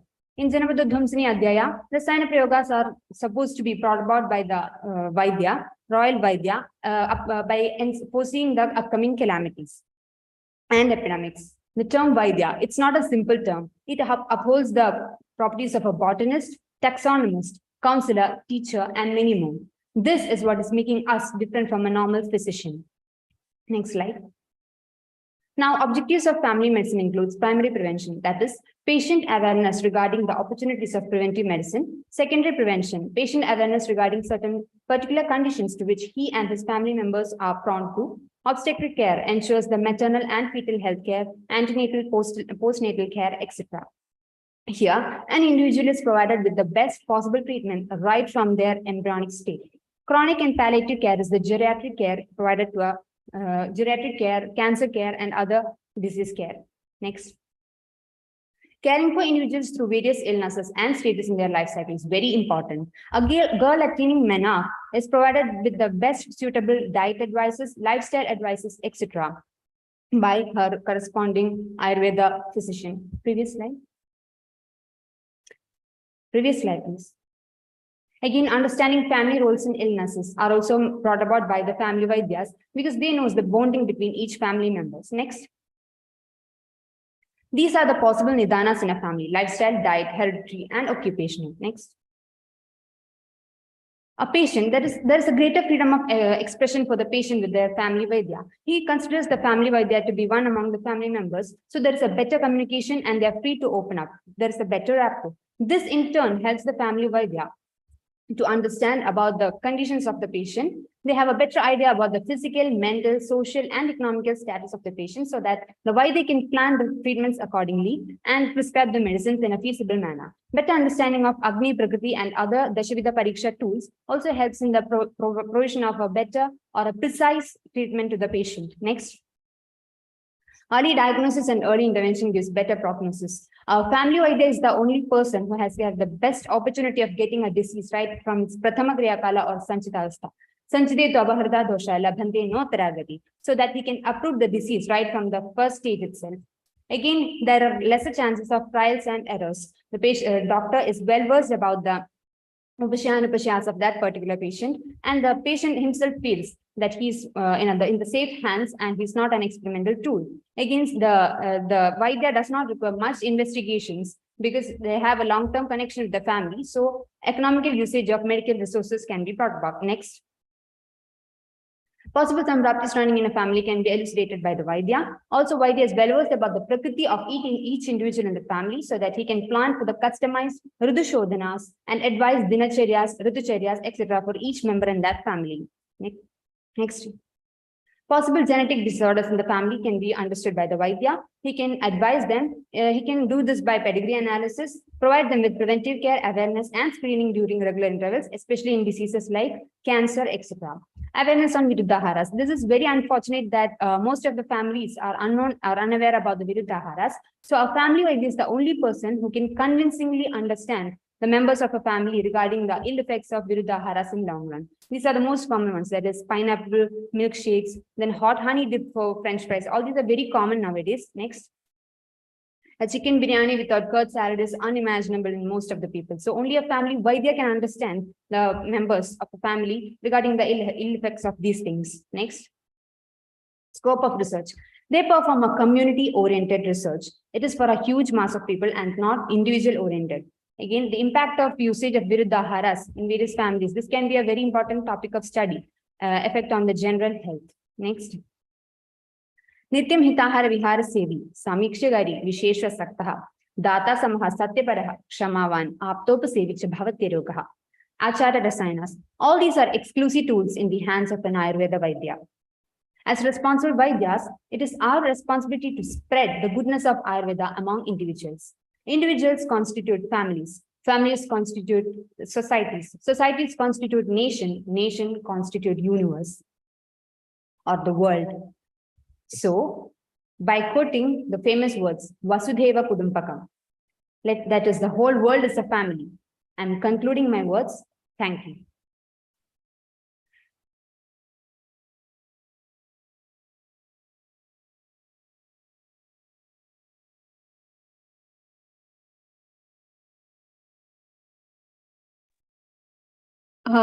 It was a very good presentation. I would like to ask you, why did you underplay the lab? Because at that time, whatever the patient suffer, we have to take the lab. Even if he knows the patient, he has to take the laboratory findings, because an acute stage can present with different things. So regarding the cost and lab, what is your take on that? Ma'am, thank you for the question. My take on that is nothing but it's just peripheral. That is a Vaidya, especially a family Vaidya, they are having a very prolonged exposure or a long-term connection with that particular family or with each member of that family, so that there are lesser needs. Actually, it's not completely avoided. Lab investigations, of course, they are important, but there is a lesser need of lab investigations to reach to a diagnosis. Of course, we cannot come up with a diagnosis so fast, but still by knowing the prakriti, that is, for example, a person with pitta prakriti, we can have an idea like these all diseases like inflammatory diseases, etc. There's a greater chance of such diseases in this patient. So with that insight, there are lesser chances, especially in case of children and all. I think there are lesser chances of requirements of lab investigations. Of course, they are important, but maybe a frequency or the requirement is lesser when it comes to a family Vaidya.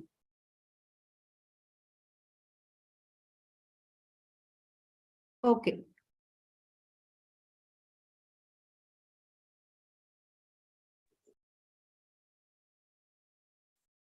Hello, am I audible? Yes, sir. A very nice area to present. Being a clinician, what I wish to hear from you is, what must be the difference in your approach when you are approaching the first slide? You have shown a case sheet, no? A case history. Yes. What must be your approach being a family physician or an ordinary Vaidya? What must be the difference in that case? Thank you for the question, sir. In the first case, we know the Girida, Mr. Girida, he's a postmaster, retired postmaster. So from that, a person, a family Vaidya, knowing about the background of that family, can understand that he is having a prolonged, like walking, cycling. So all these things have made him osteoarthritic patient, and he's having hemorrhoids. Recently, surgery has been done. So in such conditions and all, their son Ram is prone to similar conditions. That is, the son Ram is prone to a hemorrhoids, that is piles, sahaja arshas and all. So he can be made aware. The Vaidya can make the patient aware about it and ask the patient to reduce the nitanas, which may lead him to the conditions like arshas. So that there is a preventive care. Again, in case of their daughter, also the daughter is having very bad lifestyle, so they can be warned easier, faster, in a very earlier stage itself. That is, before the girl gets some huge reproductive issues, maybe some PCOD conditions in a chronic case, rather than there is a greater chance of early intervention and early awareness. So prevention is better than cure. So in that aspect, the Vaidya can intervene in that family and make the members aware about it, and also start the treatments right from the beginning itself. So they won't reach into a chronic state, and maybe there is a higher chance of good prognosis in the family. So that is it. We cannot change the conditions of the early members of that family. Maybe Giridhar and Mrs. Giridhar cannot be manipulated, or their conditions cannot be changed so easily, but the other members, the younger generations, can be protected from the diseases to which they are more prone to. Okay, thank you. Thank you, sir.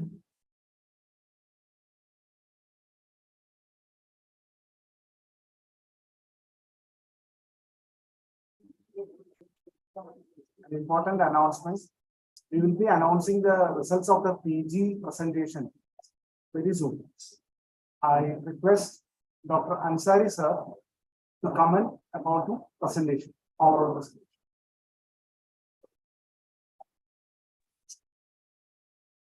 Dr. Ansari sir. Am I audible? Yes, sir. Okay, thank you. First of all, I congratulate the organizers, Ayurveda Medical Association of India, for conducting such a wonderful program, and also for extending my sincere thanks for inviting me as a part of this program. Actually, our session was a very live one. We know that is the topic selected was a very a current topic that is addressed worldwide, and most of our contestants have collected the informations in a very well in a dynamic manner, and also most of them have presented their vision, including some of the model projects that can be implemented, so that a very well outcome that can be achieved through, especially through the concepts of Ayurveda that I have got from the from this session, and all the participants have participated in an enthusiastic way, and all of them are equal in their presentations and also in their slide preparation, also in all aspects. Actually, it is very difficult to select a few persons from this total contestants of 10 members. Anyway, 3 judges were there. I have offered my remarks in my mark sheet. I appreciate all of them for being selected for the final round. Actually, the winners and losers may be there in a competition. Actually, this is not you should not consider as a final judgment like that. Those who have not got haven't got first, second, or third, others are losers. Don't think like that. They are equally competent and in their fields, and they presented very well. That is my comment, and I congratulate for all the participants and especially the winners of this program. Thank you all. Thank you, sir, for the inspiring words. And I request Dr. Ghalib, sir, to present his views about the presentation. Thank you so much. Namaskar. Respected Raju, Thomas ji, Anand ji, Madan ji, all other dignitaries presented on this platform. So I am privileged and honored to be invited for this unique event.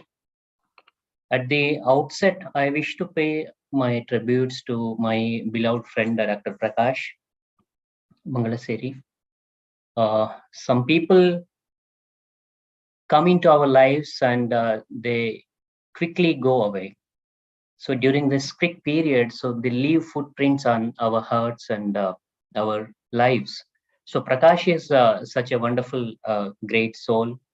So who inspired many students, and it has been mentioned in the morning that he's a very good scholar, admired teacher. He's a renowned physician, an inspiring person, and overall he is a very great human being of our times.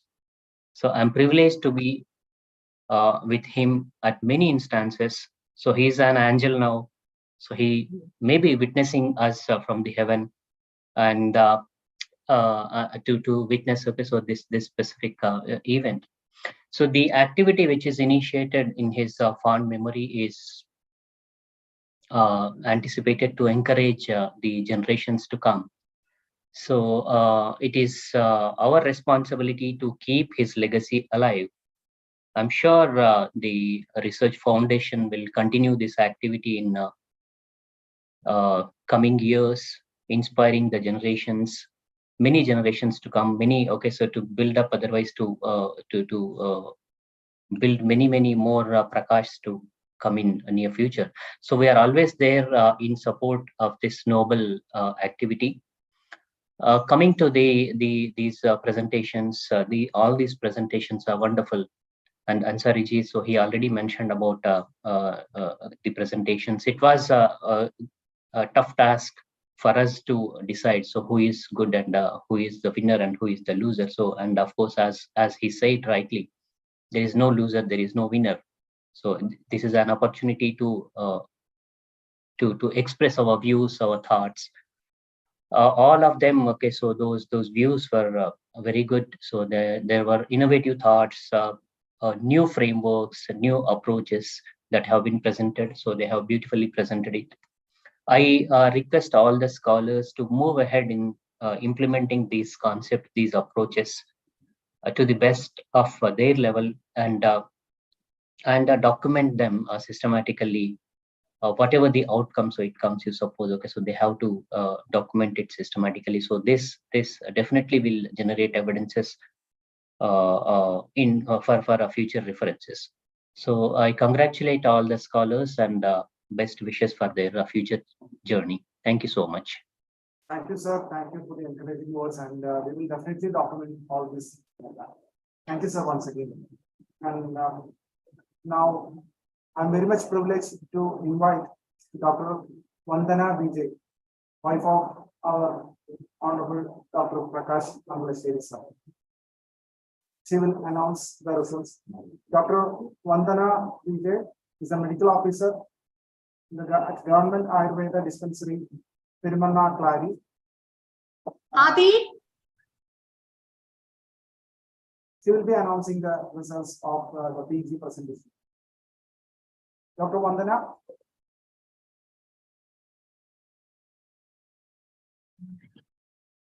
Your screen is visible right now.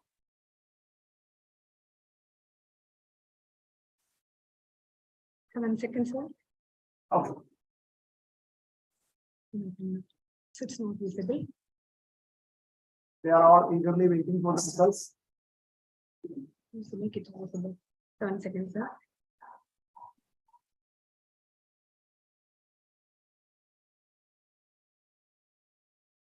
There was some connection from it, right? Ma'am,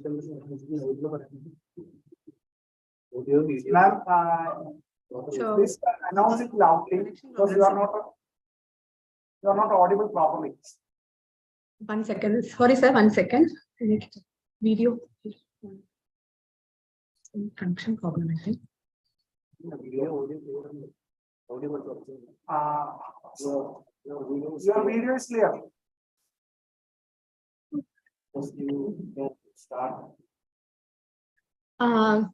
Yes, sir. Namaste all. I'm too much obliged and honored to be here today with you. And thank you, Fernando, to make me a part of this prestigious award ceremony. And I'm exceedingly grateful to all the dignitaries and all the participants who have joined with us today. And we all know that within a very short span of time, this meritorious award in the name of Dr. Prakash Mangalasheri has achieved a unique place and a huge recognition in the field of Ayurveda. And we all know that it just happened because of the immense hard work, dedication, and diligence of all the members of this award committee to make it a huge success and in a unique level from its conception to its completion. So I truly, truly appreciate you all. And of course, the participation of all the members, all the scholars, and the participation of it's a huge success. And now I'm a bit tense, it seems. So I'm going to moving to my assigned duty here, the declaration of the results.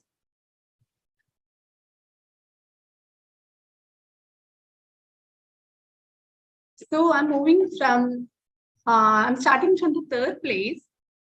The third place is going to share by two scholars. The code number PG007, Dr. Smriti S, Government Ayurveda College, Tripunithura, and PG010, Dr. Nija Chako, Government Ayurveda College, Kannur. And the second place goes to PG011, Dr. Vaishna Ravindran, VPSB Ayurveda College, Kottakkal. And finally, the title winner, the Prakash Mangalasheri Memorial National Academic Fair 2023, PG Paper Presentation Competition. The first place goes to PG015, Dr. Nimisha Narendran, Government Ayurveda College, Thiruvananthapuram. Congratulations. A big round of applause to all. Thank you. Thank you, Dr. Vandana, for announcing the results. Thank you once again. Please join us once again to announce the UG results also. So we will be resuming the UG presentations right now. Congratulations, winners, and we will resume the UG presentations. Thank you.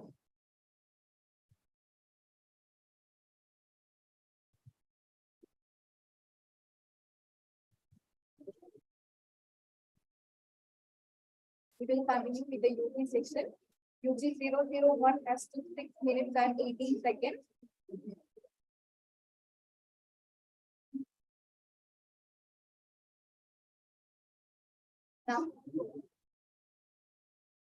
Now we will move on to the next participant, UG 002.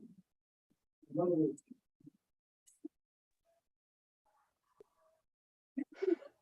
you ready? Yes, ma'am.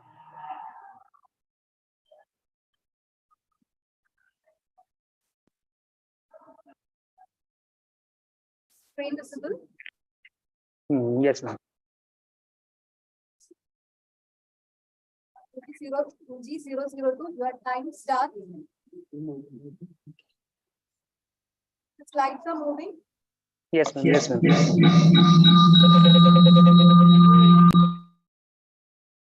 May I start?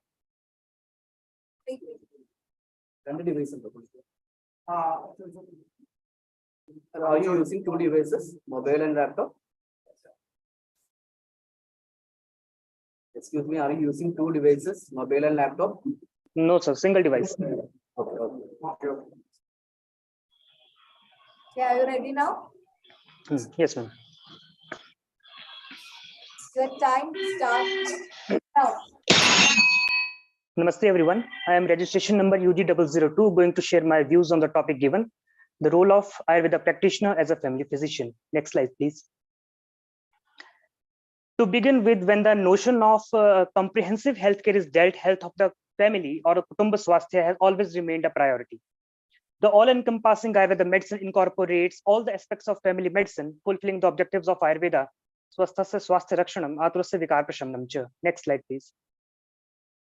Now, coming to the objective, since the reductionist approach in the field of medicine to deal with the specific domain has led to a lack of connect among the patient and physician and has also widened the gap between the specialties. Next slide, please. When the notion of specialized medicine is talked about, and we take the example of Indian society, statistics show that mere 2 minutes or less amount of interaction is there between a patient and a physician. Next slide, please. Secondly, pondering over the past COVID-19 like situations have raised the question, either the so-called specialized medicine would be enough to meet the demands of medical care in future or not, when the New York Times stated these doctors have specialties. Fighting coronavirus wasn't one of them. The pandemic spread is creating new challenges for doctors who usually care primarily for patients with particular medical needs. Next slide, please. It questions the role and duties of doctor they are ought to render to the society. Also, the duty of doctor and its effect on societal health becomes important when the British Medical Journal and the surgery-like world-renowned journals state that they talk about something called as subspecialty in medical education and practice, and ensure that the physicians practice medicine safely and efficaciously. Next slide, please. Okay. Now, when the patient-centric care is talked about, the deteriorating patient-doctor relationship seems evident. Acharya Shushruta, while mentioning matram, pitram, putran, bandhavan, api cha chaturah, apyetana abhishanketa vaidya vishwasameti cha, visrijati atmana atmanam, na cha enam parishankate, tasmad putra vat enam aliyat atrukshak. He was so categorical to have a clear notion about the bond required to deal with a specific atur avastha in the best way possible. Next slide, please. So, what is the need of the hour? We need to provide patient-physician relationship-focused integrated care, which is irrespective of age or gender, despite of any specialty, following a personalized approach with sensible integration of different branches of specialties during academics, research, and practice. To say, providing personalized and generalized healthcare under a single umbrella in accordance with the physician is the need of the hour. Next slide, please. Now, let me just put forth a scenario in case a patient approaches a medical specialist or a general physician and he sees some discrepancies in the levels of fasting blood sugar. He refers him to an endocrinologist, further to a diabetes specialist, further to a diabetes mellitus specialist. And if he sees so-called medical data discrepancies, he can be referred to a type 2 diabetes mellitus specialist. And the thing goes on, leading to a non-connection or lack of interconnection from where it began. While dealing with the chikitsa as a whole, while talking about samyak prakriti sthapyamaha, vyadhi parimoksha being the target and redefining swasthya, Ayurveda as a holistic approach of Medicare can be seen. Next slide, please. So now the question arises, how a Ayurveda practitioner or Vaidya can act as a family physician. Primarily, in-depth training in Kaya Chikitsa, Komarbhitya, Swasthya Rakshana, Sri Roga, etc. helps Vaidya to serve as a primary care provider. Also, keeping aside a disease management for a while, Swasthya Rakshana measures of routine healthcare screening, lifestyle adjustment, Ahar Vihara, Ritu Shodhana becomes more feasible. Moreover, a Vaidya, if a family doctor, he has the liberty to use Ayurvedic Chikitsa as a primary and emergency medical care. Since Vaidya can recognize when the specialty care is required, they can communicate and advise the family regarding consulting specialist, ensuring right medical care at the right time. Next slide, please. Swasthya Rakshanam and Vyadhin Mool Vipareyan Upacharantah Samyaka Prakriti Sthapyamaha. It rejoices me when I talk about the extraordinary care that a Vaidya can render to a family as a family physician. So, Garbhadhana Purv Atulya Gotri and Garbhadhana Vichara, Garbhotapatti, Masanumasik Paricharya, Pumsavana to Prasava to Sutika Charya during Garbhavastha, Jatmatra Paricharya, Balya Poshan and Shodha Sanskara, Swarna Prashna Adi Karma during Balyavastha, then Rasayana, Vajikarna, Pranadhana Ishna during the Yuvavastha, Jarajanya Vikaropashanti during Vridhavastha, and then in the end, Nashchika Chikitsa, Parlokeshna, Arishta Jnana, and Prana Bhisar Kartavya in a Marana Sanna Purusha are nothing less than a wonder.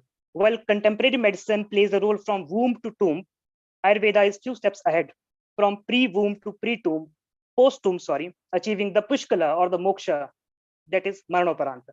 Next slide, please.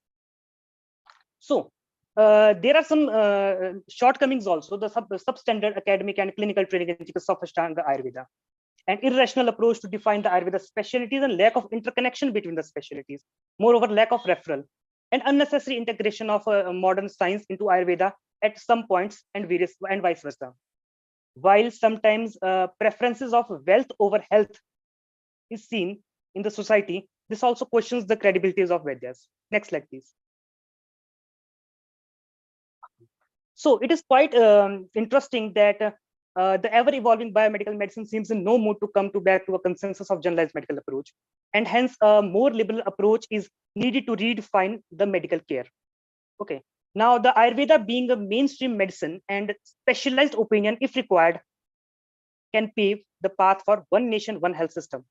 While Ayurveda has a approach of treating men as a whole and giving medicine as a whole, what better a patient could be in need of? Next slide, please. So it is important to note, next slide, please. When nearly 63% people in India are opting for Ayurveda as a first choice of treatment, what better to provide end-to-end encrypted a model of holistic healthcare, holistic healthcare, and take up the idea of Kutumba Vaidya or family physician. Next slide, please. To conclude, since Vaidyas are ever ready to serve in the remotest area of, next slide, please. Since Vaidyas are ever ready to serve in the remotest area of the country, to the posh areas of the society, hence Vaidyas, if being well versed in the Chikitsa of Ashtanga Ayurveda, can help to maintain the health as well as preserve the health of the society and also treat the ailments not only of a family but of a community as a whole. Next slide, please. Last. So at the end, when we know that Kwachit dharma, Kwachit maitri, Kwachit artha, Kwachit yasha, karma abhyas, Kwachit chikitsa nasti nishpalaha. Medicine practiced with love is called Medicare. And a complete chikitsa will never be futile. It not only influences a person, but his health and disease as well, and also his family. So it is high time and it is right time for we Ayurveda practitioners to take up the role of Kutumba Vaidyas. Thank you for patient listening. Namaste.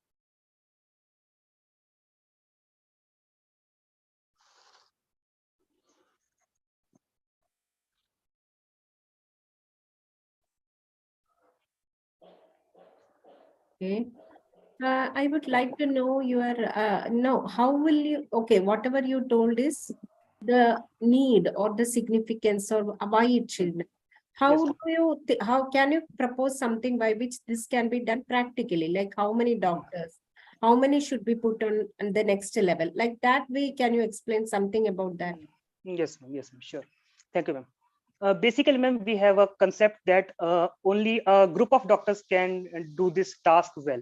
But since I am just an internee right now, and I have just completed a few months of my internship, and I am starting to indulge into such a families that where I can share my whatever I have learned in the academy. So, for example, if I am giving you, ma'am, I had a patient and she was something of a Vata spectrum and clinical immunology. She was taking medicine from some big institution.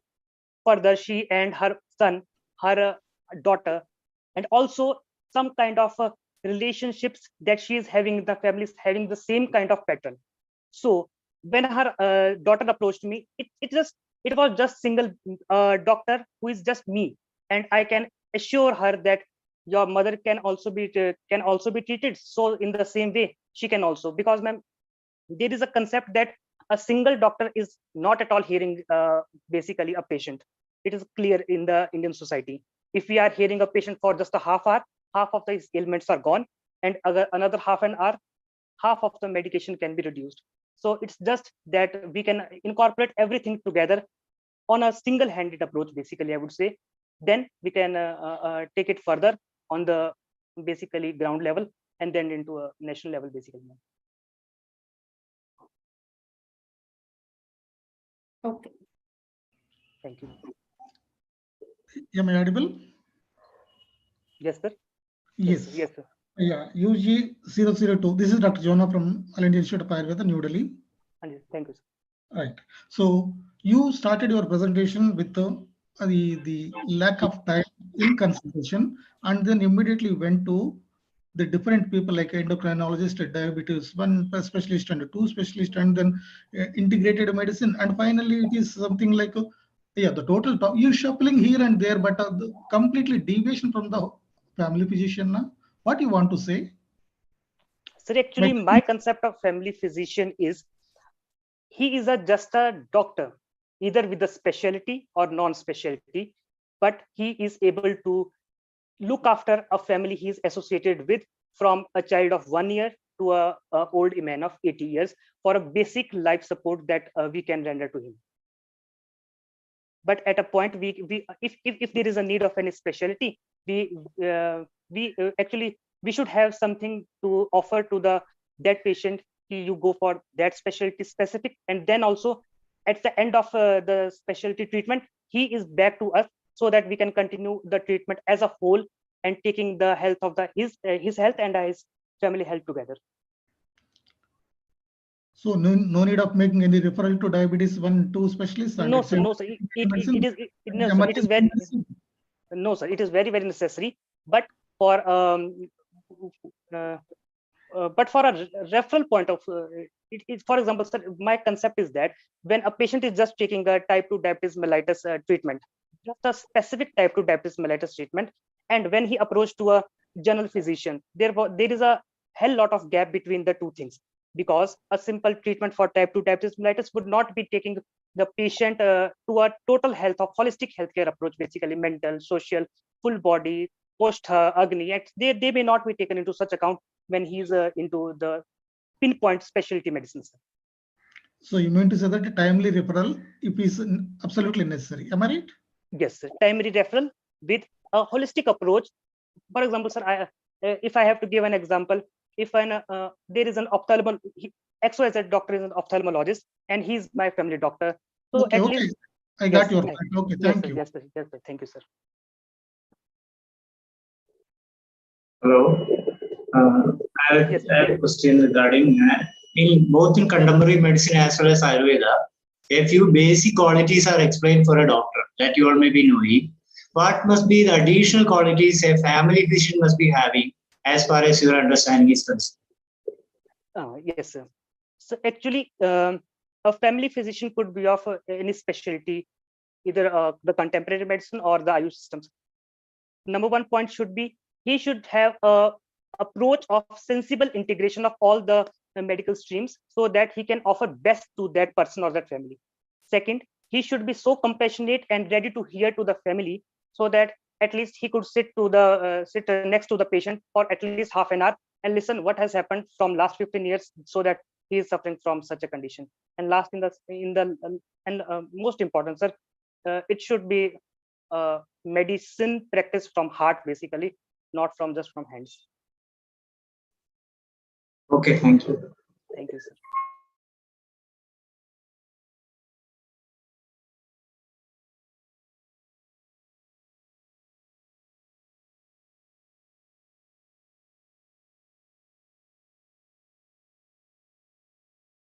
UG 002 has taken 8 minutes and 0 seconds.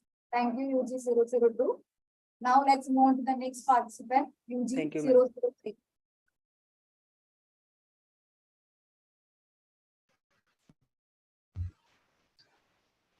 Am I audible?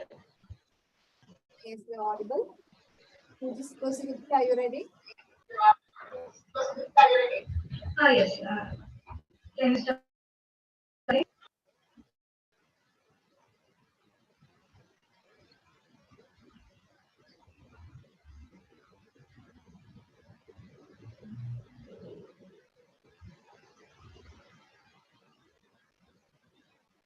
Frame visible?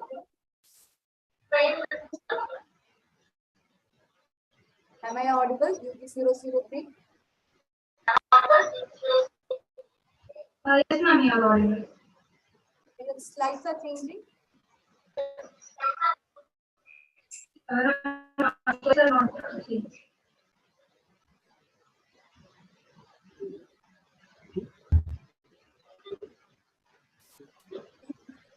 Devices?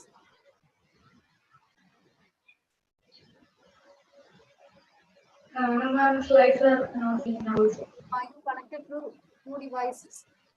Mobile and laptop. Are you using your mobile and laptop? No, ma'am, only one device is connected.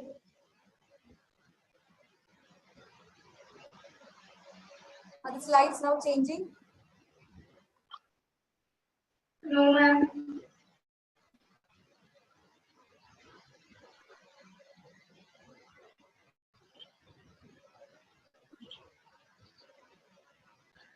Should I share it from my part?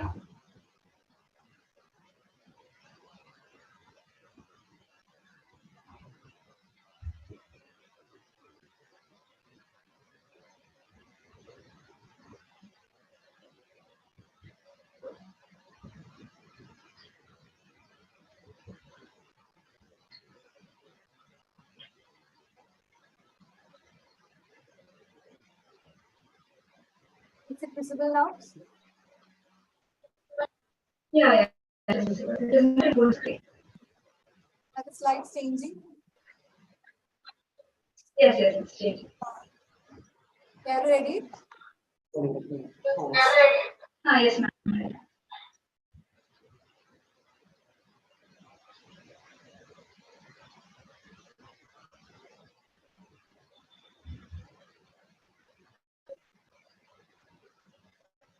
This meeting is being recorded. 003? A very good afternoon, one and all. Yes. A very good afternoon, all. Today I'm here to present the role of Ayurvedic practitioner as a family physician.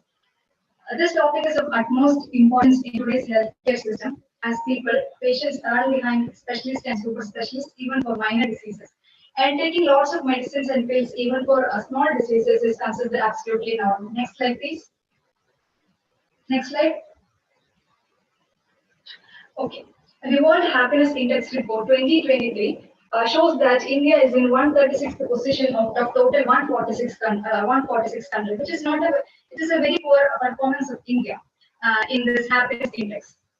We can see some of the causes of this poor performance is rising cost of healthcare, poor women safety, environmental pollution, poor mental well-being. We can see that all these factors are related to health and well-being in one way or the other, and this leads to increased discrimination. Next slide, please. What are the concerns in healthcare and disease care as far as Indian scenario is concerned? The biggest problem India is facing in healthcare is malnutrition. When we talk about malnutrition, we have a feeling that only the most emaciated ones are in malnutrition, but the obese and people who are in a normal BMI range comes under malnutrition. The ever-rising deficiency of vitamin D3, vitamin B12, HB, less GRL, examples of various forms of malnutrition. We have unsafe drinking water and poor hygiene, poor waste management, and unchecked consumerism, in which advertisement tell people what to do and what not to do, thus leading to lots of lifestyle diseases. These factors significantly contribute to high disease burden of our country, and this condition must change, and changes towards healthy lifestyle must begin from grassroots level, that is our homes. Next slide. Now, we can see a hypothetical case. Meet Mr. Raju, 68 years. He is of the geriatric age group. Multiple system diseases, diabetes, mellitus, hypertension, osteoarthritis, depression, BPH, forgetfulness, cardiac disease. and he needs a solution for all his health problems. And it is very tedious for Raju to consult multiple specialists for multiple system diseases and to travel to distant hospitals and heavy traffic and waiting in queues. So weak to do so. And Raju, in this condition, Raju needs continuous long-term treatment and follow. He needs somebody to give patiently to his physical and mental concerns, and also somebody to whom he can open up and give act medical solutions and life guidelines.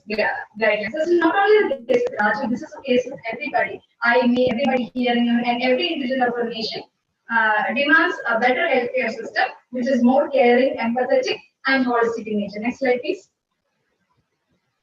And also helps in prompt diagnosis, less investigation, cost-effective medical care with holistic approach.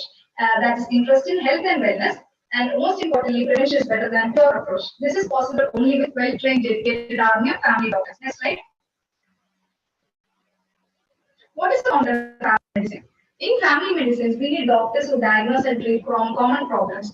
Our common day-to-day illness mostly comes under lifestyle diseases like diabetes mellitus, dyslipidemia, etc., and infectious diseases also. And these infectious diseases, as I told, all these common illnesses can be cured and completely reversed through simple medications, home remedies, and lifestyle modifications. Doctors who work for the prevention of disease are more important for positive health of the nation. The word doctor means to teach, and a doctor is responsible for teaching about diet and health, prevention of health, promotion of health, and prevention of diseases, as well as maintaining a stable Nigeria. Next slide, please. Who is the family doctor? Family doctor is not just a physician. He is a friend, philosopher, and guide to individuals and family, responsible for healthcare respective of age and gender, includes obstetric, geriatric, psychiatric, and palliative care, provides holistic approach, people-friendly, provides comprehensive treatment and follow-ups, has familiarity with people and their problems, and as a result, early diagnosis and less investigations happens.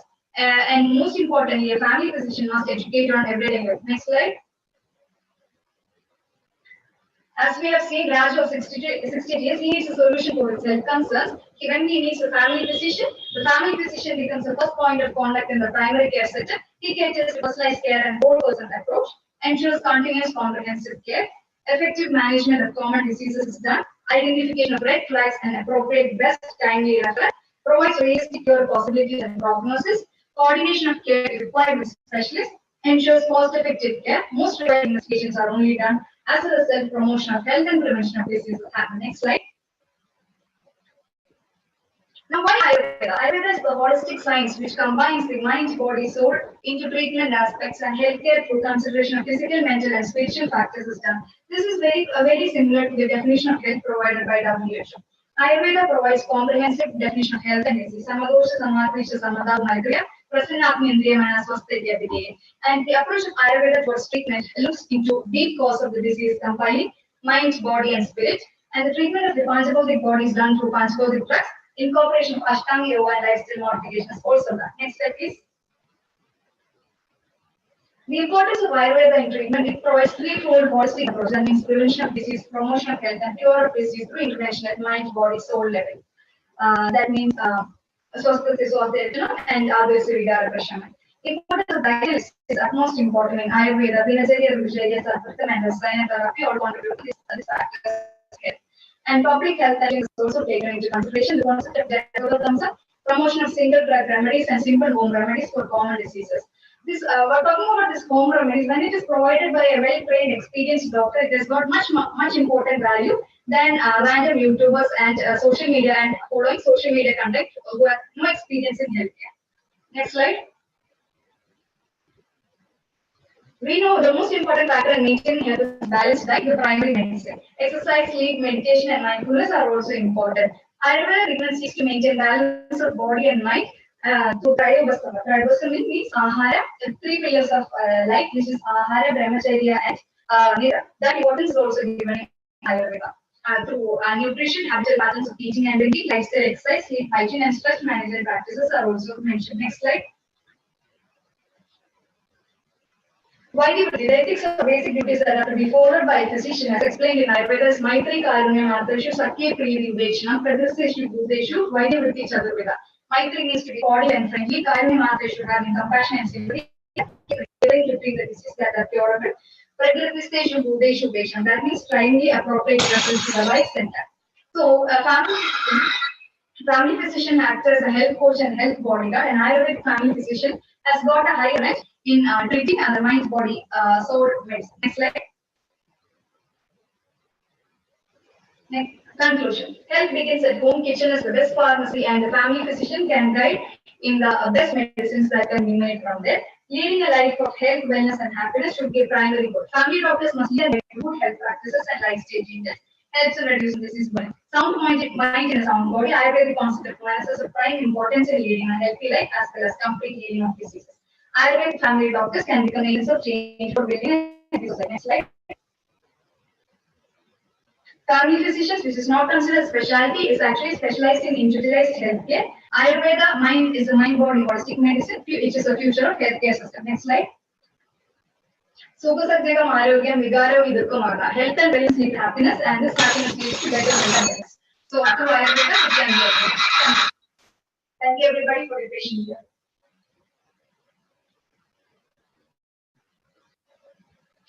Okay, let me ask you something. Like what these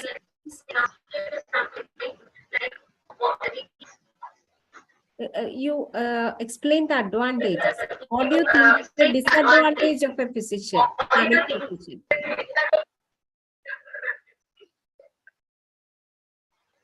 Hello, ma'am. Voice is breaking. I did not get it. What do you think is the disadvantage of family physician? Okay, ma'am. Thank you for the question. Family medicine practice, when it is not practiced in the right methods, can lead to diagnosis of a very crucial diagnosis, like in elderly, if red flag signs are not being taken into consideration, can lead to delaying of the treatment and non-availability of the right treatment at the right time. Same with the referral systems, if the emergency conditions are not referred at the right time, then also lead to further problems. If mismanagement is done, this is a basic primary health delivery. So if mistakes are occurring from that primary healthcare itself, then it can deepen the pathology of the disease. As a result, the patient is at a loss. Okay.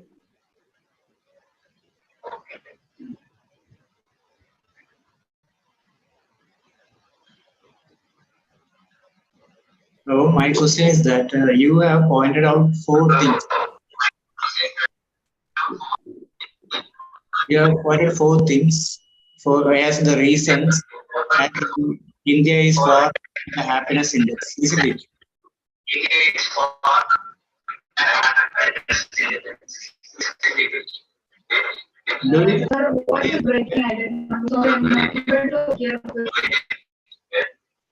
Do you think that by implementing the family medicine approach, can we overcome all these factors? This is the reason behind India being back in the happiness.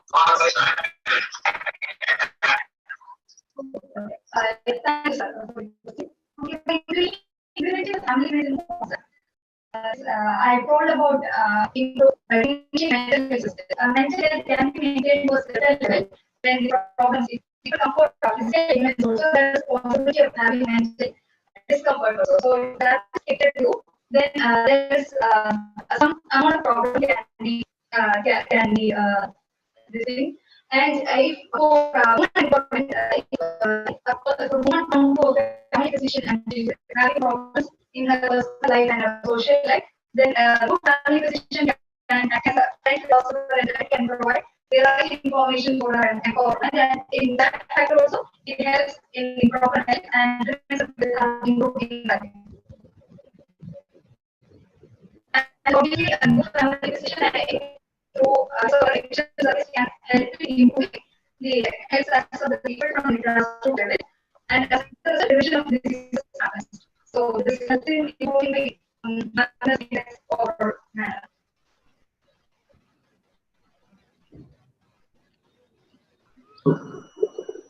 Jitesh sir, have you heard anything?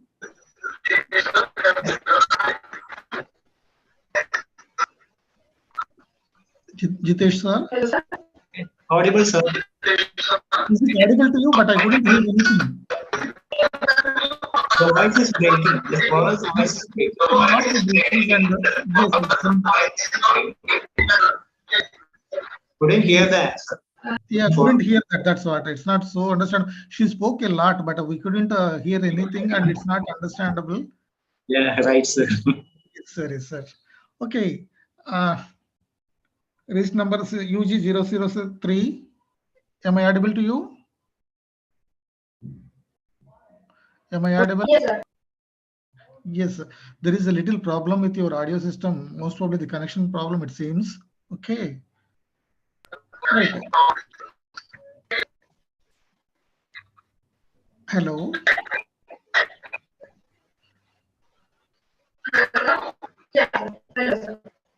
Okay.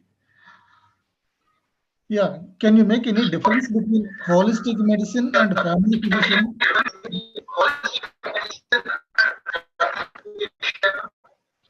So holistic medicine.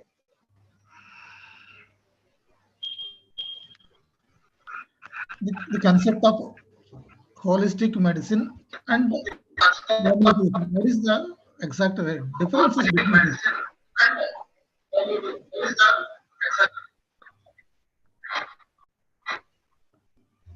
Sir, I did not get the question. Very sorry. Right.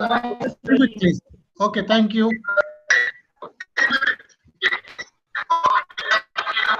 Over to Vijayanath, sir.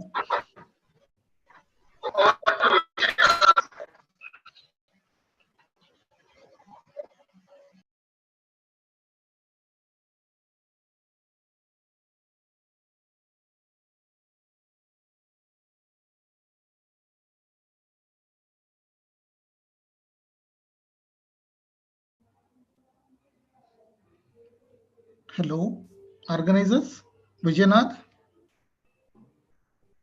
G003 has taken 8 minutes and 0 seconds.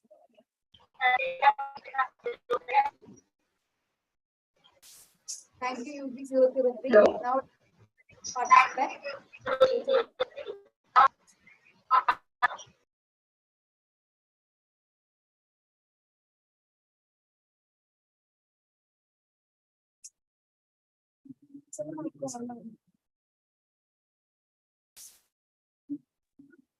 Last presentators question answer session, we couldn't hear anything.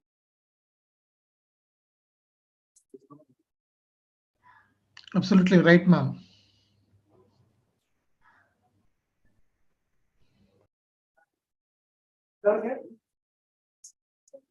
Sir,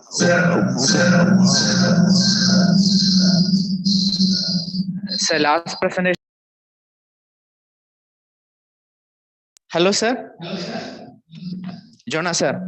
And Lakshmi, madam. Last presentation was not clear. Presentation was clear. Only her question answer session, what she told, it was breaking and we couldn't understand anything. All the three questions, it was like that only. Okay. So this is a net problem. I think it's our net problem. Oh yeah. Here there is no problem.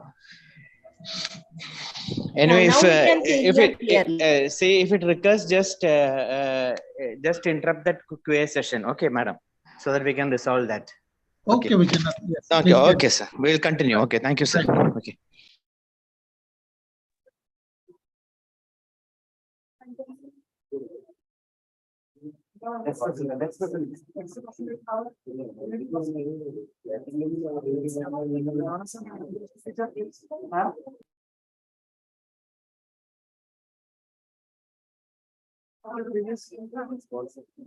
Jonah sir and Lakshmi madam, whether you need to resume the discussion part of the previous presenter? Not necessarily, Vijayanath. No, sir, I think it's our net problem. So if we call again also, I don't think we will understand. Yeah, same thing will be continued. No, sir, not needed. Not necessarily. We'll proceed, sir. Yeah. Shall we proceed? Yes. Please, please. To the next question. Okay, sir. Thank you. Thank you, sir.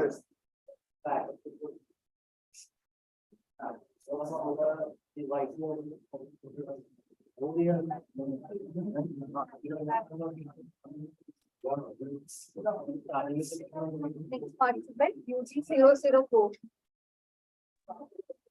Ma'am, am I audible? Yeah, you're audible. Are the slides Yes. visible? Ma'am, may I share the screen? Hello?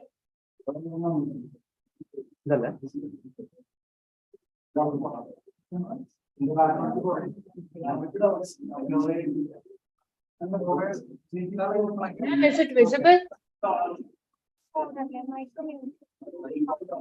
Hello? Yes, it is visible and audible also. Please carry on.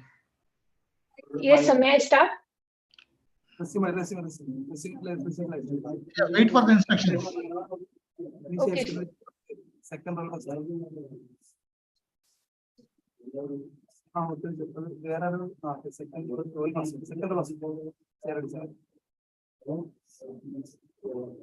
The screen visible now? 004. Yes, ma'am. I shared the screen. I shared my screen. No, share from there. We are sharing here. Okay, ma'am. Ma'am, please do the first slide. Is it visible now? Yes, ma'am. It is visible. Yes, ma'am. Am I audible? Yeah, you are audible. Okay, ma'am. I will start. No, just hold on. Are you ready? Yes, ma'am. Your time starts now. Namaskar, Jai Dhanvantri. Hereby, I present the core of my paper, Role of Ayurveda Practitioner as a Family Physician. Next.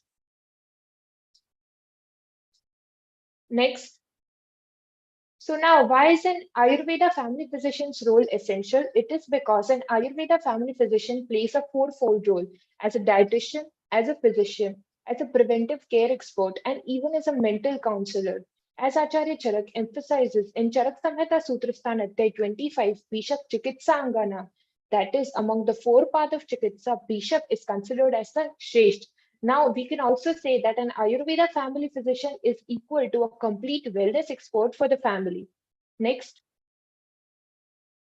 So now, what are the objectives? As mentioned in Sutrasthan Adhyay 30, Prayojanam cha asya swasthasya swasthya rakshanam, that is maintenance of health in healthy, and aturasya vikara prashamanam cha, that is curing the diseases in the ill. Next. So how can an Ayurveda practitioner help as a family physician? So now first, for the maintenance of health, Ritu Shodhan can be advised and Rasayan therapy on a daily basis can be applied. Second, for curing acute diseases, we can bring in the concept of Ayurveda first aid kit.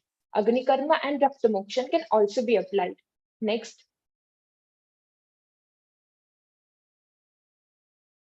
For mental well-being, Daiva Vyapashya Chikitsa and Sattva Vijay Chikitsa can be done in case of mental disorders, and for preventing mental disorders, one can advise to follow Achar Rasayan as mentioned in Charak Chikitsastan.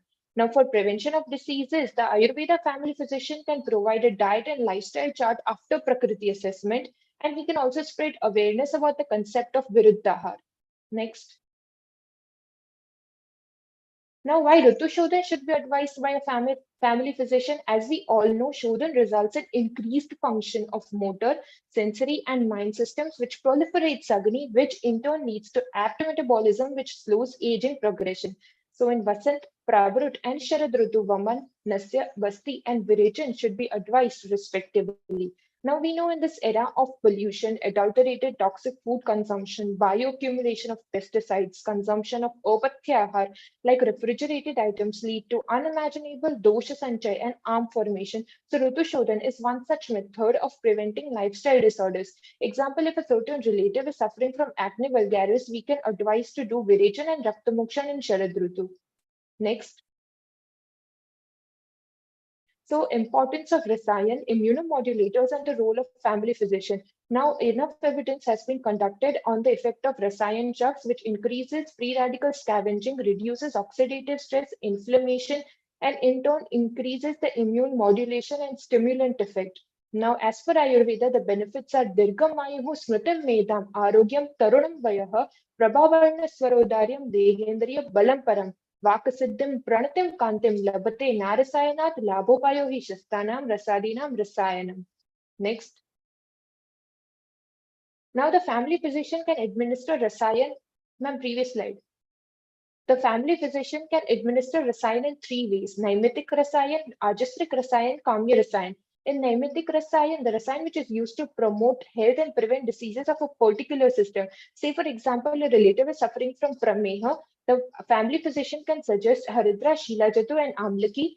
Ajastrik rasayan, we can advise daily use of grit and dukt to prevent everyday wear and tear phenomenon. And kamya rasayan is subdivided into 3 categories: Pranakamya, Medha Kamya, and Shri Kamya. Pranakamya for increasing longevity, example Amliki can be advised. Medha Kamya for increasing cognitive abilities of mind, Brahmi can be advised. And for Shri Kamya for increasing overall personality, Guruji can be advised. Next. So now, what is the concept of Ayurveda first aid kit in acute condition? Now, irrespective of emergency handling methods, Ayurveda physician can too play an important role to manage emergencies according to Ayurvedic norms. We can divide into 2 categories: ingredients available in the kitchen, that is haridra, tulsi, marich, lavang, etc., and from reputed pharmacies, Erandabrishta Haritaki for constipation, Yashtimada Churna for cough. Now, the dose, anupan, and kal can be decided after consultation of the family physician. Next. Now, if the family physician lives nearby, Agni Karma for pain relieving and for relieving stiffness and numbness in cases of sciatica, osteoarthritis, lower back pain, injury from a sport, etc. can be done, and Rakta Mokshan to take out the vitiated blood in cases of skin diseases, gout, debility, etc. can be done. As a mental counselor also in mental disorders like depression and anxiety, Daiva Vyapashri Chikitsa and Sattva Vichya Chikitsa can be applied. And for preventing mental disorders, Achar Rasayan can be advised to follow. Next. Now, as there is a level of trust, information regarding the family history, knowledge about the financial status, area of residence, desh, seasonal changes, rutu, age, vibe, and general information related to the Ahar and Vihar and Ayurvedist can stipulate the most effective dietary and lifestyle chart for the prevention of diseases. Next. Next. So what are the benefits? The first benefits an Ayurveda physician may provide is saving money. AMR, that is antimicrobial resistance, can be prevented by avoiding the overuse of antibiotics, right guidance in case of disease progression, the referral, we can refer the patient if it is needed. Unnecessary surgical procedures can be avoided. The Ayurveda family physician is actually a complete wellness expert for the family, helps in aging gracefully with good quality of life, prevention of lifestyle disorders. Next, promotion of immunity by daily intake of rasayan. As we can see that in allopathy systems, corticosteroids and all of them are given, which ultimately lead to immune suppression. So Ayurveda comes into play and can promote immunity by daily intake of rasayan, as we have already seen after the COVID era. Many of them have started making as the first choice as Ayurveda. Ayurveda family physicians can advise Ayurveda treatment as an adjuvant therapy for better and faster relief of physical and mental diseases. Example, in a patient suffering from cancer, if one of our relatives is suffering from cancer already after chemotherapy, Dhatukshay Avastha, so we can give Rasayan, which will ultimately lead to Dhatu Vritti. Next. So here is a case presentation. One of my relatives suddenly started developing red spots with itching and irritation in forearms in 2022 October. So I advised Haridra Khand with grit before meals 2 times a day and Manjishta Quartz 20 ml 1 time per day in the morning. I did Nidan Parivarjan by mainly stopping the use of the new detergent, which the patient had changed just before 1 week. So I did Nidan Parivarjan, and this was the complete result before and after. Next. So I would like to conclude with the fact that an Ayurveda family physician can play tremendous roles and help in the betterment of the society. Thank you, Jai Dhanvantri.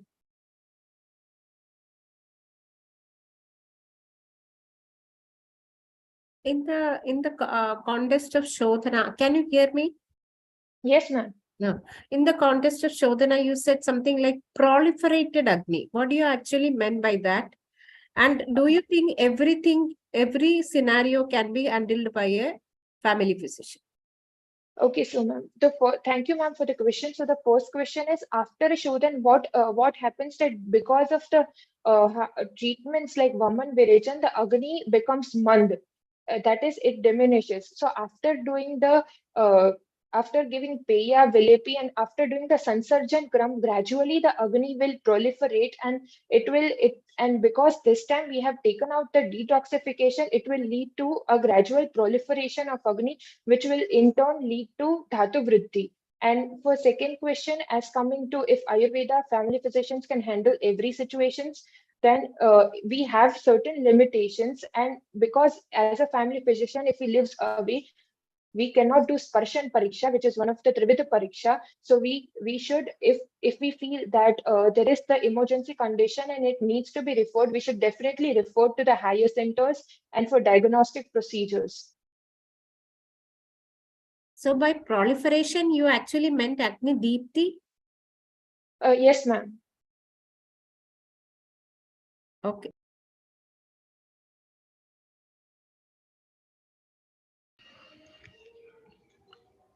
Yes, am I audible? Yes, sir. Yes, yeah. You are telling about the different varieties of treatment modalities, including Raktamokshan and Agnikarma also. And you may be knowing that at UG level only, we will be going all through these subjects. And later, once we are going to post-graduation and further, we will be limiting ourselves either to one subject or other one particular disease. So that what will be the educational qualification or the status of a family physician in your opinion? Sir, I believe that doing PG is necessary, but if a certain BMS student, that is Ayurveda UG student, after completing graduation, if he feels that he has acquired enough skills, if he has a proper scientific knowledge and along with it, he also has proper practical knowledge, he has seen practical work, then definitely he can practice these things also, although he can also go to MD and do masters in a certain subject, but if he has thorough knowledge, then he can also administer these procedures.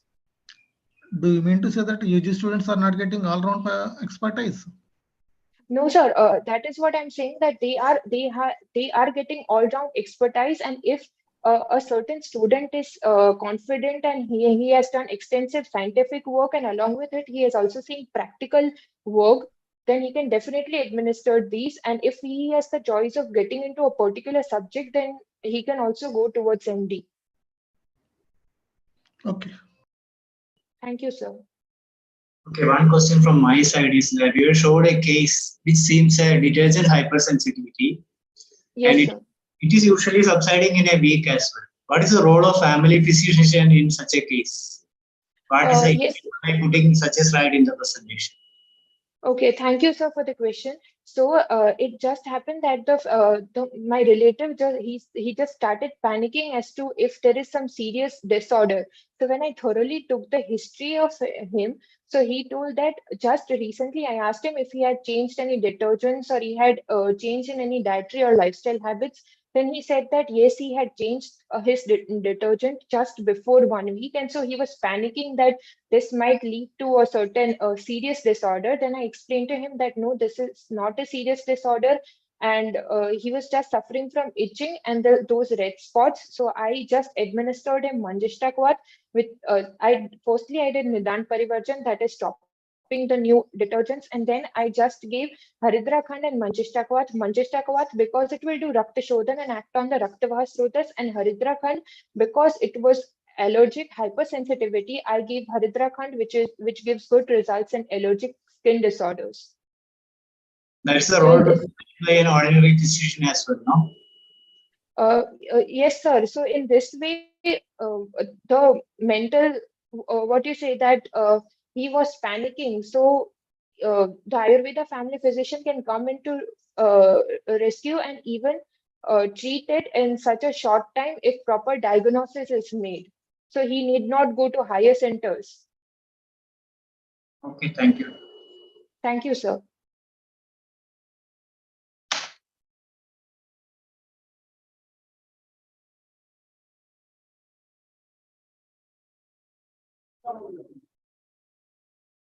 Thank you, UG004. She has taken 7 minutes and 48 seconds. Now, let's move to the next participant, UG005.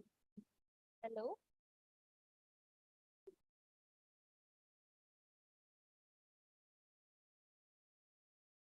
Hello.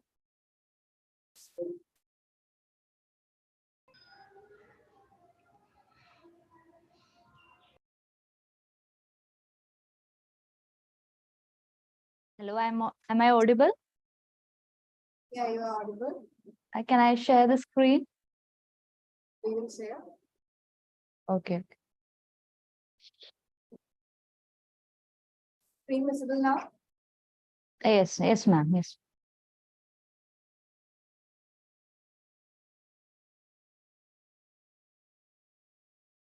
Are the slides changing? Yeah, yeah.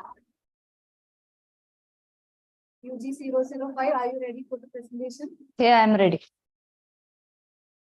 The time start now. Namaste, everyone. Can you move to the second slide? Second slide.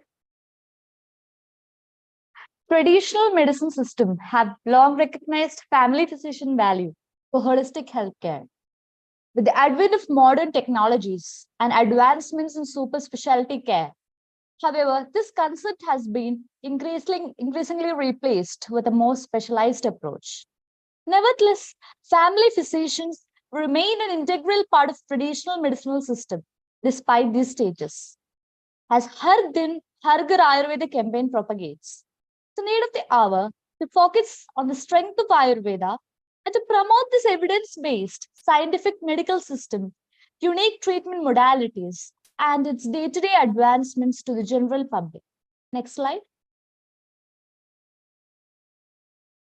So today, here I'm going to propose a personalized healthcare app to regulate and optimize Ayurvedic family physician system.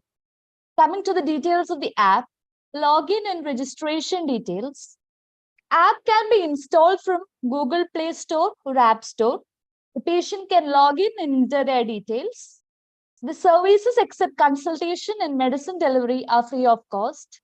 Special considerations are given to certain sections as mentioned in the slide. Next slide.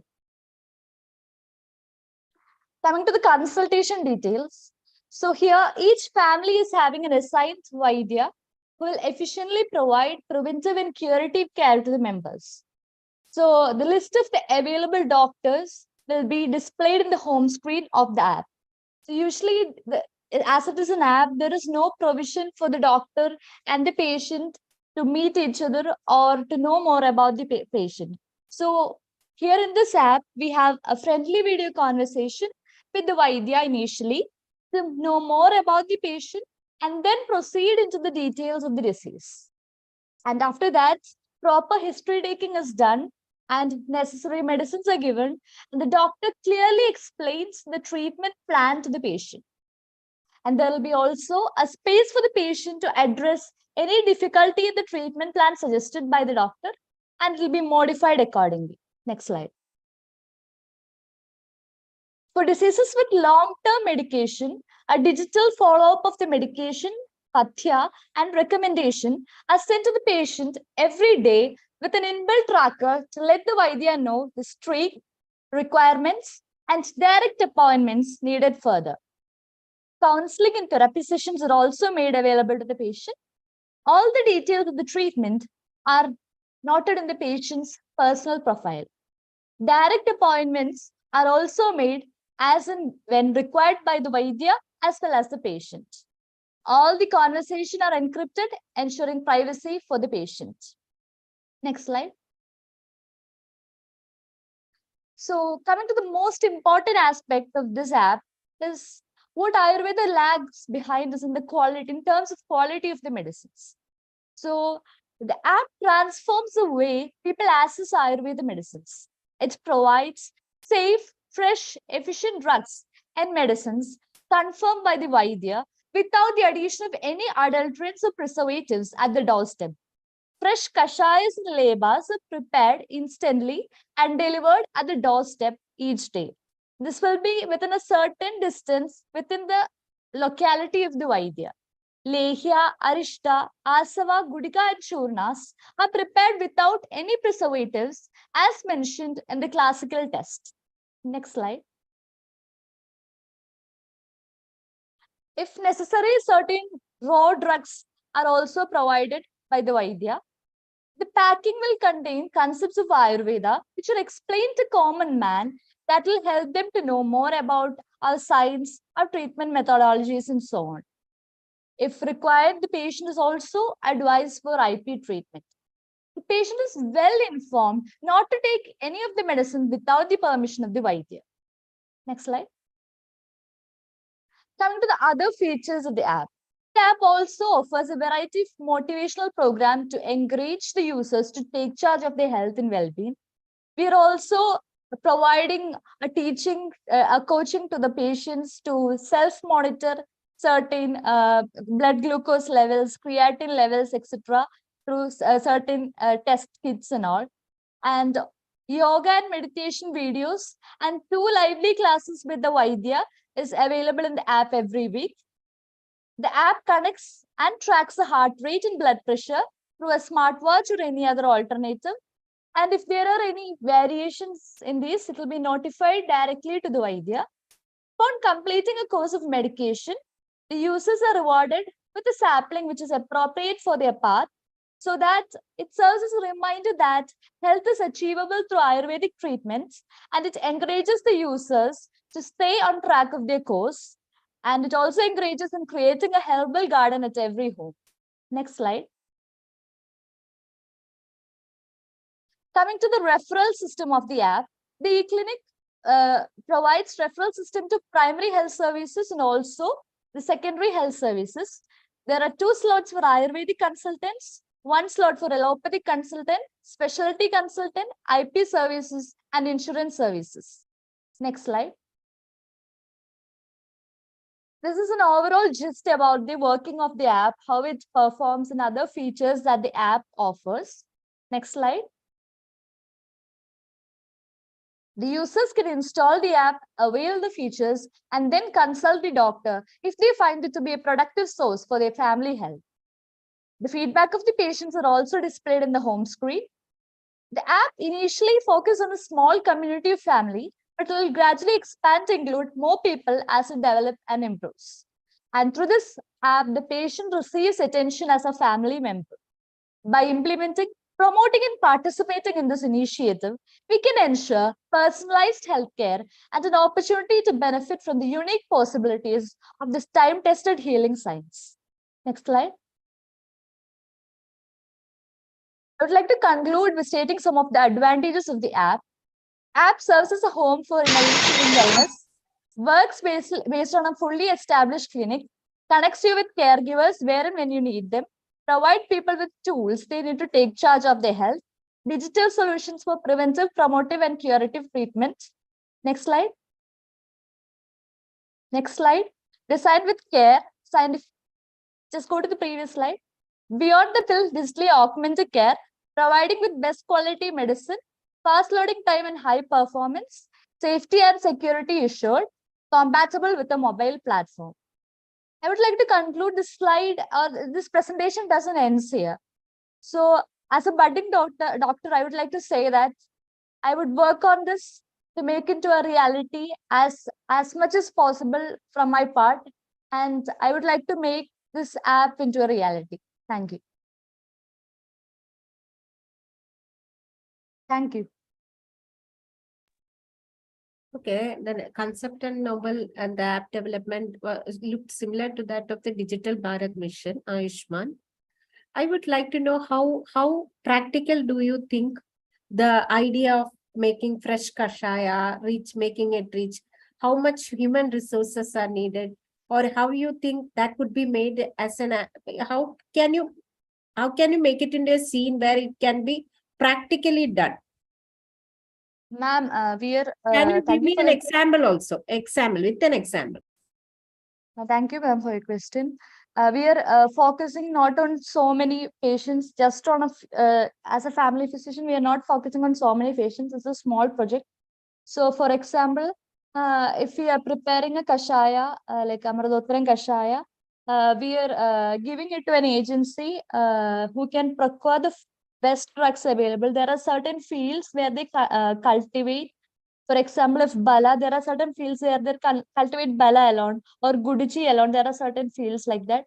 Or from the most authentic places, we procure the drugs, and attached to the clinic, we have a pharmacy, and there we prepare the drugs fresh. We prepare the drugs freshly, and then we for 1 day, and then we provide the medicines to the patient's doorstep within a certain distance limit every day.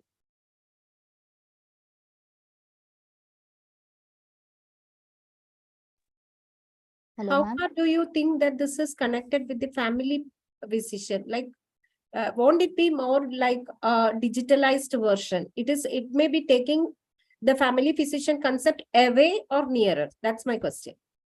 No, ma'am, it will surely take the concept of family physician nearer only, because the family physician is attached to that family and he's giving the best available medicine, best quality medicine, best treatment, and he's also making every facilities near to the doorstep. So just as we treat a family member, the family physician is taking care of the patient.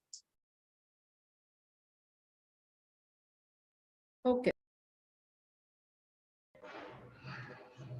Am I audible? Yes, sir, you're audible. Yeah. So it seems to be like the promotion of an app, digital app in a mobile. But the thing is, the concept what we are having is about family patient who can take the primary care of a family. And you are saying a lot of things where you are going to cultivate and you are going to prepare and then you are going to transport it to the nearby. And is it immediately available? Otherwise, you are expecting that it's going to take a lot of time to implement all this reality. No, sir, we will. I'm thinking of implementing this in the future. This is just a proposal of how I'm planning to do this. But primary Sir, health this is not for a huge number of people. This is just for a small amount, small community. Manpower and financial, and then same time the transportation is all required. The proposal is good, but how far it is coming to the reality and how it is related to the primary health care, like a family physician concept. Sir, we are providing every facilities to the patient. Like I said, like a family, like just as a member of our family cares us, we are caring the patient. We are giving everything to the patient. So we are getting more closer with the patients through this app, and also we are assuring the best quality medicines to the patient, so that as no preservatives are added, it will also aid in the faster recovery of the disease, and also this can also promote how our science, that is all, it has always been blamed that Ayurvedic medicines are slow acting, and also if we use authentic drugs and if we make fresh medicines and we make them available to the patient, so everyone is happy if they get it home. Everyone is not having time to make medicines of their own. So if we provide everything in hand to them, we can indirectly we can aid in their faster recovery also, sir. Providing information and that too digitally is good, because now it is all everything is on social media and otherwise. Yes, sir.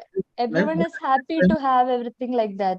Okay, that's so, okay, but at the same time, it's not only giving and providing medicines and the treatment, not so now, even getting awareness about the prevention of the disease and the timely referrals. This is required now. Yeah. Okay, thank you. Okay, thank you. Yes, agreeing with the other judges, it's a nice idea. You have to work a lot upon it.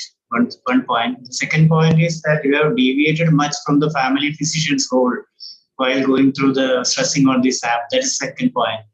And it is not feasible at present, and we have to work a lot upon it. And if you are browsing, we will see a lot of family physicians, online family physicians, 30 years, 25 years, such a big experiences. But as far as your understanding is concerned, what is the limitation of such online family physicians? What are the limitations? Sir, one thing, we cannot examine the patient through online. It is not possible. That is a disadvantage if we are doing it digitally. Others, I think, to an extent, we can provide the best treatment, because technology has developed that much that I don't find any hindrance in providing the best treatment.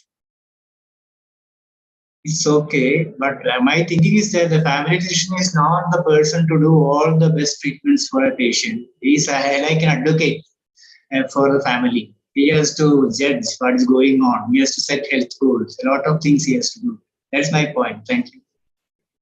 Okay, sir. Thank you, sir.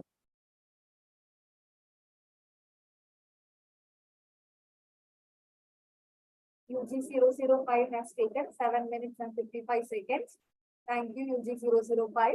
Let's move to the next contestant, UG 010. Am I audible? You're audible. Okay. Are the screens visible now? Yes, ma'am. Please confirm the slides are changing. Yes, ma'am. Yes. UG 010, are you ready? Yes, ma'am. I'm ready. The time starts now. Chadurmukha Samarambham Vagbhadacharya Madhyamam Asmadacharya Paryandam Vande Guru Paramparam. So, good afternoon, everyone. The topic of my paper, the title of my paper today is The Role of Ayurvedic Practitioner as a Family Physician, and myself, UG010. Please, next slide. So, first of all, who is a family physician? The advantage of a family physician is that he's having familiarity with his patients than a general practitioner. So he can provide personalized healthcare according to the individual, mental well-being, preventive measures, medicines if necessary, general healthcare, and many more. Next slide, please. So considering an Ayurvedic practitioner as a family physician, the first point is that the personalized healthcare. So we know that a family is where people of different age group, different behavior, different characters are present, and they'll be differently vulnerable towards the environmental conditions. So according to Ayurveda, we know that every individual is unique. Every individual is having different dosha prakritis. They'll be having different compositions of the doshas. The dosha predominance will be different. So every individual is unique there. So every individual will be having different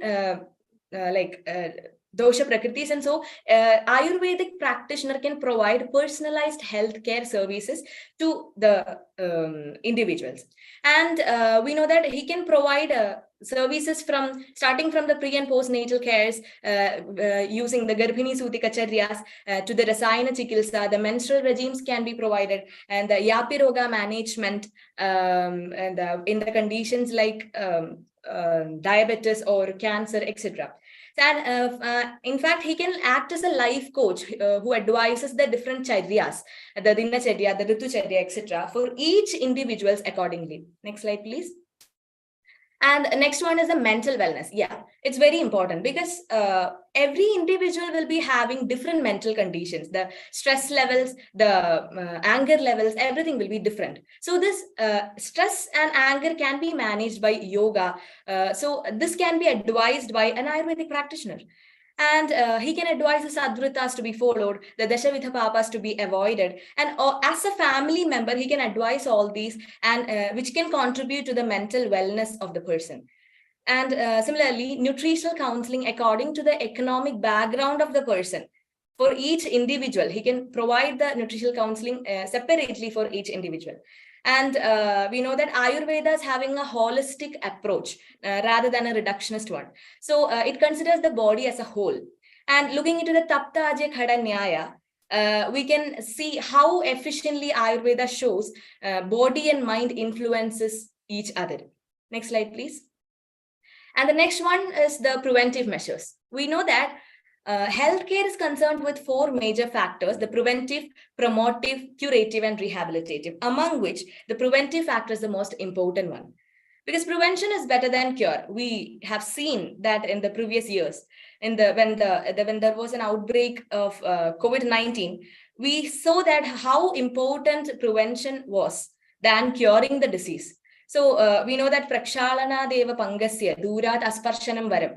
Here, And also, Charaka has quoted that Tacha Nityam Prayunjida Swasthyam Yena Anuvartade, Ajadanam Vigaranam Anuppattikaram Chayat. Here he says that the diet we should take, that we should follow, should not only maintain the present well-being, but it should prevent the diseases.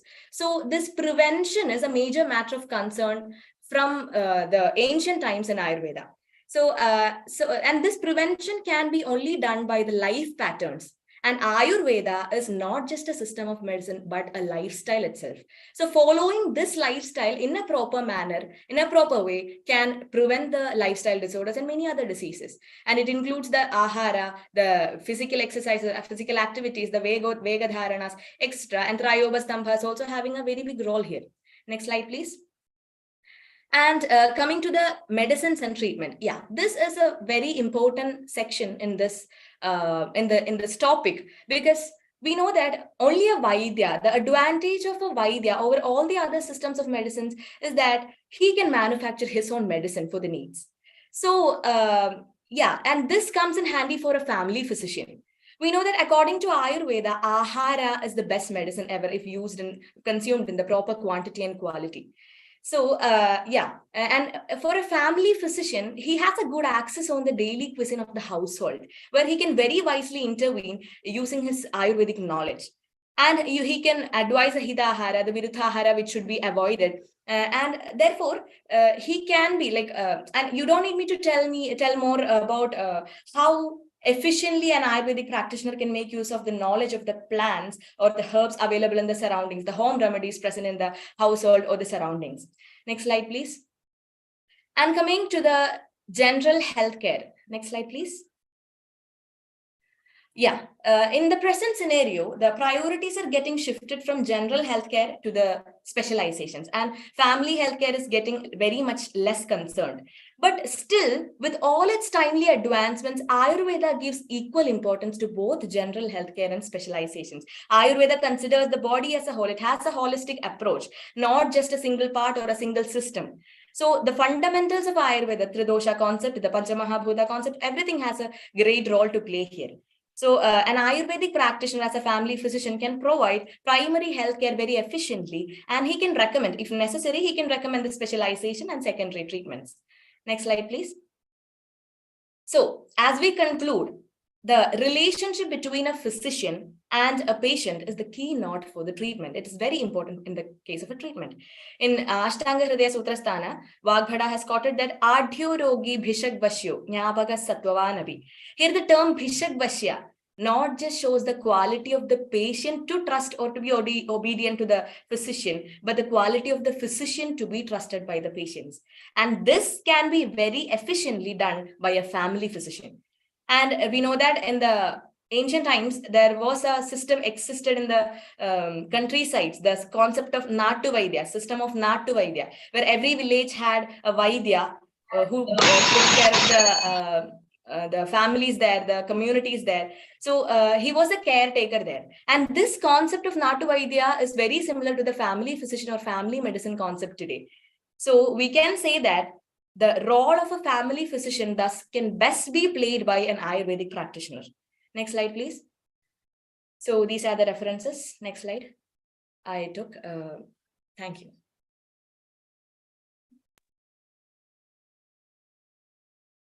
Can you give me just one or two scenario by which the effective implementation of a family Vaidya cannot be done? Or what are the practical situations where you think, or the Indian situation, I would say Indian situation. Yes, ma'am. Indian situations where? I couldn't get that. Where the family Vaidya cannot be applied. Some India or hurdles where this cannot be done. Yeah, thank you for the question, ma'am. Family physician, like I told before, he can provide the primary healthcare services, but only up to an 80% level, because in every emergency situations, he cannot be the ultimate one whom we can approach, the family can approach in case of some emergency situations like the accident cases, any road accidents or something. In those cases, we cannot depend on just a family physician, because he'll be more he'll be having more general. I understood the concept. Where emergency, you think it is not in Indian scenario. Yes, ma'am. Can you just think of something else where this cannot be means this is a hurdle? Sorry, ma'am. Can you think of any other situation, Indian situation, because of this cannot be implemented in a way which you told? Family the concept of family physician cannot be implemented. Exactly. I think like the general healthcare or nowadays we know that specializations are getting much increased. So during Thank you. Thank you, ma'am. You are proposing the Natu Vaidya as a family physician, but Natu Vaidya doesn't have any educational background of any system of medicine, no? Yeah, then it's not. Right? Yeah, thank you for the question, sir. Not the system of Natu Vaidya is not complete exactly what we see as a family physician, but it is somewhat similar, because in a village there will be a physician, but in case of Natu Vaidya, we can say that in the ancient times there was no knowledge was very less about the scientific knowledge was very less, but still with the scientific knowledge, a physician with the scientific knowledge can be, or a Natu Vaidya with the scientific knowledge can be similar to the family physician today, because he's very similar to the duties of a family physician. He visits the families, he take care of the families, and yeah, that's it. Sorry. And the second one is whether the present Ayurvedic curriculum is enough to produce a family physician, or you want to suggest something?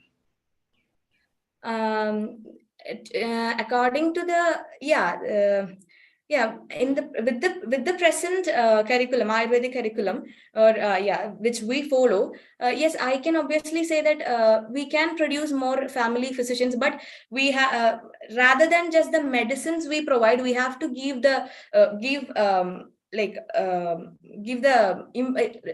teach them the importance of the trust and the mental connections, or the philosophical backgrounds, everything, rather than just the textbooks and the scientific facts.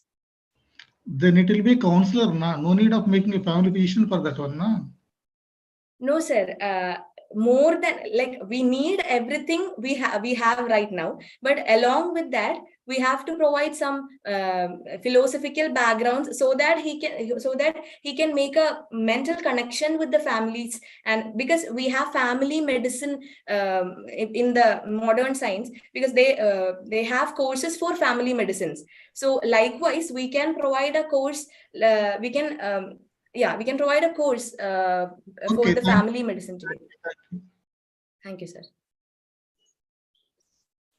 Okay, my question is that family medicine is considered as a specialty, and it started in 1960s from the Western world, and in 1983 it was considered as a specialty by Medical Council of India, and it is having a separate post-graduation.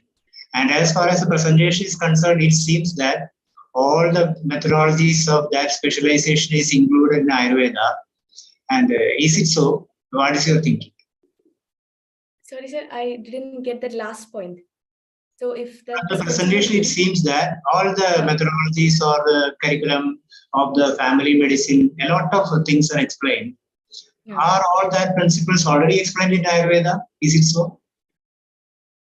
Yeah, that is why we said that in the modern medicine specializations have been increased, but in Ayurveda it is along with these specializations, family medicine or the concept of the family physician is also getting involved in the curriculum, like not in the exact curriculum, but the method of treatment or approach towards the patient, towards the individual is almost similar to the family medicine level, because we it was like sir has told now that family medicine is another course, a specialization in the modern science, because they need much more mental communications or mental connections with the patient. But in Ayurveda, I think, in my opinion, it is we have much more connection. We'll be having much more mental connections with the patient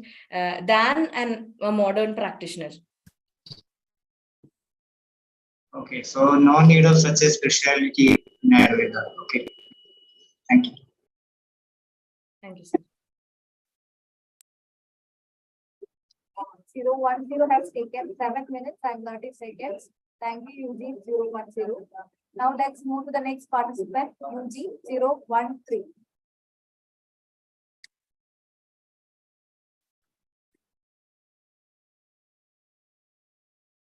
UG 013, is the slides visible now? Yes, it's visible. Please confirm if it's moving. Yes, it's moving. Okay, it's moving. Am I audible? Yes, you're audible. So UG 013, your time starts now. A warm good afternoon, everyone. Next slide, please.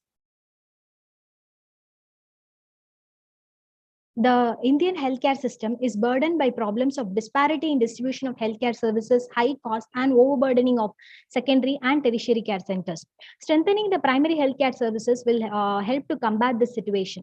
Our family physicians are an integral part of the primary healthcare service, as they help to provide an accurate, accessible, and affordable healthcare services at the community level. Family physicians serve as an entry point for individualized healthcare and ensure early diagnosis, continuity of care, a coordination of all healthcare services, and healthcare services for all diseases and for all age groups. Next slide, please. The holistic principles of Ayurveda enable an Ayurvedic practitioner in better serving as a family physician. The health model advocated in Ayurveda is a proactive one, participatory one, and patient-centered one. Thus, employing Ayurvedic practitioners as family physicians will orient the health system towards promotion of health rather than just treatment of diseases. Next slide, please. The principal forte of Ayurvedic medicine is the prevention of diseases. Various Ayurvedic concepts can be effectively employed by an Ayurvedic family physician in providing prevention care at every level. That is primordial prevention, primary prevention, secondary prevention, as well as tertiary prevention. Next slide, please. Primordial prevention is aims at removal of the risk factors that may cause the disease. The Ayurvedic concepts of Desha Kala Atma Vinyanam, Achara Rasayanam, Prajna Parada avoidance, Ahara Vidhi, Dharaniya and Adharaniya Vegas, Kamya and Ajasrika Rasayanam are all instances of primordial prevention in Ayurveda. The Atma Vinyanam or self-awareness, the previous slide please. Atma Vinyanam or self-awareness can be used to guide a person in making better decisions in his personal as well as professional life, and thus minimize the chance for a disease occurrence. Achara Rasayanam and Prajna Parada avoidance highlight the significance of mental, spiritual, as well as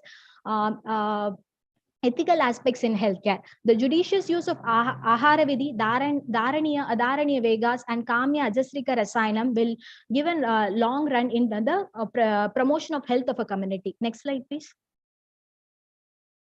Okay, primary prevention. Primary prevention are those prevention strategies that are done in the pre-pathogenesis state of a disease.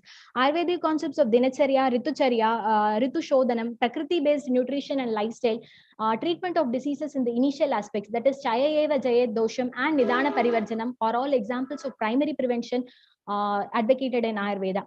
For example, the Dinacharya and Ritucharya regimens are designed in such a way to combat the doshic imbalances due to the diurnal as well as seasonal variation. The Ayurvedic physician as a family doctor can employ this knowledge in order to design specific lifestyle changes based upon the current lifestyle and climatic variations. Next slide, please.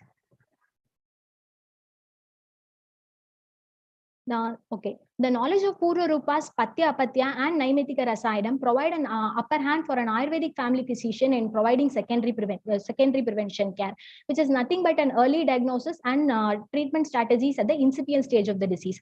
In case of tertiary prevention, it is revolving around the concept of disability limitation and maintenance of the life quality of an individual. The measures taken at the Beda Avastha of a disease in order to prevent the Upadravas and the concept of Yapya diseases in Ayurveda it correlates with this concept. Thus, we can say the different levels of preventive healthcare is an extension of a concept of Shatkriya Kalam in Ayurveda. Next slide, please. The participatory model of healthcare is the one advocated by Ayurveda. In participatory healthcare, the patient is a part of the treatment plan and not just a recipient of the treatment. Ayurvedic family physicians can advocate health promotion through behavioral change intervention that is based on Atma Vijnana. Behavioral change intervention is a cost-effective strategy, and in this case, the patient can gain better control of his own health. Next slide, please. Okay, then the distinctive assessment and treatment modalities of Ayurveda also provide an upper hand for an Ayurvedic family physician. The Ayurvedic assessment modalities take into account of the socio-geographic variations of every individual along with his or her physical and physiological variations to gain an idea. This assessment modality will give the Ayurvedic family physician an idea about what type of person has the disease rather than what disease a person has. Based upon this assessment modality, an Ayurvedic family physician can guide in better primary prevention, diagnosis, as well as therapeutics. Next slide, please. Similar is the case of Ayurvedic treatment modalities, which are patient-centered. Ayurvedic treatment modalities aim to treat the patient as a whole and not just the disease. So Ayurvedic treatment modalities can address the physical, psychological, social, as well as spiritual implications of the disease. It is possible for an Ayurvedic family physician to provide personalized care that is based upon every person's needs, preferences, and values, which can lead to better health outcome. Next slide, please.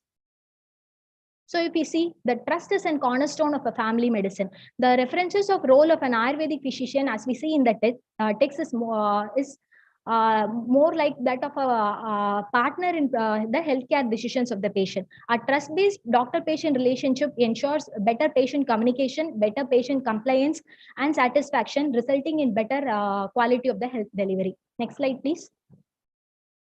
So consequently, if we employ Ayurvedic practitioners in family medicine, it promotes positive health. Positive health is a scenario in which each and every person is capable of translating his or her genetic capabilities into potent phenotypic realities. Such a precise delivery of health by Ayurveda will also reduce the healthcare costs and prevent any adverse drug reactions and antimicrobial resistances. Now, Ayurvedic family physician can also provide strategies for communicable disease prevention through early stage interventions and promotion of healthy behaviors. Such prevention strategies for the various diseases will result in reduced burden on secondary and tertiary healthcare centers. Next slide, please. On the flip side, there are certain areas of concern when an Ayurvedic physician is employed as a family doctor. There is a need for an upgrade in the Ayurvedic referral system for an Ayurvedic physician to serve as better doctor. And awareness has to be created in both the among the general public as well as the other medical professions regarding the scope of Ayurveda. Specialty training is needed, and as well as the technology use has to be promoted. So in conclusion, we can say if Ayurvedic practitioners are employed as a family physician, it results in a healthcare which is both healthy as well as caring. Affordable healthcare services, which is holistics, can be made possible for all strata of the solution, all strata of the society. So to conclude, the success of a healthcare system is educating the people to not need a healthcare system, and Ayurvedic family physicians in the primary health level can ensure just the same. Thank you.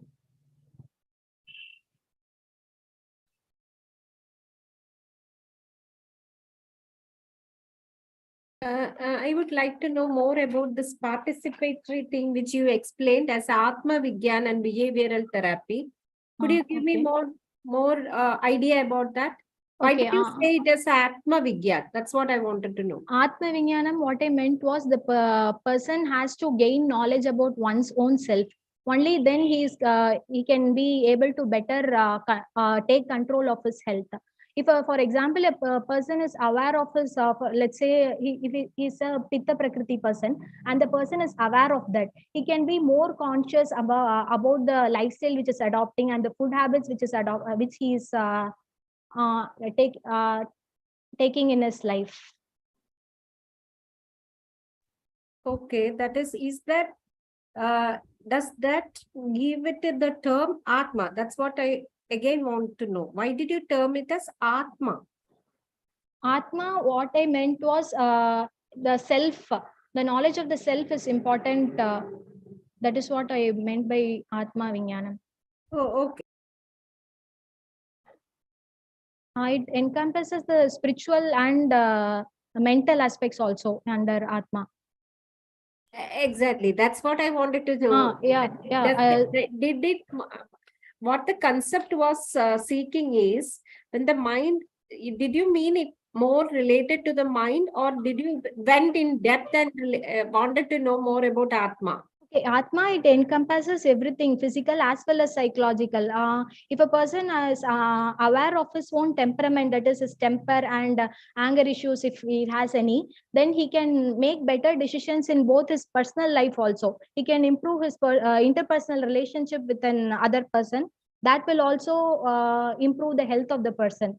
Health is encompassing all this physical, mental, and spiritual well-being. So it can all be correlated under the term of Atma Vijnanam. Okay.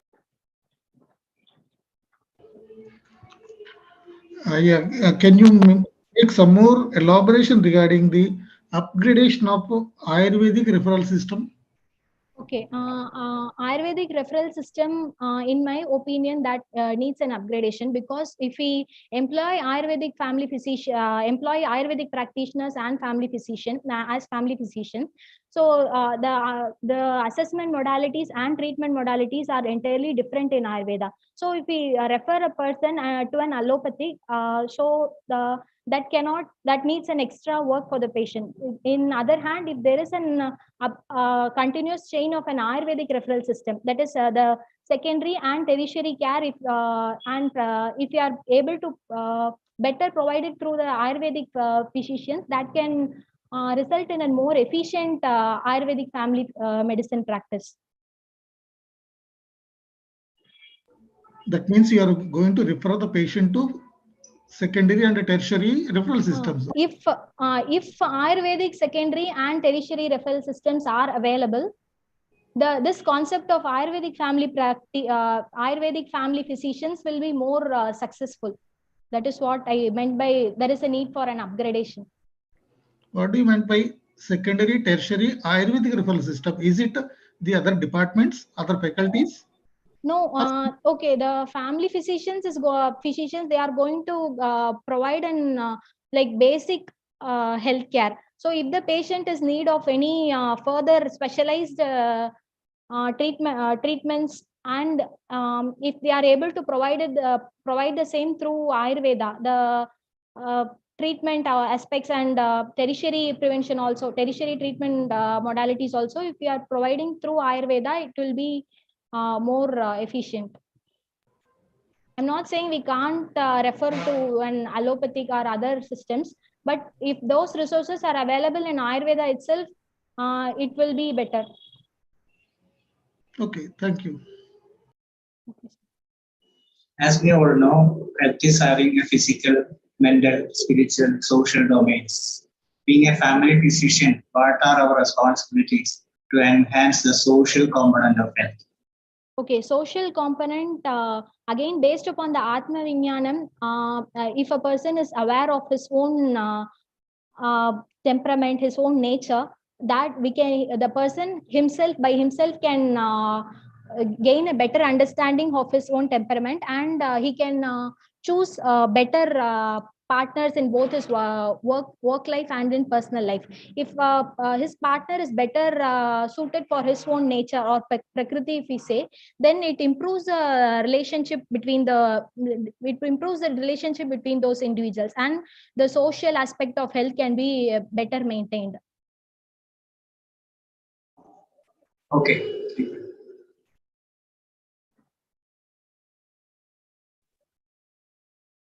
UG 013 has taken 7 minutes and 46 seconds.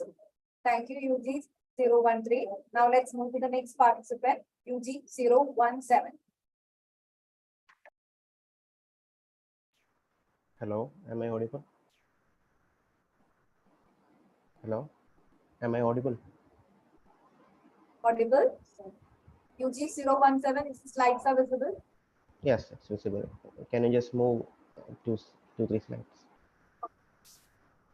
It's visible Okay. now? Yes, it's visible. UG 017, are you ready? Yeah, I'm ready. The time starts now. So good afternoon all. I'm here to talk about the topic role of Ayurveda practitioner as a family physician. Next slide.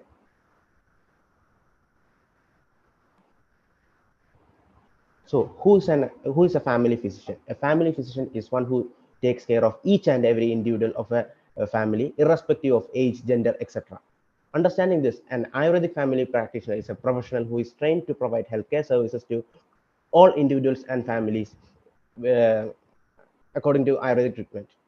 On comparing a traditional family physician with a primary care physician, a primary care physician is trained in a specific area of medicine such as pediatrics, gynecology, general medicine, etc. Whereas a traditional family physician has a more holistic approach to healthcare and a broader view of treatment. Next slide, please.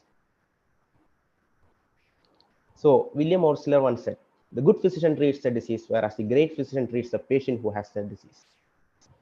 WHO reports that family physician constitutes the fundamental core of health system.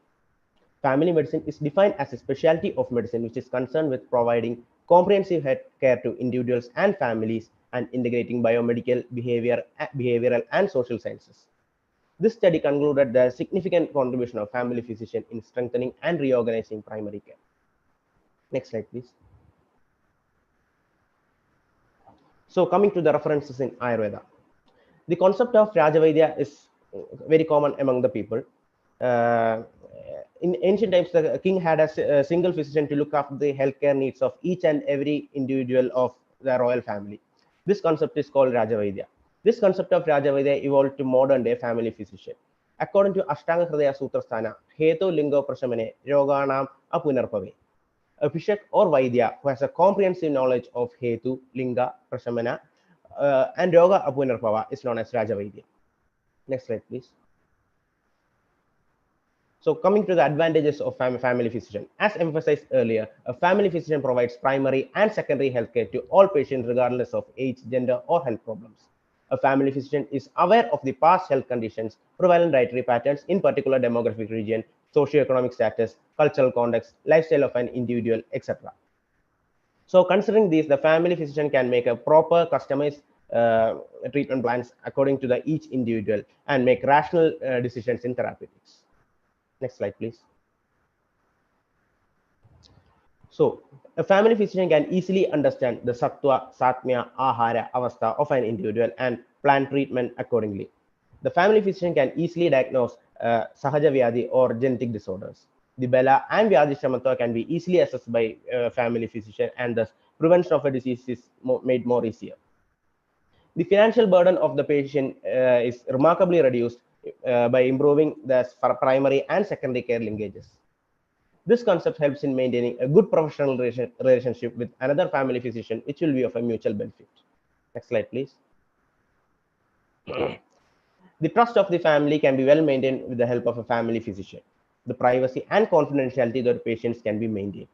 It is time saving by avoiding long appointments in multi-specialty hospitals. Early availing of health services can be done. It is cost effective and provide individualized and comprehensive health care. The family can attain a suitable guidance before being referred to a secondary health center by another doctor. An Ayurvedic family physician can become a counselor to the family, creating mental well-being. Next slide, please. So coming to the demerits of decline in family physician. Before 1980s, the family physician concept was more prevalent. But after 1980s, the specialty and super specialty trend emerged, and this eroded the concept of family physician. This led to OTC medicines or over-the-counter medicines and irrational use of antibiotics. This scenario made health system very expensive to common man. Next slide, please. Coming to the importance of Ayurveda practitioner as a family physician. According to Acharya Charaka, Maitri Karunya Matreshu Shakya Pridira Bheksham, Pagrasteshu Pudeshu, Vaidivritis Chadurvidhi. This is the Chadurveda Vaidivritti according to Acharya Charaka. He gives primary importance to Maitri or friendliness, which can be achieved easily by a family physician. Next slide, please. Practice of combination of natural remedies, dietary and lifestyle modification, and therapeutic practices to promote health and wellness will be the goal of an Ayurvedic family physician. Services like preventive care, management of chronic conditions, nutritional counseling, stress management can be delivered. They may also collaborate with other health providers to ensure comprehensive and integrated care for their patients. Next slide, please. Sattva Vajaya Chikitsa, Yukti Abhasa Chikitsa can be incorporated for emotional and mental health with a likeness to cognitive behavioral therapy. Ayurvedic family physician is like a conventional family physician, but with a more focus on Ayurvedic principles and therapies to promote health and prevent diseases. The family physician play a key role to connect to all health systems. Next slide, please. Quoting a slogan from Ashtanga Sangraha Sutrasthana, Anadhan Rogino Putravatsa Mubajare. It means that a doctor should treat a patient with the same compassion as he treats his son. So, thank you.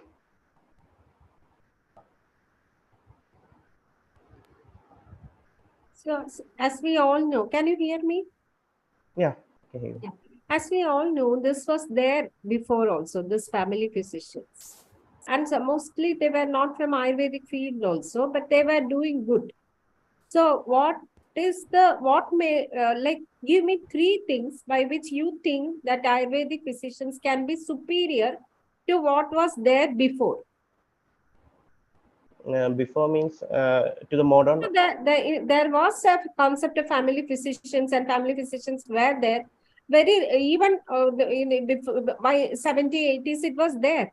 And that people used to consult their family physicians, and they were not Ayurvedic people. They were the people from the modern science also. But if you are presenting it with an Ayurvedic physician, what do you think that will be different from the other person? Because he was also popular with the villagers, isn't it? What will make this person stand apart, means superior to the other person? Do you think it will be superior or it will be same? I want to know your opinion. It will be always superior considering an Ayurveda practitioner as a family physician. Because we are Ayurvedic people, do you think it is really there? Now, I want to know your opinion. Honest opinion. Yeah, it is always superior because as compared the main limitation of multi-specialty hospitals is the cost will be more than there won't be any friendly approach to the doctors. Whereas when coming to family physician, the patient physician confidentiality can be maintained, and diagnosis could be made more easier since they know their family well. Okay.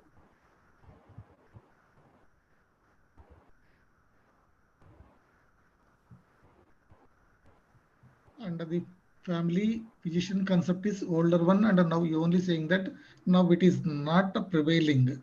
Then how it is to be prevailed, and what suggestions you are giving for this family physician through your presentation? Actually, it was prevalent in earlier times, but later on, when during the 1980s times, when the multi-specialty trends were growing, it reduced diminishingly. But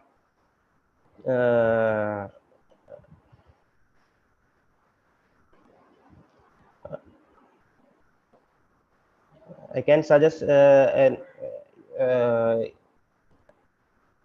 each family. Okay, leave it. No problem. No problem, leave it. Okay.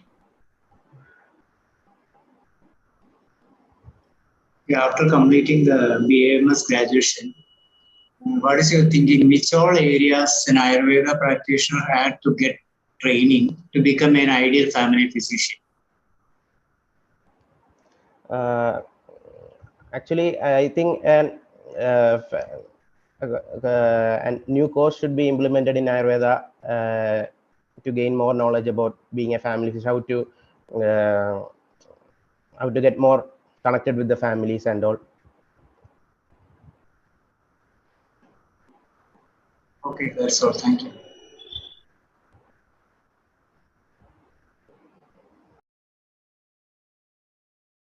UG 017 has taken 5 minutes and 39 seconds. Thank you, UG 017. Let's move to the next contestant, UG 018.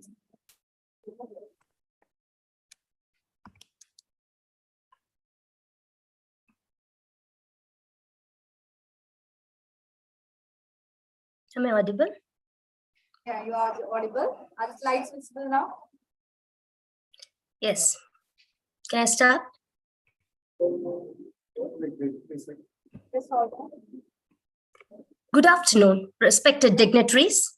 Today, I would like to present on the topic, role of Ayurveda practitioner as a family physician. Next slide. Just hold on, just hold on. UG 018, we have to restart the presentation, just hold on. Okay. UG 018, your time starts now. Good afternoon, respected dignitaries. Today, I would like to present on the topic, role of Ayurveda practitioner as a family physician. Next slide. I would like to present Ayurveda physician as a life coach, which is one of the most booming career options on date, dealing with all the aspects of health by merging Ayurveda principles of management with technology, increasing the accuracy of diagnosis, treatment protocol, thereby considering the patient's subtle factors. Next slide. We all know that the idea of one medicine for all has been outdated in this era of ultragenomics and microbiomes. So personalized precision medicine is the next generation suitability in the area of health preservation and disease management. Knowledge of patients' physical, mental, social health precisely can help in creating a personalized treatment tool. Next slide, please. So Ayurveda physician as a life coach can address the patient's different spectrum or aspects of health, such as physical, mental, social, and spiritual. In physical health, dealing with preventive and curative aspects. In mental health, dealing with stress, depression, anxiety, and other mental disorders. Social, making their professional, personal, and cultural life in a better way. And in spiritual life, by interventions such as yoga and meditation. Next slide, please.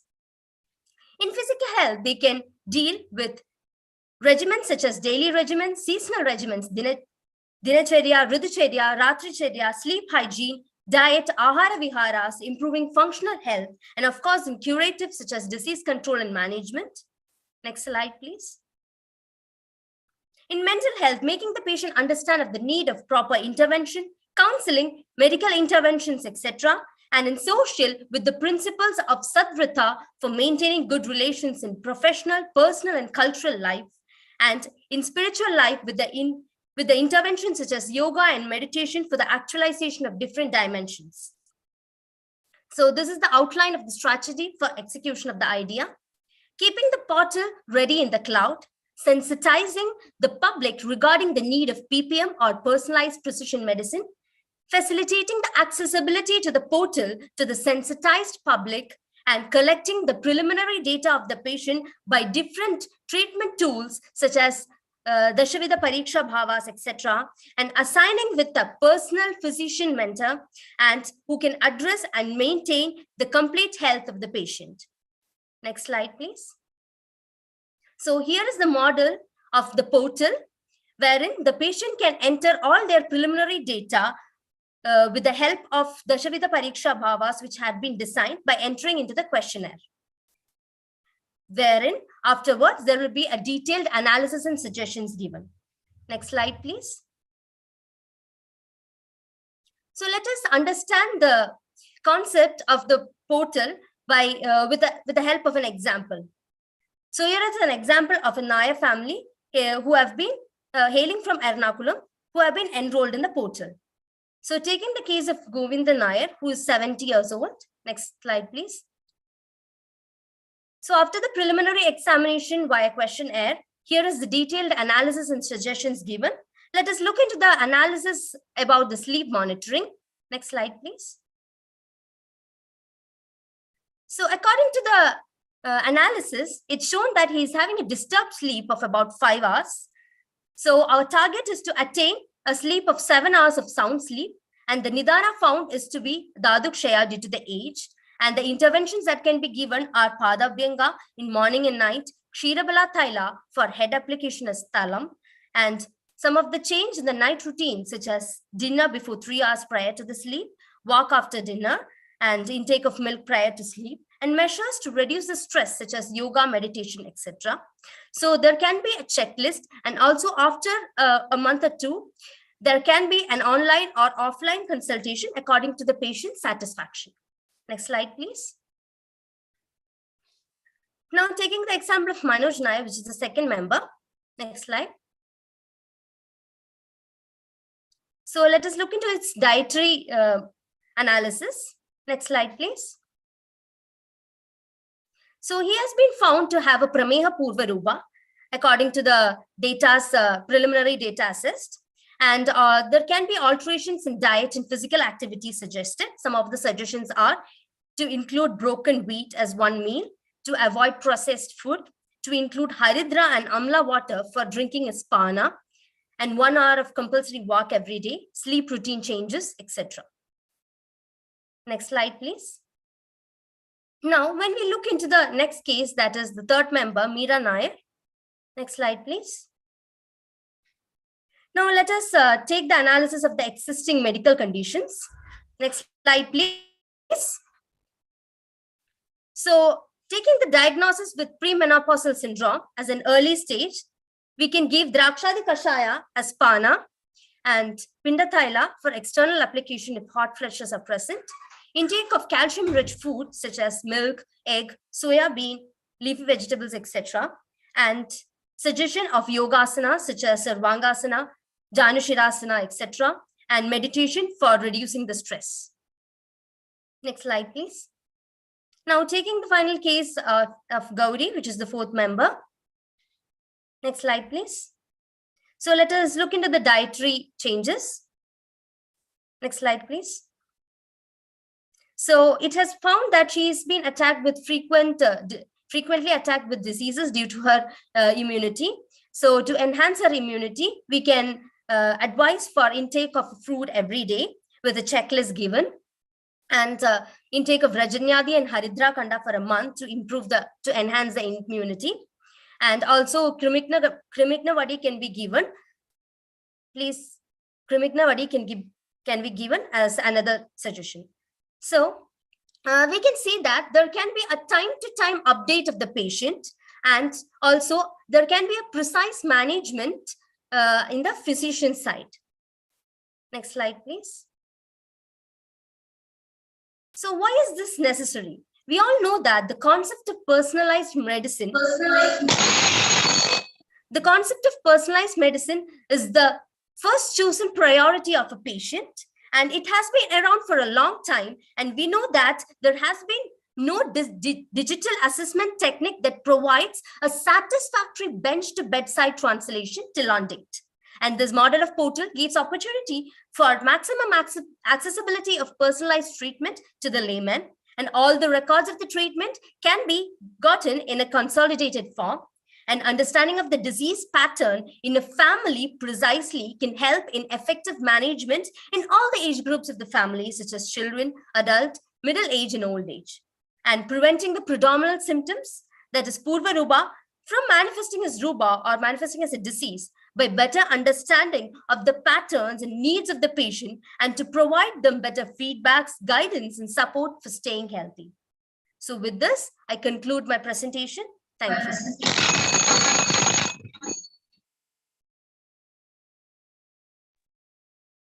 Okay, this is this digital era. If any person, for example, a woman of 49 years old, if she types in her mobile, like I am 49 and I have difficulty, something you type like that, everything which you explain here will come. So what is the difference between what you suggested and what you can get from the net? So, ma'am, actually, these are the suggestions that have been given by the assigned family physician. There can be a family physician assigned for each family, and these are the suggestions that are given by the family physician.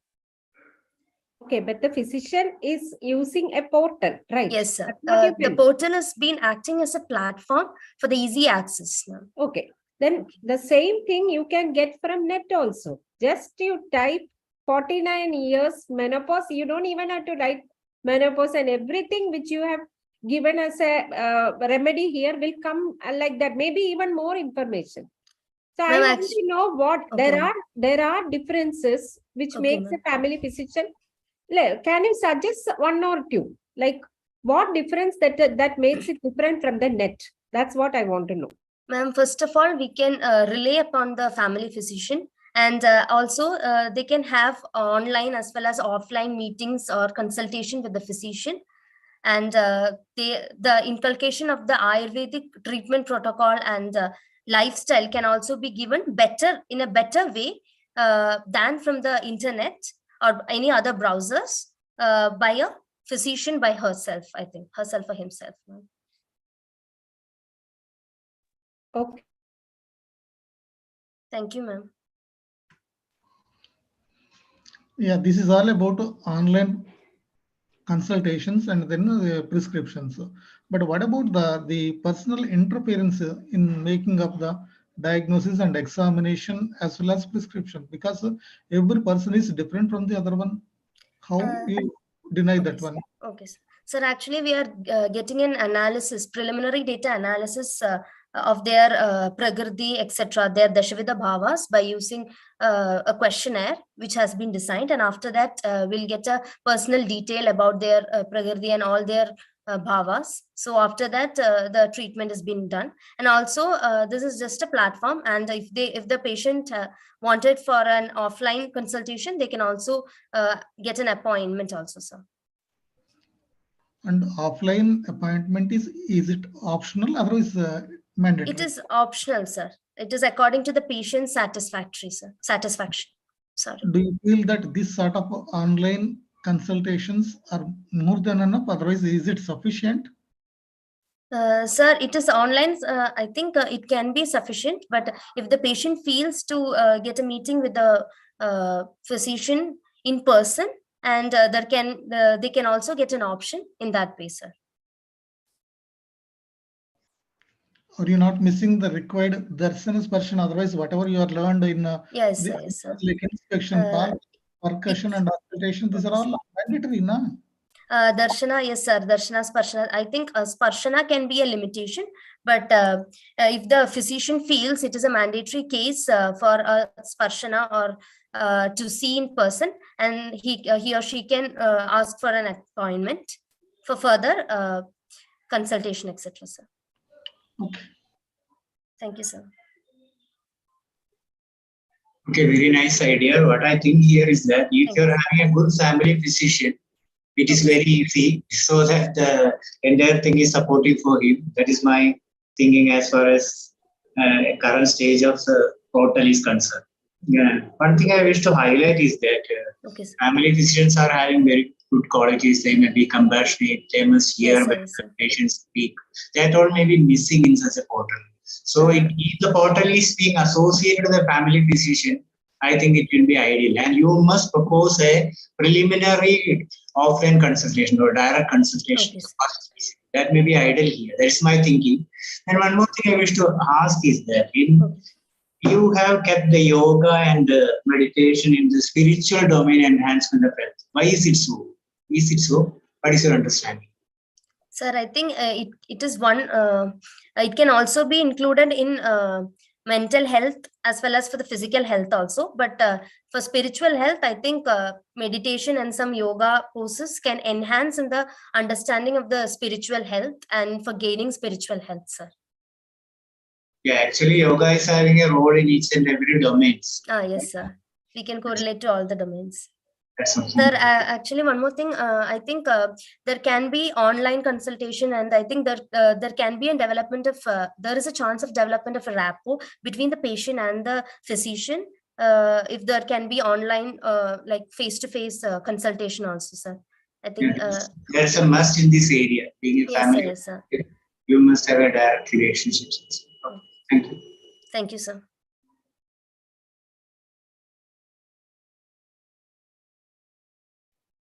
UG018 has taken 8 seconds. Thank you, UG018. By this, we are moving to the final. Sorry, UG018 has taken 8 minutes. By this, we are moving to the final presentation in UG session. The last participant is UG1019. The last participant, UG019. Hello, ma'am.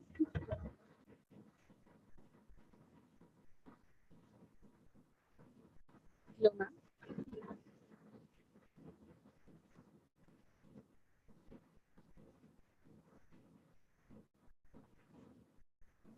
UG019, am I audible? Yes, ma'am. It's audible. Am I audible? UG019. Am I audible? Am I audible? Yes, you are audible now. Presentation visible? Yes, ma'am. Yes, it's visible and changing slides are changing. Are you ready now? Yes, ma'am. I'm ready. The time starts now.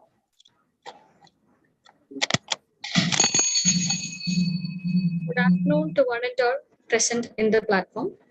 Myself, UG019. Moving on to the topic of discussion, role of Ayurveda practitioner as a family physician. The next slide, please.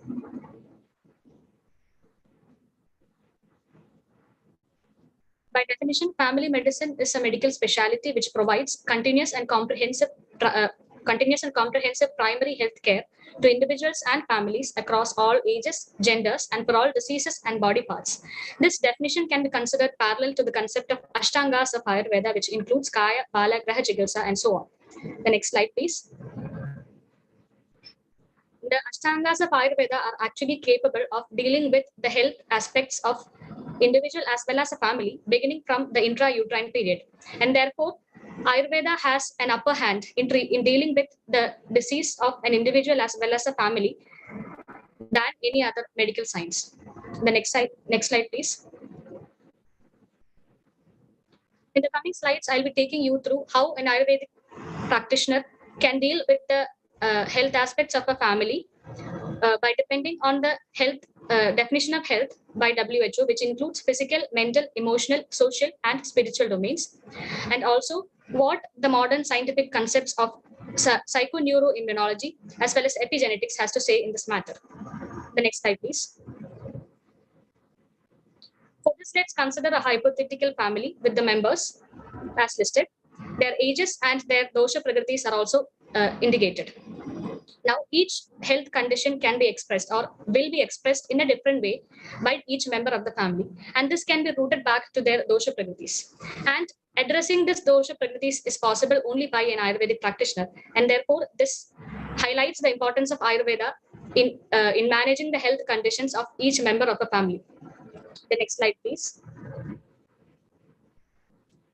For discussing the implementation of this idea at different levels, beginning with the curative aspects, Ahara and Vihara can be suggested to the members of the family for each member or for family as a whole, according to the Prakriti and Agni of the members of the family, and this can help in treating diseases in a better way. The next slide. At the prophylactic level, Ahara Kramas, exercise, physical activities, Ritu Shodhana, Acharya Rasayanam, and yoga can be suggested as a prophylactic methods to the family as a whole, or specifically to each member of the family, and this can help in preventing diseases that arise out of a family situation. The next slide, please. At a psychological level, justifying and accepting the emotions and interactions of each member of the family can be made easier by understanding the Prakriti and Dosha Avastha of each member. And this can create a positive environment in the family and also promote positive interactions between the members of the family. And this will in turn help in molding the children into better individuals of the future. The next slide, please. At an emotional and social level, the increased number of suicidal attempts due to psychological disturbances especially can be dealt better with the Mano Dosha Aushadas explained by our Acharyas. And why the psychological concept or the psychological aspect of health has a greater importance in this era can be explained with the help of modern scientific terms or concepts like psychoneuroimmunology and epigenetics. The next slide, please. Stress factors especially are a cause of the psychological disturbances that we have described in the previous slide. So the stress factors have an impact on the nervous system as well as the endocrine system of an individual. And these two systems will have a combined effect on the immune system. And this is explained by psychoneuroimmunology. This way, by understanding this concept, we can trace many of the diseases occurring in a family, maybe in one member or throughout the generations of the family. And this can be traced back to the psychological status or the Mano Dosha Avastha of each member of the family. The next slide, please. As most of the stress factors are present within the environment of the family, or within the environment, and family is the most immediate environment, that therefore this environment has the ability to modify even the genetic expressions. That is, it has the ability to turn on and off the genetic expression without changing the base pairs.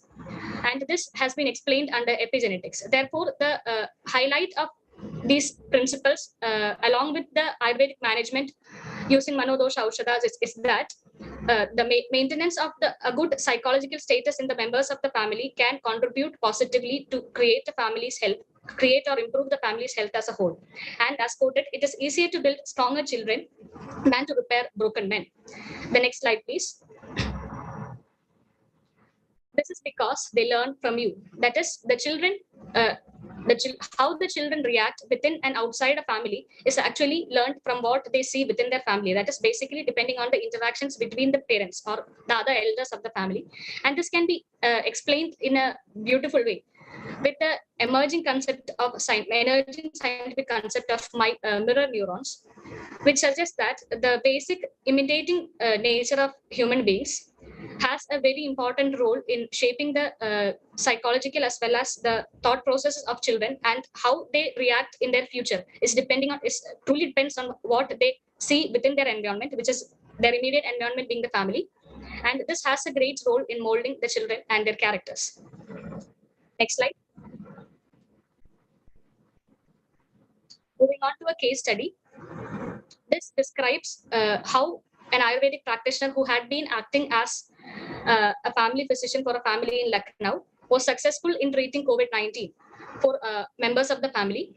All members of the family except one member was infected by COVID-19 during April 2021, and each member presented with a different set of symptoms.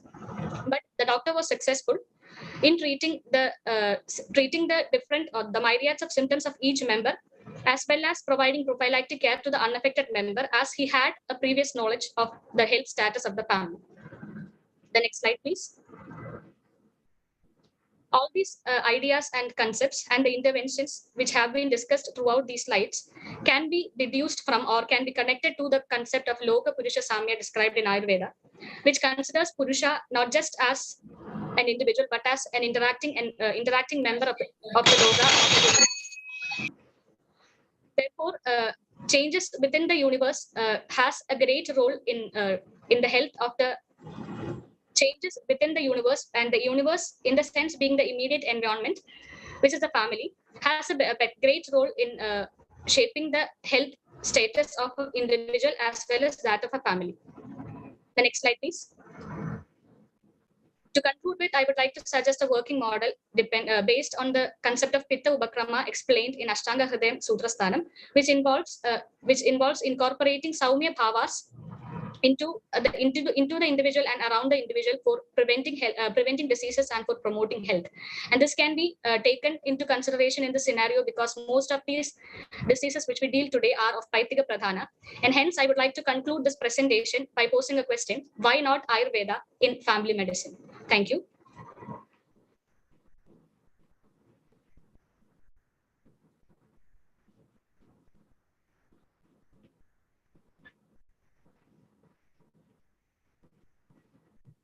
I am skipping the question. Okay. Thank you.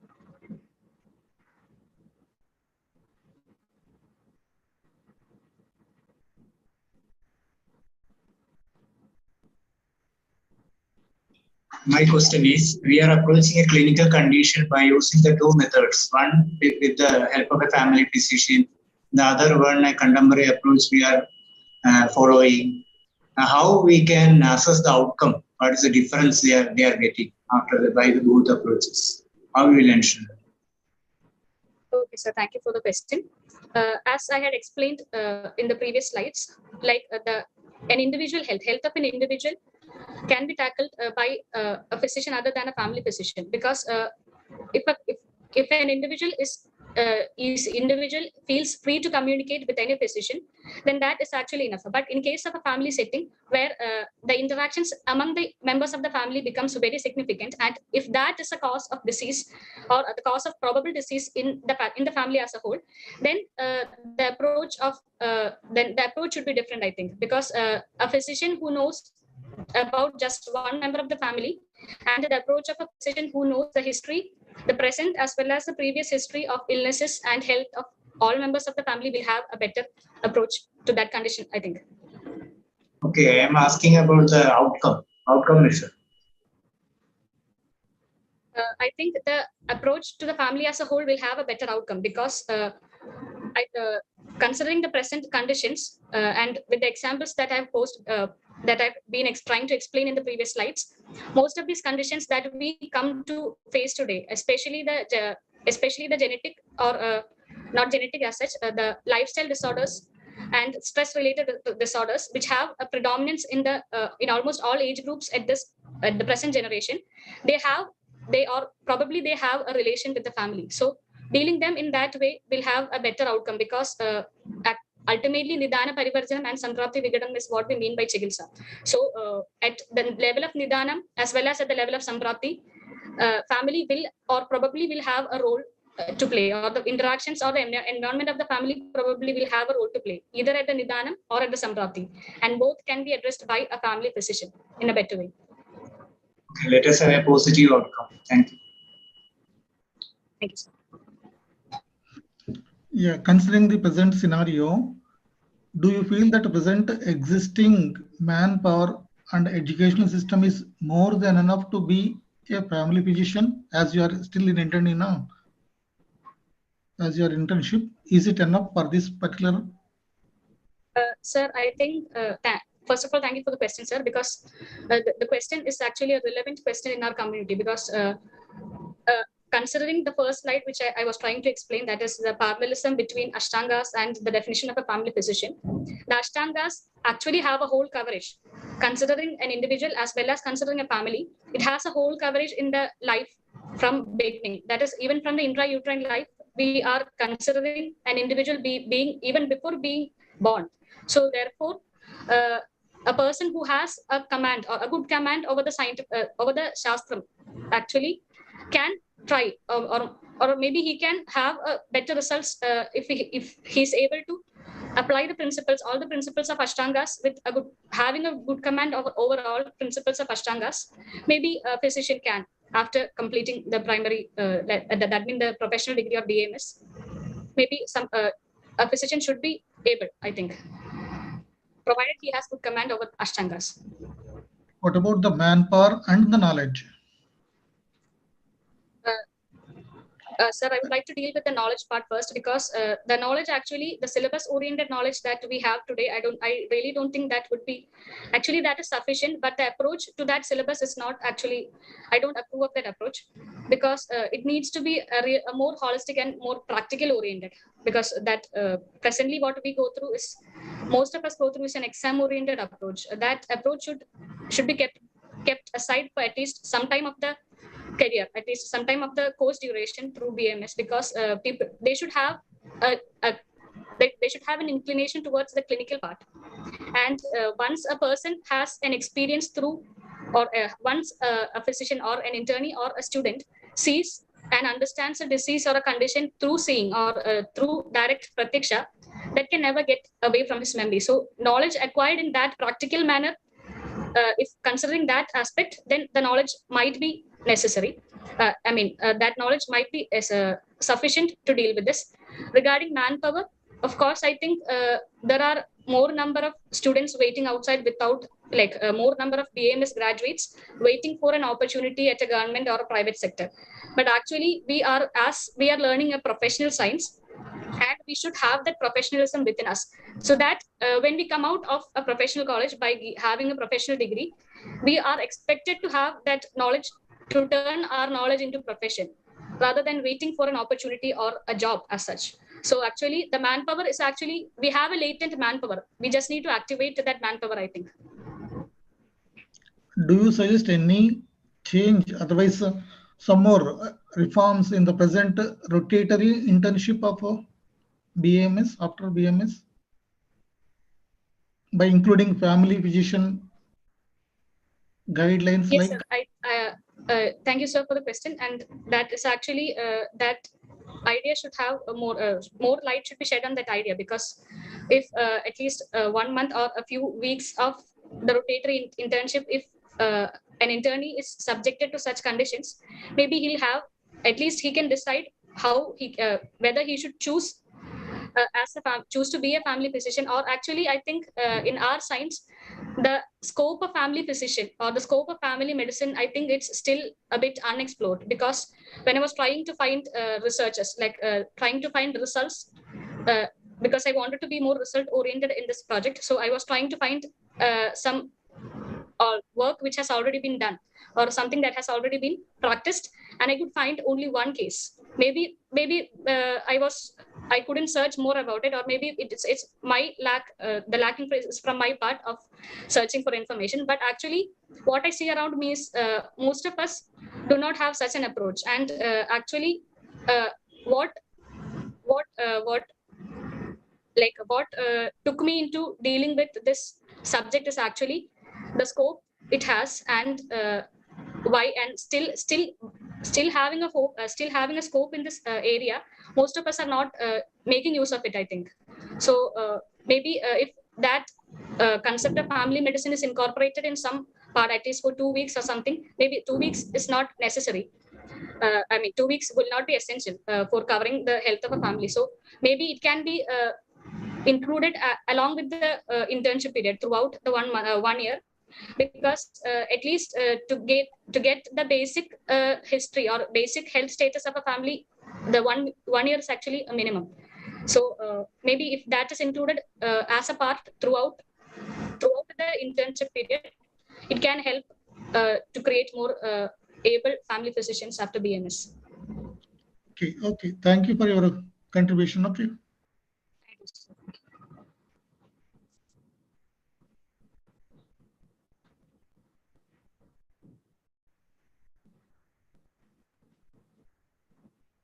Thank you, Upatnayan. She has taken 8 minutes. By this, our all presentation in community section is over. I request all contestants to stay back to listen to the declared. Thank you.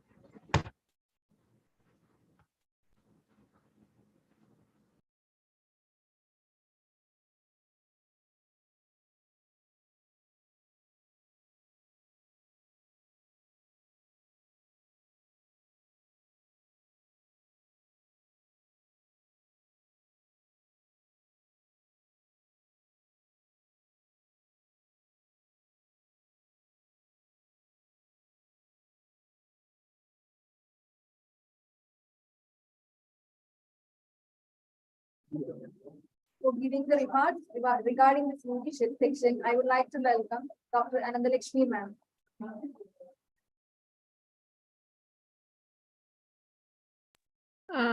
It was a very beautiful session. I enjoyed a lot.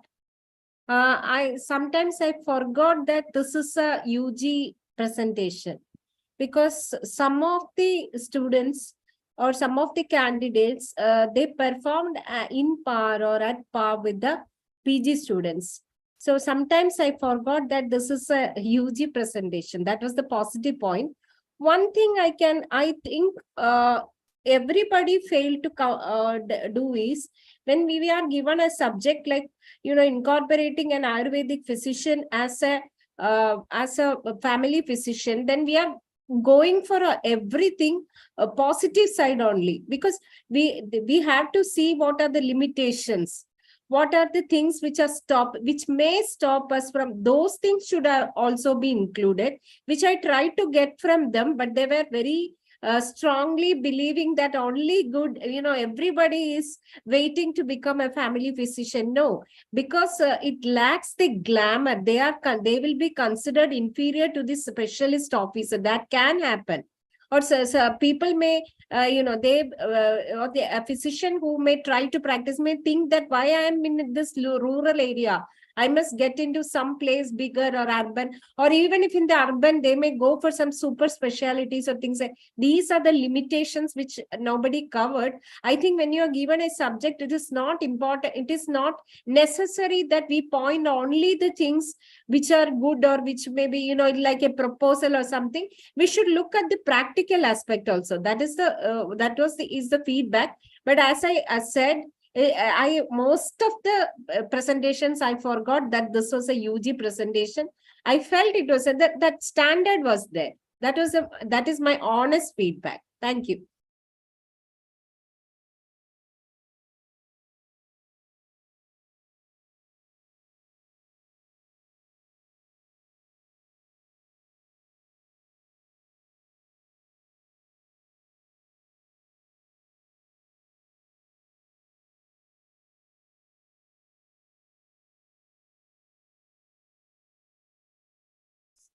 Ma'am, your audio is mute. Ma'am, you are not audible.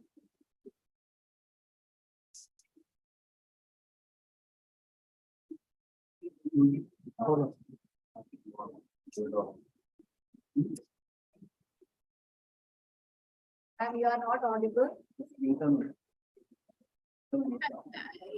Am I supposed to speak?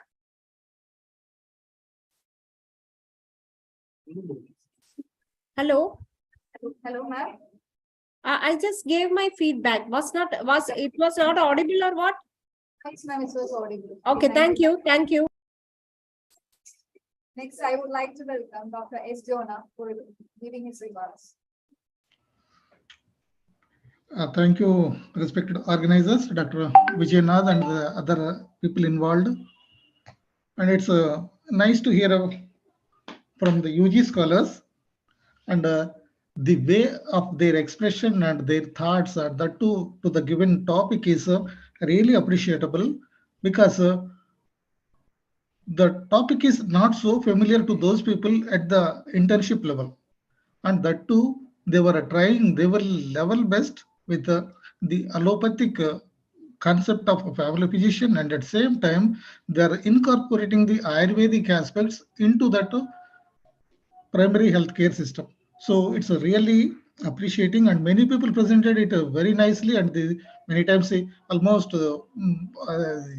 their scores also many times it's like clashing with each other. And a few presentations and it's really very good to have that people online to have their expression regarding the knowledge and the way of presentation and the arrangement of the slides and the other graphics. Otherwise the informations what supposed to be kept in the slide is really appreciating. And yes, I really, you people are doing a very good work in the name of Dr. Prakash Mangalaseri. Yes, we were having some relation, and it was incidentally, Vandana was my student when I was in Udupi, and Prakash was my friend since my post-graduation at Trivandrum. He was doing by that time undergraduation at Kottakkal, and we were having good relations. And particularly wherever we are meeting, there was a lot of what do you say, bonding was there. So let the good work going on, what you are doing in the name of Prakash, and at the same time, the Ayurveda Research Foundation has to be continued. And really, I'm happy to be part of this particular event. And thank you, one and all, for me providing this an opportunity to be there with you. Thank you all.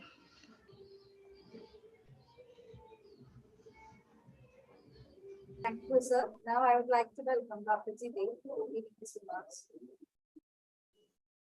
Good evening, one and all. Respected dignitaries on the dais, and let me start with my tributes to my classmate, Dr. Prakash Mangalesheri, of the name of which the presentation is being held on. And we studied together in the AMS for 6 years, and we worked in the same department for almost 15 years. And he was a real role model after I started my career in the Ayurveda field. The next thing I wish to highlight is the sincere effort from the AMI Research Foundation, who made such a presentation competition possible. My sincere congratulations to the whole team of Research Foundation. And also thanks for inviting me in such a big stage. And as far as presentations are concerned, it was very nice. We got a lot of ideas from the scholars, and I feel that the future of Ayurveda is safe in their hands. The presentations were so good. And a few things I wish to highlight is that if we are given a topic for presentation, we must not think that everything is mentioned in Ayurveda. If you are mentioning such a manner, there may not be any scope of improvement. We may say that many of the concepts of such family medicine is there in Ayurveda as well. But as I already explained, it started in 1986, and the 2002 health policy promoted the family medicine. And still, many of the medical colleges are not having a separate department of family medicine. So it is developing in a very gradual manner. And what we wish to highlight is that Ayurveda is having a lot to contribute, but we are having several limitations. We have to work upon it to make us ensure the role of a family physician. That is what I wish to add here. Always negatives we have to consider, so that we must have an improvement in future. That is my advice to all the scholars. All have done well, and let them continue their work. We must. The thing is that now, while we are searching for data, less publications are there from the part of Ayurveda. So I was asking one of the scholar how we will be assessing the outcome. In such an area, publications are there, and further researches are needed. And that's all. I wish all the scholars present here all the very best. Thank you.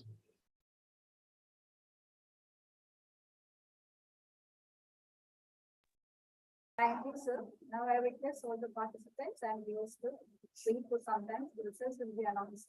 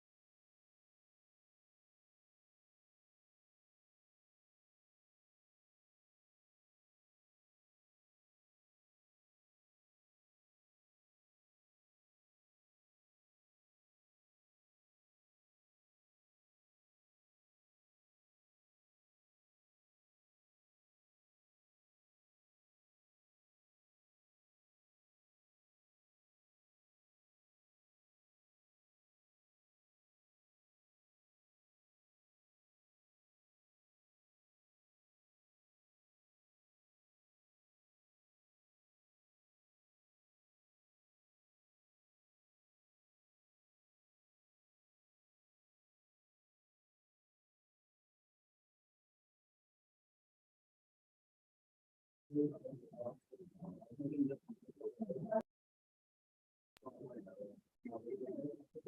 Vandana Prakash will be announcing the results next one.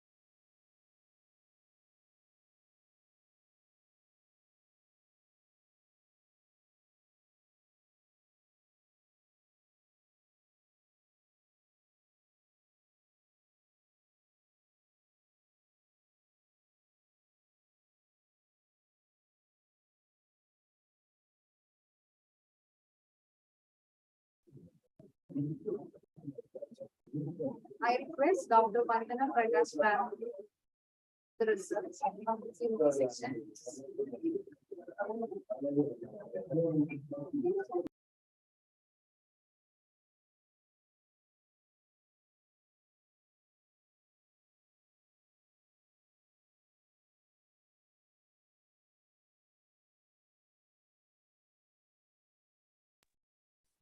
Dr. Vandana ma'am, I request the result of the session.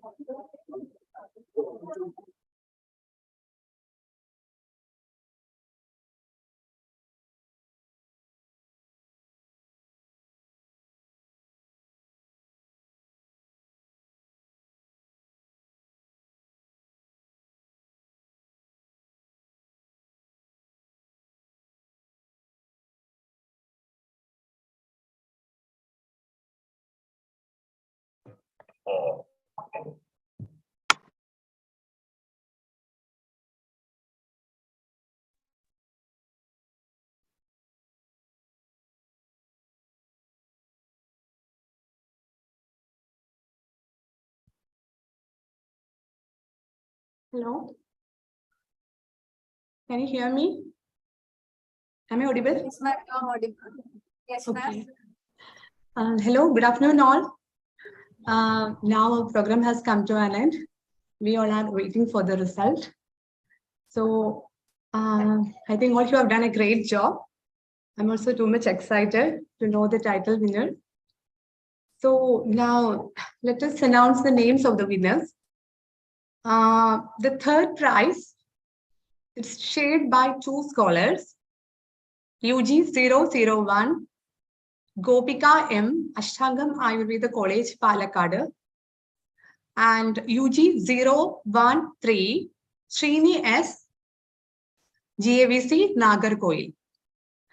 And the second place goes to UG 019, Sri Lakshmi T, Government Ayurveda College, Tripunitura. And today's title winner, the first prize goes to UG 010, Devika Harikumar, VAC, Ullur. Congratulations to all the winners.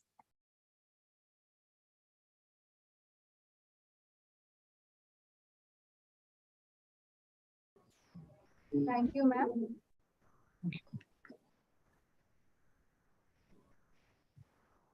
Next, I would like to invite Dr. Arjun M, General Convener, AMA Research Foundation's Academic Fair, to concluding remarks.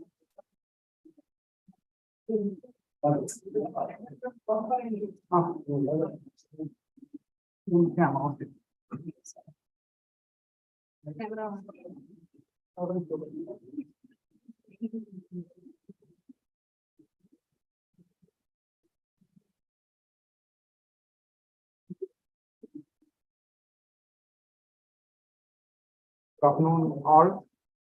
Thus, it came to the end of the show. Ayurveda Medical Association Research Foundation, the research wing of Ayurveda Medical Association of India, the largest conglomeration of doctors in India, is conducting this talent hunt for the past 4 years. This is the 4th year. Over the years, we got overwhelming response from the academy, the scientific community, and of course, from the common practitioners. We aimed to nurture the scientific temper among the young doctors of Ayurveda and also the blooming doctors of Ayurveda. It's a culmination of a tedious effort of a lot of people in front and behind the curtain for the past 3 months. As mentioned by everyone, this is a real tribute to the doyen of Ayurveda, Dr. Prakash Mangalesheri, who constantly inspired us in this short journey to the earth. I thank the distinguished jury, Dr. Ansari sir, Dr. Galib sir, Dr. Girish Tillu sir, Dr. Jidesh Madhavan sir, Dr. Anandalakshmi madam, Dr. S. Jona sir, for their inspiring words as well as spending a lot of time for screening this tight competition. And also those judges who were in the screening process throughout, Dr. N.V. Srival sir, Dr. Abhilash sir, Dr. Pradeep sir, Dr. Binita madam, Dr. Simi Ravindran ma'am, Dr. Netradas sir, Dr. Smita A.V. ma'am, Dr. Ramya ma'am, Dr. Saraswati ma'am, Dr. Ankush sir. And also, I wholeheartedly congratulate all the winners and also the participants, even though it was a challenging topic in both the disciplines. I thank all the dignitaries who were present throughout this event, especially to the doctors as well as the office bearers of Ayurveda Medical Association of India. I once again extend my wholehearted thanks to all the team members of the organizing committee, Dr. C.D. Dina ma'am, Dr. Ajit Kumar sir, Dr. Raju Thomas sir, for their tireless effort, and also to the scientific team headed by Dr. M. Vinod Kumar sir, Dr. Jigesh sir, etc.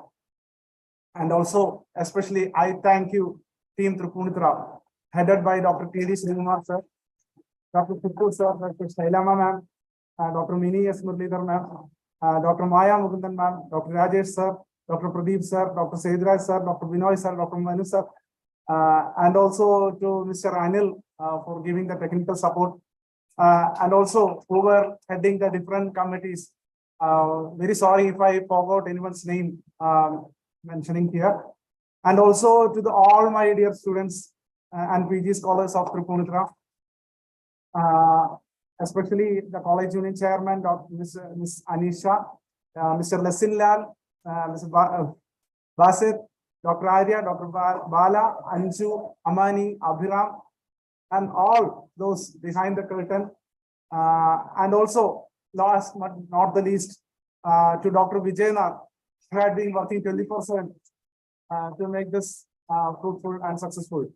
And I request all of you to join us in the mega finals of the Dr. C.R. Agnivesh Memorial 4th National Level MD MS Ayurveda Thesis Competition organized in connection with the VP.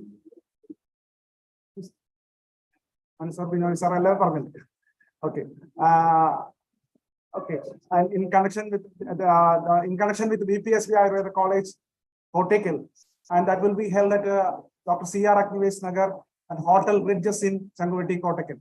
So that will be on next Sunday, 26th February 2023, 9 a.m. onwards. And that will be inaugurated by our Honorable Central Ayush Government Ayush Secretary, Dr. Vaidya Rajesh Kotecha sir. So I welcome all of you to attend this mega event physically, which will be held at the Kottakkal. Thank you all, one and all. Thank you one and all once again. Thank you for making it a memorable event. Thank you very much. And I request all of you to stand up for the national anthem.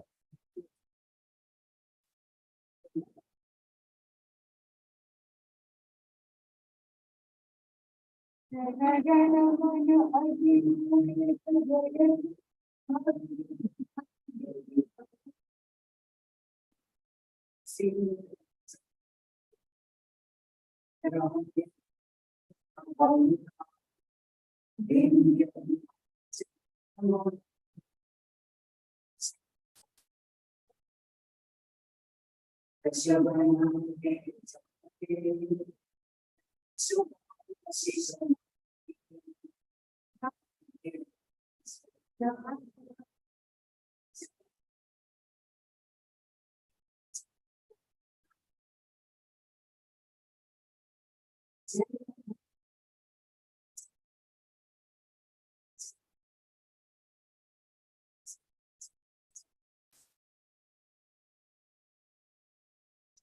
you once again from my team, Dr. Anand and Dr. Rajesh Nilamana and myself thanking you. Thank you all once again.